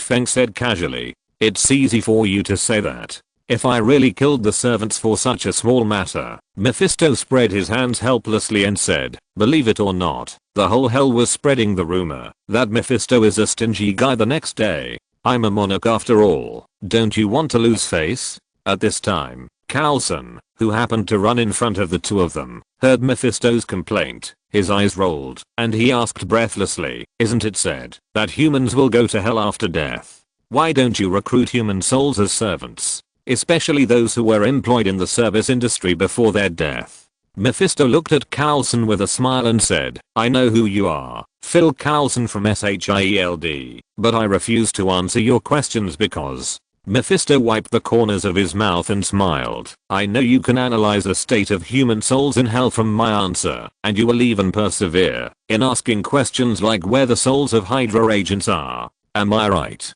He is worthy of being a devil, with a smart mind." Coulson showed a gentle smile, shook his head and denied, "You think too much. I'm just curious about the environment in hell. I can answer this question." Mephisto gestured for Coulson to sit down and said, "There is no sun in hell, resulting in a dark sky without a trace of light. Underfoot there is either yellow sand or strange rocks, and occasionally you can see magma flowing on the surface. It is a world where food is so scarce that devils prey on devils. Even when sleeping, one has to keep one eye open to guard against family members. The only way to survive is to keep fighting.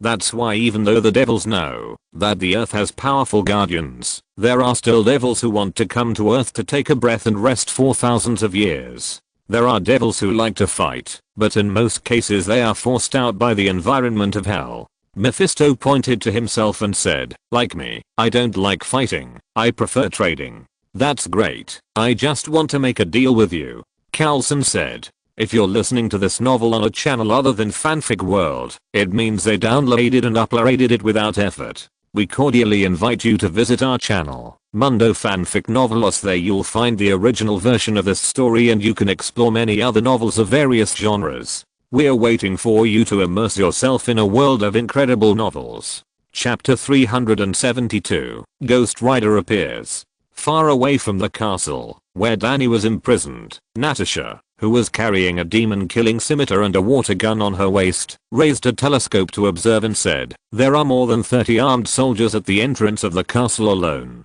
Any sound will alert the other side and quickly attract a large number of soldiers. This is just right." Johnny picked up the telescope and looked at the castle and said calmly, "I will enter from the main gate to attract firepower, and you take the opportunity to sneak into the castle from the side to rescue Danny." Looking at Johnny, who didn't care about life and death, Natasha shook her head slightly. To be honest, she didn't think Johnny could complete the task. Even if Moru would set up a sniper to grab support from a distance, Johnny's life safety could not be guaranteed. Moreover, according to the information of SHIELD, Ghost Rider's use of tactics was terrible. To be precise, this guy didn't understand tactics at all. He only relied on his immortal body to rush all the way to the end. It would be fine if they could really attract the enemy's firepower, but Johnny's life would be destroyed within a few seconds. Natasha looked at Johnny, who was unable to transform, and asked solemnly, "Can you guarantee your own safety? If not, I advise you to use guns to attract the enemy's firepower from a distance like Moru." Hearing that Natasha was worried about his life, Johnny smiled slightly and said nonchalantly, "I'm very glad that I can get rid of the curse of hell during the last period of my life." After a pause, Johnny looked towards the castle, his eyes firm, and said, "I promised Danny that I would protect his safety. If I break my promise, what is the difference between me and the devil? I must enter the castle and see with my own eyes whether Danny is safe. Otherwise, I will never feel at ease in my life." "What's the matter with your fearless answer?" Natasha said unhappily. "Now that Mephisto knows we are here, there must be a sentry every 3 steps and a sentry every 5 steps in the castle." Before Natasha finished speaking, Moru, who was aiming at the soldiers with a sniper rifle, interrupted and said, "Agent, the soldiers outside the castle are all human. The devil army must be hiding in the castle. Do you have experience in hunting devils?" "This is really not the case, but I have experience dealing with wizards," and Natasha touched the scimitar behind her. "I have weapons to kill devils." Johnny curled his lips in disdain, patted the beer gun full of beer on his waist, and said, "I also have holy water protection, and I'm an expert in dealing with devils. But you are not the Ghost Rider now," Natasha said.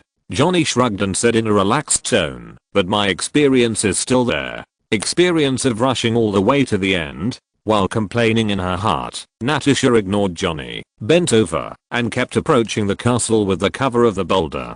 People don't take their lives seriously. Why should she bother with that? Johnny is not her child. But after a while, Natasha, who clearly heard the messy footsteps, frowned and turned back, whispering, "Johnny, can you make your footsteps quieter?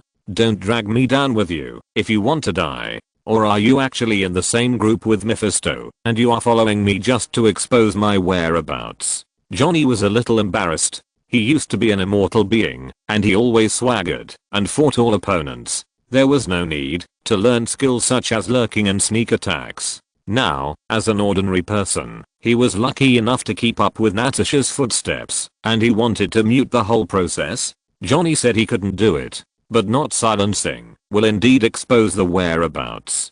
Johnny thought about it, stretched out his hand, and made a gesture of invitation, indicating Natasha to go first, and said, "I'd better wait for you to enter the castle before taking action. Maybe I can attract the devil in the castle." Natasha looked up at the high sun, rolled her eyes and said, "Don't dream. I know that devils don't like the sun. They prefer the dark environment in the castle." After that, Natasha ignored Johnny and moved to a corner of the castle with a few snakeskin moves. After carefully observing the environment, she climbed into the castle with her bare hands in Johnny's astonished eyes.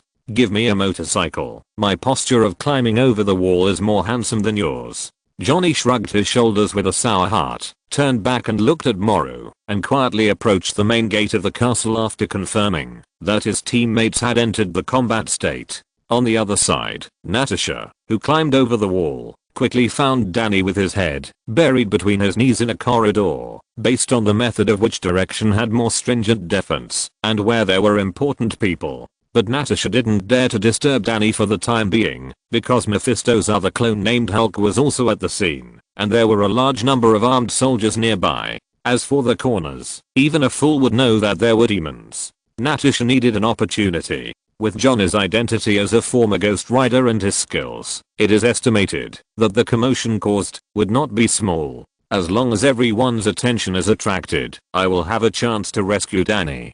Thinking of this, Natasha, who didn't dare to make any sound, tapped the communicator lightly in Morse code. Stark, open the portal immediately. After receiving the film, understood. Stark, who was floating above the castle as an exhibit, replied in Morse code in seconds. At the moment Natasha received the reply, gunshots were heard at the main gate of the castle. Johnny took action. Hulk looked in the direction of the sound, waved at his men, and said to Danny beside him with a smile, I smell the second year atmosphere on Johnny. Do you think he can come to me alive without his power? Danny glanced at Hulk's almost withered left face, and said, what about you? How much strength can you exert? Hulk touched the wrinkled left face, that seemed like an 80-year-old man, and then touched the right face, that seemed like a 50-year-old man, and said, this body of mine belongs to an ordinary mortal. Every time I use the power of hell, my body will be closer to death, but it doesn't matter. Hulk reached out and stroked Danny's childish cheek, as if stroking his lover, and said, this half-human half-devil body was given by me. It allows me to use my power at will without hurting myself, my son. As soon as Hulk finished speaking, the sound of gunfire was no longer heard from the direction of the main gate. Natasha frowned. What's the situation? Is Johnny dead? You said you would lure the devil out of the castle, but you got up and continued to lure him out. You dare to come out with such little ability? When Natasha was powerless to complain, she saw Johnny, with a bruised face, being dragged to the front of Hulk by two soldiers armed to the teeth. Hulk half crouched in front of Johnny and sneered, Johnny hot Johnny, you are just a worm without power, just like everyone else. You will go to hell sooner or later. Why are you so anxious to seek death? Johnny ignored Hulk and looked at Danny instead. After making sure that Danny was safe, Johnny smiled with relief and said, I regret giving up my power. At least I should have made sure that you were safe before giving it up. Then, Johnny struggled to get up and looked at Hulk, saying disdainfully, your combat clone was held back by a powerful wizard. How can you face Iron Man without your strongest combat power? Maybe you don't know that Iron Man is also a wizard, and a wizard who kills demons like chickens. I advise you to go back to hell as soon as possible, otherwise your face will be swollen in front of so many men. How embarrassing. How come I didn't know that Stark had killed a demon? Natasha couldn't help but want to cover her face and beat him. Damn it, no matter whether Hulk knew that Stark was a wizard or not. What did you mean by betraying your teammates' intelligence? Do you think the task is too easy and want to adjust it to the difficulty of hell? You idiot. Hulk laughed like a pig and shook his head slightly and said, I really don't have the resources to summon an avatar, but are you underestimating me? Every avatar that comes to Earth has its own characteristics. The one chatting with the demigod is the combat clone, and the one who signed the contract with you is the clone who is good at trading. Hulk pointed to his brain and said, and I'm good at command and part-time trading. Hulk pointed to the younger brothers beside him and said, as a ruler with not much combat power, don't you have guards by your side? No, I have guards, and they are guards enough to deal with Iron Man. Also, do you really think it was the wizard who held back the combat clone, rather than the clone holding back the wizard? Hulk looked at Johnny like he was mentally retarded, with the corners of his mouth slightly raised, and reminded, the one standing next to the wizard now is not Iron Man who can help him fight, but a mortal with no combat power. Coulson is a burden? Exclamation mark.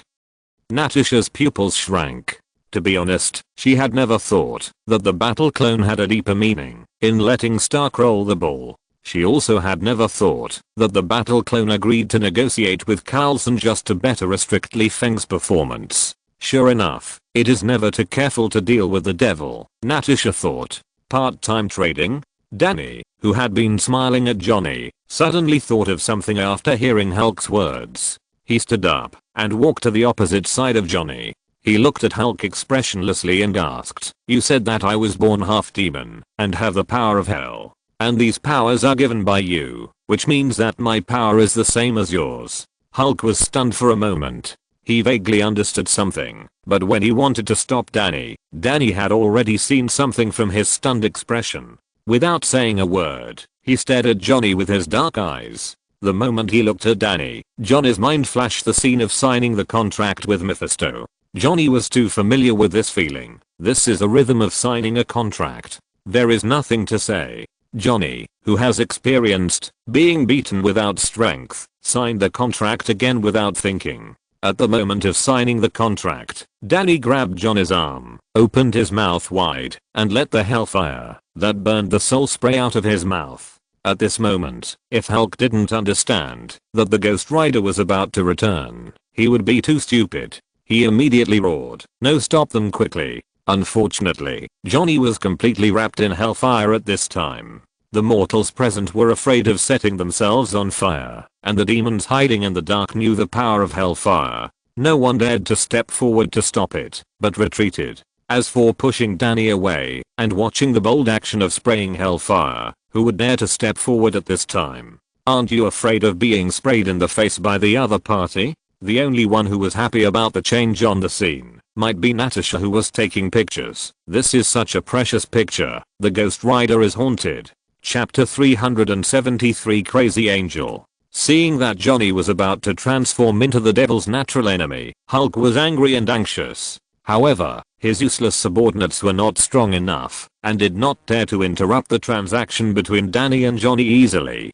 Hulk had no choice but to grit his teeth, stomp his feet, and regardless of the limit of his physical body that was about to collapse, he jumped up and kicked Danny away. Unfortunately, although this kick made Danny's life or death unknown, Johnny had already unlocked the church's seal on the Ghost Rider. He was standing up staggeringly with a black skull with billowing smoke. It can be seen that Johnny was adapting to the power of the Ghost Rider again. Hulk, with age spots on his face and skin as if dehydrated, realized that everything he had done was too late. Raw, the unwilling Hulk had a ferocious face, roared angrily, picked up Danny, and ran towards the parking lot. Hulk had to run away. He knew very well that pushing Danny away had accelerated the aging of his body. At this moment, he could not face the Ghost Rider directly. Even a stronger girl could easily ride on him. The only thing he could do now was to take Danny away and find a quiet place. While Danny's body was still warm, he could quickly transfer his will to him.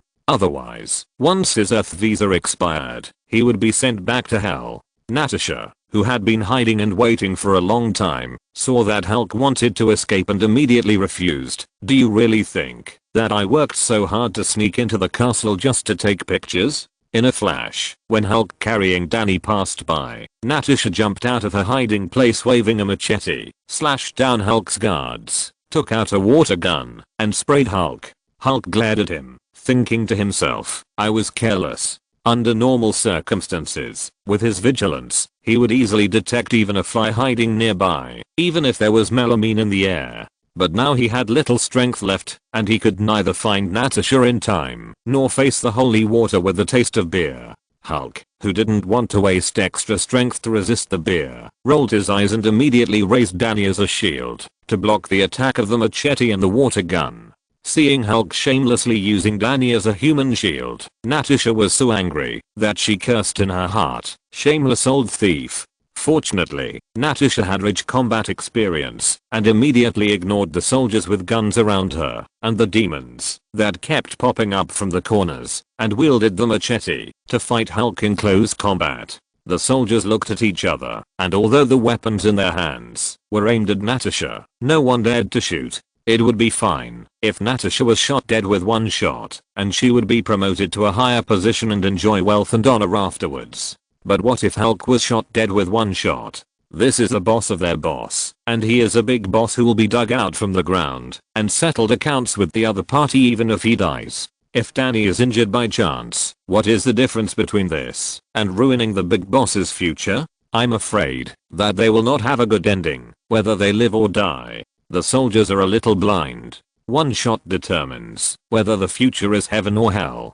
Who can afford to bet? Similarly, Natasha and Hulk's close combat strategy also makes the devils feel helpless, and they have more concerns than the soldiers. They are not Mephisto. They either have meat shields in their hands to make Natasha hesitate, or they have thick skin and flesh, and they can be fine with a little beer. The consequences of touching holy water for them are the same as jumping into a sulfuric acid pool. Even if they don't die, they will be shed into skin. The most important point is that Johnny has changed from a skeleton with thick smoke to a skeleton with hellfire all over his body, which also means that the devil's natural enemy has officially broken free from the seal. The Ghost Rider, who had been sealed for no reason and had been holding back his anger for a long time, appeared on the scene, swaying his body excitedly, grabbing a demon's neck, looking around and laughing. "You are guilty." After that, the Ghost Rider let the demon in his hand and then waved the iron chain to clear the nearby demons. In the process of clearing the monsters, the Ghost Rider did not forget to look at Hulk with a lecherous look and occasionally use the iron chain to whip him. There was no way, because Hulk was Mephisto's clone, and he was the most attractive to the Ghost Rider at the scene. If the Ghost Rider didn't whip him, who else would he whip? Hulk was so angry that his lungs were about to explode. He was an old man who was about to die. Facing Natasha's entanglement was already a headache, and now he had to beware of the Ghost Rider who was drooling over him. This was the rhythm of mixed doubles match between men and women. In fact, Natasha's mood was not much better. In the eyes of Ghost Rider, she has been doing dirty work for Fury for many years, and her soul is not much worse than that of the devil. This is why Ghost Rider does not care whether Natasha will be injured when attacking Hulk occasionally. Perhaps for Ghost Rider, it doesn't matter if Natasha is injured. He is an immortal being, so why should he be afraid of retaliating from S.H.I.E.L.D. afterwards? In fact, if Johnny hadn't suppressed the idea of killing Danny, Ghost Rider would have wanted to start a group attack mode. All the losers at the scene, including Danny, would be killed one by one. No one would be able to leave the castle. They were all prisoners waiting for him to judge one by one.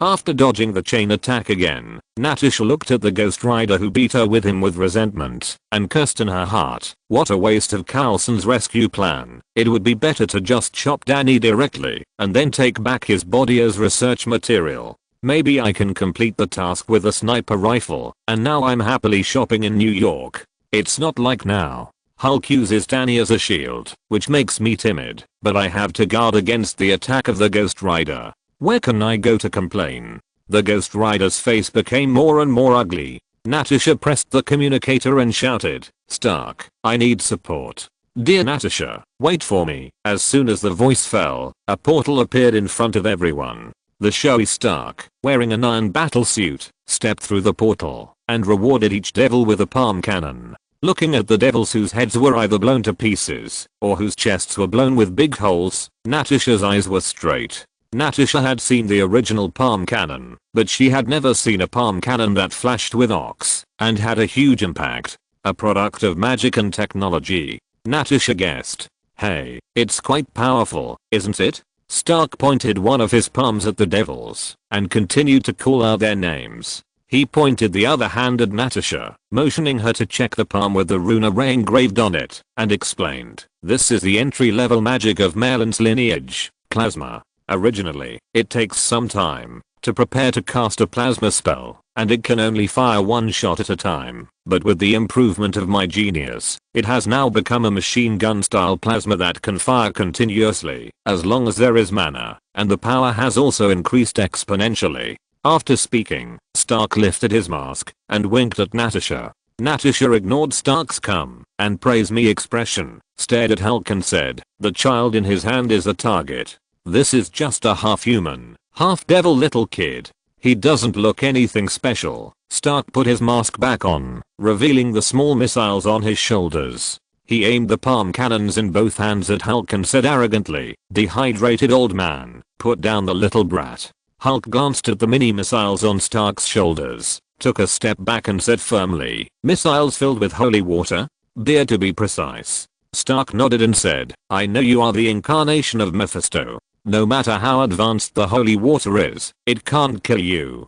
But the corrosion brought by the holy water will drive you back to hell and pain. The agent who can kill him, Iron Man who knows magic, and the Ghost Rider who is about to clean up the devil." Hulk has a stiff expression. In his current state, he will lose if he faces any of them, let alone 3 of them. Hulk glanced at Danny in his arms. Going back to hell is no big deal. If he failed to transfer his consciousness this time, he can still look for the next opportunity. But the premise is that the other party can save Danny. After all, a half-human half-devil container is too rare. Thinking of this, Hulk put Danny down, straightened his collar, and was ready to face death when he saw a chain suddenly wrapped around his waist. Is this Ghost Rider's chain?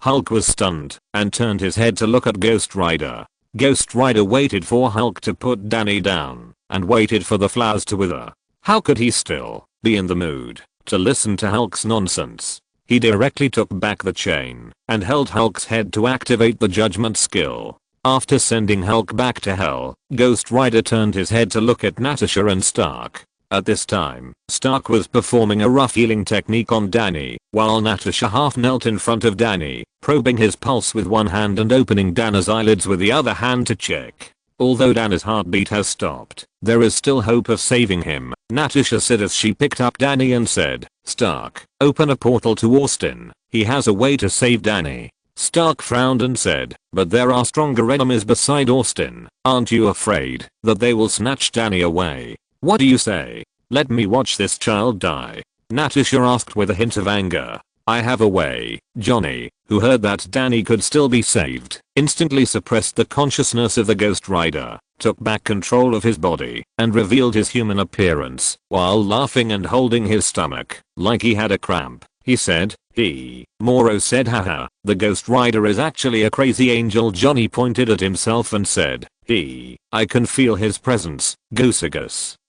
I can feel the consciousness of a crazy angel." As he spoke, Johnny stretched out his palm and showed a skeleton palm with blue flames in front of everyone. Natasha glanced at Johnny, who was made of flesh and blood, then at the skeleton's hand, and turned her head to look at Stark. "What's going on?" "So the Ghost Rider likes to go against the devil, but it's actually the instinct of a skeleton angel that's causing trouble? By the way, which angel looks like a skeleton? I've never heard of it." Natasha narrowed her eyes, wondering when she would find her chance to ask Moru or Li Feng. When the blue flame touched Danny's cheek, Danny opened his hazy eyes, as if he had just woken up, and looked at Johnny, and asked, "Did we win?" Johnny hugged Danny in his arms and said, "Yes, we won. You are safe." Seeing that Johnny could really resurrect the dead, Natasha thought, Earth has another buddy who knows how to resurrect. She pressed the communicator and asked, "Carlson, I'm done here. How are you doing?"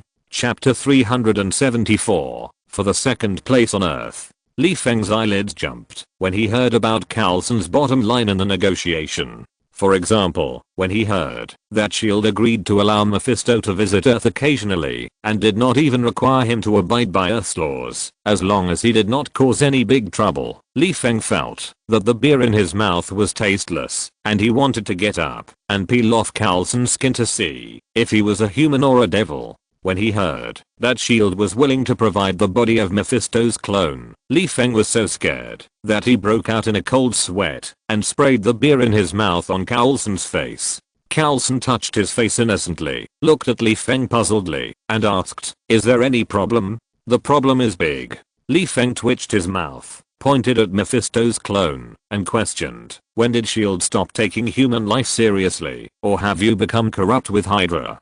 S.H.I.E.L.D. is the shield to protect mankind. It was in the past, it is now, and it will be in the future." Carlson seemed to understand what Li Feng misunderstood, and smiled. "The bodies provided by S.H.I.E.L.D. are not death row prisoners. To be honest, they are not human. I would rather S.H.I.E.L.D. provide death row prisoners to Mephisto." Li Feng's mouth twitched, and he was angry and anxious when he heard Carlson explain, "The cloning and biochemical technology on Earth is actually quite advanced. S.H.I.E.L.D. is fully capable of tailoring a satisfactory biochemical body for Mr. Mephisto. A biochemical body without soul and will is like a luxury garment that Mephisto wears and throws away. No one will die because of it, and it will also make Mephisto satisfied, not a resurrected corpse." After listening to Carlson's explanation, Li Feng felt relieved. If the body provided by S.H.I.E.L.D. is a zombie that can make the devil exert his due strength, Li Feng thinks that he should go home and pack his bags and move to Asgard to settle down. Think about it, a zombie is equal to a demigod. The number of clones that Mephisto can split is equal to the number of demigods on Earth. Li Feng said he didn't know whether the Earth could bear it, but he certainly couldn't bear so many demigods wandering around on Earth. Just when Li Feng was about to breathe a sigh of relief, he changed his mind. No, once S.H.I.E.L.D. provides bodies stably, wouldn't it be related to Mephisto? With Mephisto's means, the secret of resurrecting corpses will be known sooner or later.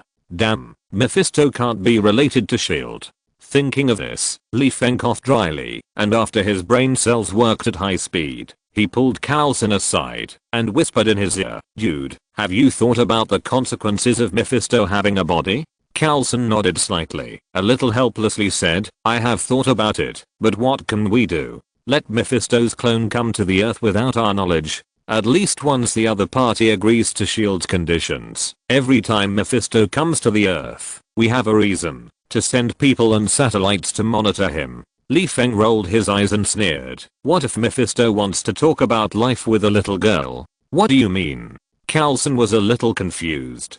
For a moment, he didn't understand what Li Feng wanted to express. In his eyes, Mephisto is not a monk. It is normal to want to find a partner to be happy. Moreover, in terms of the national conditions of the United States, people like Li Feng who don't find a partner are outliers. What reason does he have to stop Mephisto from finding someone to roll the sheets? Li Feng glanced at the direction of the castle and said with a gloomy face, "Half human, half devil is the offspring of humans and demons. Now a half human, half devil has caused enough trouble. You are still preparing a body for Mephisto? Do you think there are too few species of half human, half devil? Otherwise, S.H.I.E.L.D. will set up a place to accommodate half human, half devil, waiting for the demons to choose the perfect container that can exert the power of demigods."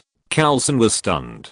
He really hadn't considered this question. In S.H.I.E.L.D.'s idea, the body of a cyborg can't exert much power. They have the ability to send Mephisto's clone back to hell in time to avoid causing more trouble. For example, install a bomb in the body of a cyborg. But what about the half-human half-devil child? You can't ask Mephisto not to have fun or detonate a bomb once you find that the cyborg and the little girl are rolling in the sheets. That doesn't make sense. After thinking for a while, Coulson frowned and said, "Is there any way to prevent the appearance of half-human half-demon children? For example, sterilize the cyborgs? What's the use? Don't you know that there is healing in the magic world?" Li Feng shook his arm and said, "Like me, I lost a hand in the battle before, but now you see my hand. It's very useful." As soon as Li Feng finished speaking, Natasha's voice rang out in Coulson's communicator. "Coulson, I'm done here. How is your situation?" Coulson replied with a helpless tone, "Not very good. We think that limiting the other party's bottom line is simply a reward for Mephisto. Negotiation is a bird. They are just using you to drag Austin down." Natasha said very quickly, "Coulson, leave quickly. Hulk was sent back to hell by Ghost Rider, and a fight will break out at any time." Unfortunately, Natasha's reminder was too late. When Hulk returned to hell, Mephisto's combat clone knew everything and rushed towards Li Feng and Coulson directly in combat mode. Fortunately, Li Feng had been on guard all the time. Before Mephisto's clone got close to him, he had already put on his scale armor and pulled Coulson behind him. He opened the mirror space while opening the shield defense and thankfully said, "Fortunately, I pulled you aside to talk. Otherwise you might have died again in the face of a sneak attack. Speaking of which, Coulson, are you a professional in death? Why do you always deal with death?" While speaking, Li Feng controlled the green-skinned gourd and poured out beer that was as endless as the Yellow River. Seeing that Li Feng was about to use the beer-flavored holy water to flood the mirror space, Mephisto's clone smiled evilly, floated to the crystal wall of the space, stretched out his ink-black palm, and pressed it on the crystal wall, and said, "Little guy, do you really think the mirror space can trap me?" While speaking, the clone pressed his palm hard, and a sound like broken glass rang out in the mirror space. Li Feng's pupils shrank, and his spine felt cold. If the mirror space collapsed, even he would be swallowed by the space energy. As for Mephisto, he was just a clone with a time limit. It was no big deal if he was swallowed. Mephisto had plenty of resources to make clones. A move to die together.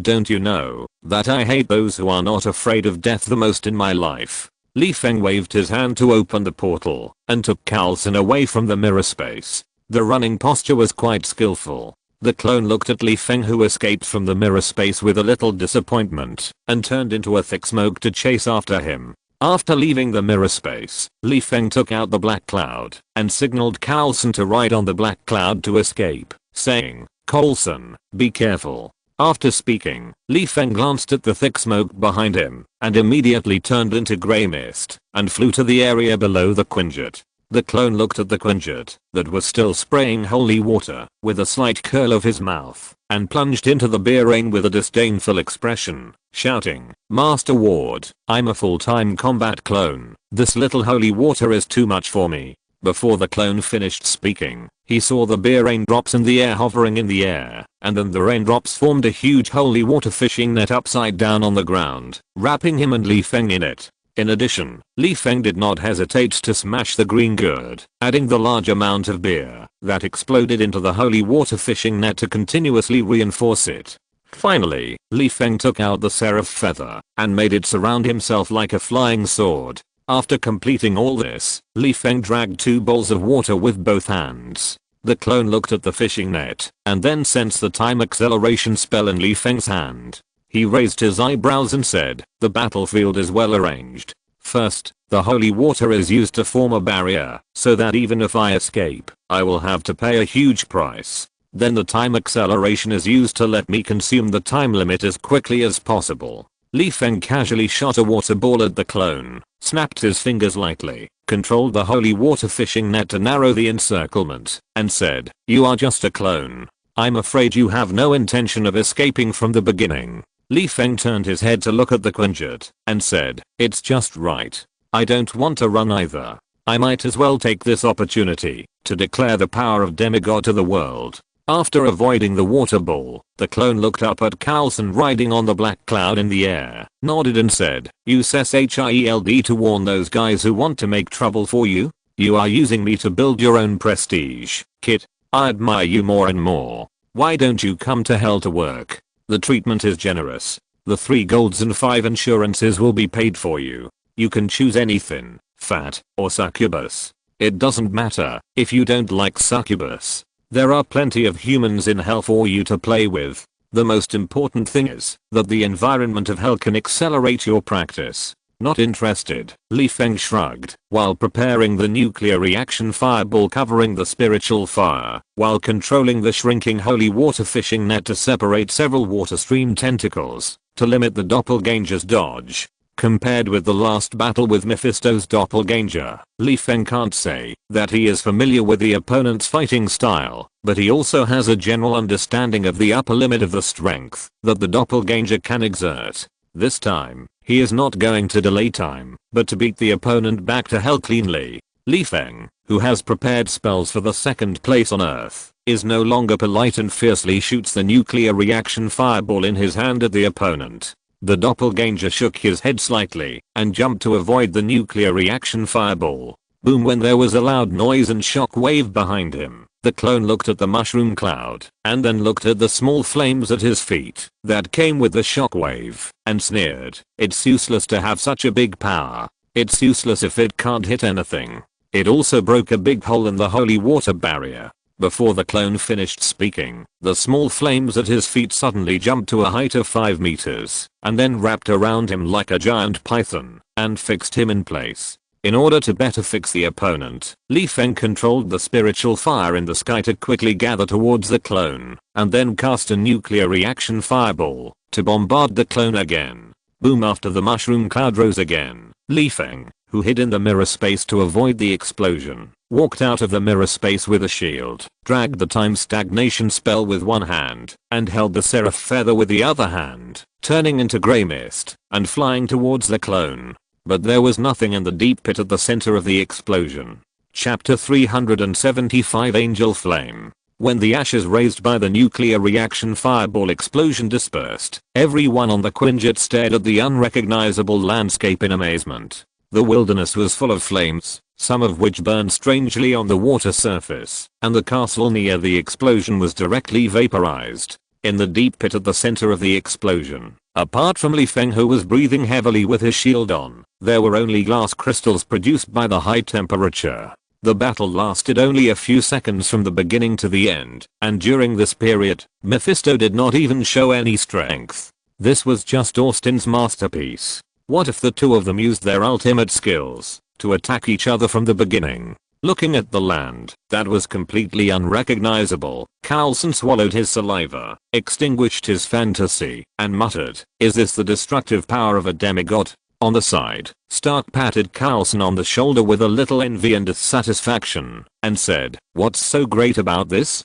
The nuclear physics system was not created by Austin. He just copied others. When my strength is further improved in the future, I will upgrade the palm cannon to an antimatter cannon. Then I will shoot through the moon to let you see what magic is. I will go to the scene to collect first-hand information," Stark said, and ordered Jarvis to turn on various detection equipment to check the environment. He knew that Li Feng's nuclear reaction fireball carried weak nuclear radiation. What if he dived into the radiation pile and hurt his face? He made a living by his face. Carlson's eyes twitched slightly. He was not sure if Stark could develop an antimatter cannon, but he knew that Stark understood nuclear physics technology, and he had a history of modifying plasma spells. According to Stark's personality of being in the limelight, he would not watch Li Feng being arrogant for too long. Now he still wanted to go to the scene to collect first-hand information. It is estimated that he will improve the Iron Fighter after returning home this time.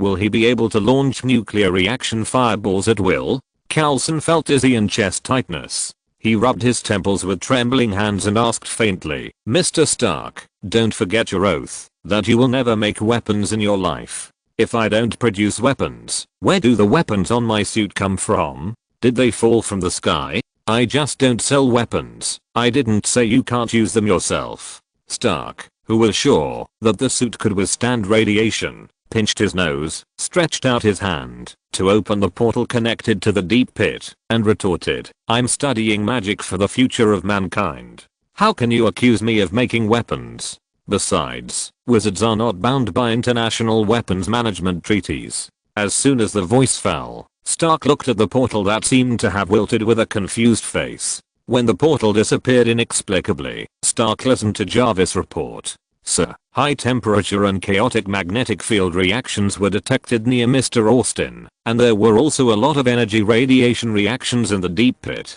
They are the culprits causing the instability of the portal. If you didn't say it earlier, I would have lost my face." Stark pouted his lips in annoyance. When he was about to open the portal again, he saw Li Feng and the deep pit disappear instantly. Li Feng returned to the quinjet, leaning on his knees with both hands, panting, "Where's Danny?" "He's with Nadia." Carlson pointed to another quinjet and said. As he spoke, Carlson frowned, stepped forward to support Li Feng and asked, "Are you injured?" Li Feng took a deep breath and exhaled slowly, then sat down on the black cloud and said weakly, "I'm not injured, but during the battle I had to control both the bear and the seraph feathers, and at the same time, release nuclear reaction fireballs twice without interval, so the consumption was a bit high. I'll recover slowly." Would you feel the consumption was too high after such a short fighting time?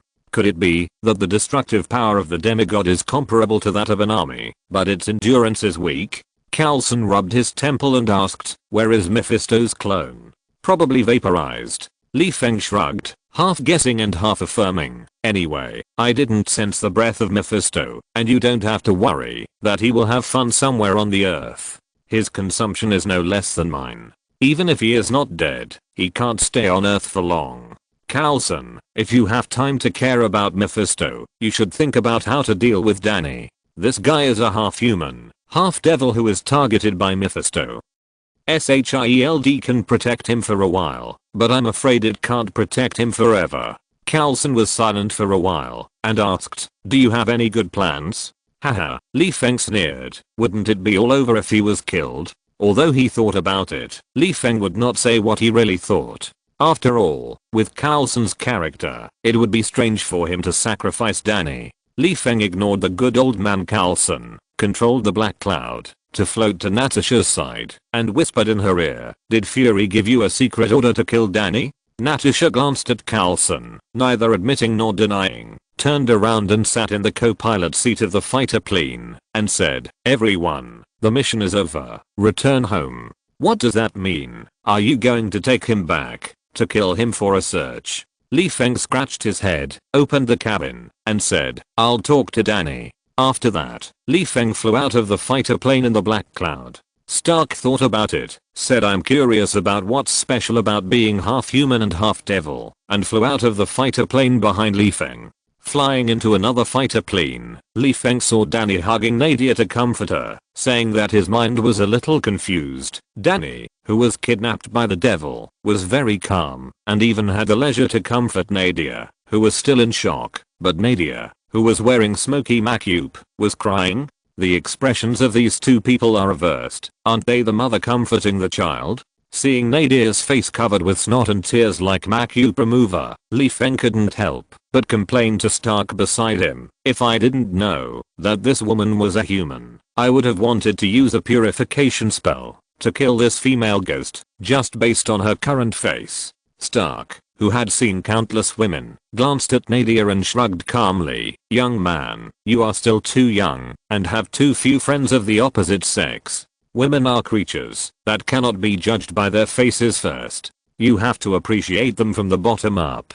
Can't look at the face first. Can you tell whether the other person is a beauty or a shemale by looking at their feet?" Li Feng looked at Nadia's toes with a confused look on his face, scratched his head to indicate that he didn't understand, turned to look at Fitz, and asked, "Brother, have you collected blood samples? Did you find any problems?"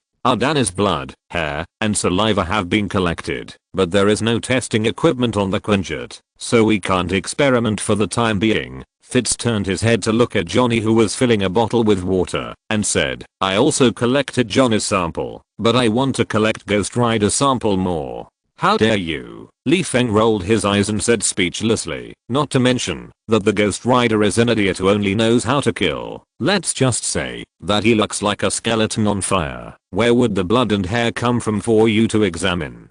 Do you want him to take out a bone as a test sample for you? Actually, bone marrow is fine. Does a skeleton that is burnt to charcoal have bone marrow?" Stark gloated. "Bullshit." Li Feng sat down next to Johnny, picked up the water bottle on the ground with one hand, and handed it to the other party's mouth as a microphone, put his arm around Johnny's shoulder with the other hand, and asked, "Let's interview Mr. Johnny. What do you think about your own bones being corroded into charcoal color by dark energy? Do you want to sprinkle cumin or sweet sauce on it?" "I want to sprinkle salt on your heart." Johnny glanced at Li Feng expressionlessly. "None of your business." "Are you sure it's none of my business?" Li Feng dragged a ball of dark energy, winked at Johnny and said, "Ghost Rider and I are both masters of dark energy, but look at me. Do I look like I have signs of corrosion?" At the side, Stark raised his eyebrows and nodded. "I must admit this. Although Austin has been using dark energy, he really has no signs of corrosion." After a pause, Stark laughed. "I remember Austin once said that one of the ways to avoid being corroded by darkness is to live heartlessly, like a mentally retarded person." Li Feng rolled his eyes. "So you only remember this sentence?" While talking, Li Feng took out the seraphim feather and handed it to Johnny, saying, "This thing can also help you resist the corrosion of dark energy." Johnny took the seraphim feather. Don't say it. As soon as he got the feather, he felt comfortable all over, just like drinking iced fat water in the dog days of summer. Unfortunately, this is a treasure of the wizard, and he can't get it away. Johnny fiddled with the bear feather and was silent for a while. He looked at Li Feng with resentment and asked, "What do you want to say? I don't believe you will deliberately suggest to remind me to be careful of dark energy, or give me the seraphim feather for free."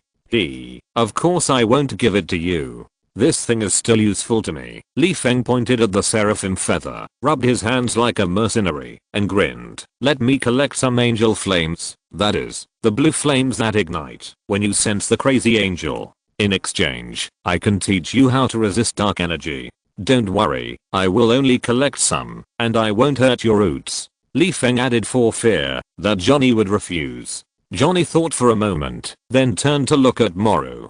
Moru understood Johnny's questioning look in an instant, glanced at Li Feng, shrugged and said, "Don't look at me. I don't know where to find treasures like seraphim feathers, nor do I know what harm it would do to you if I lost some angel flames.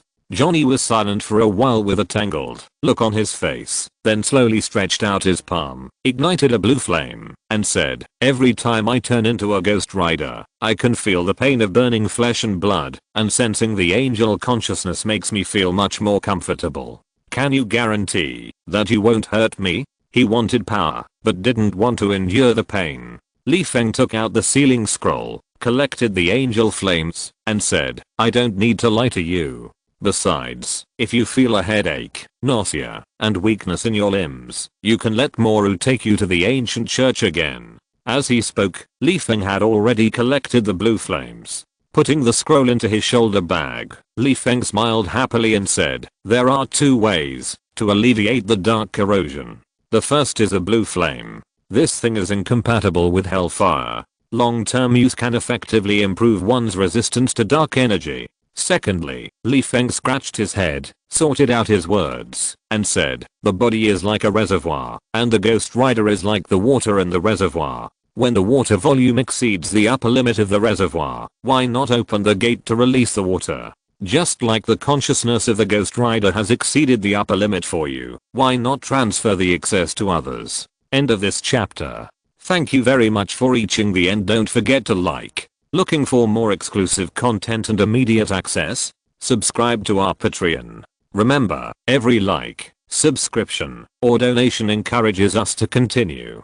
Thanks to everyone. See you in the next video.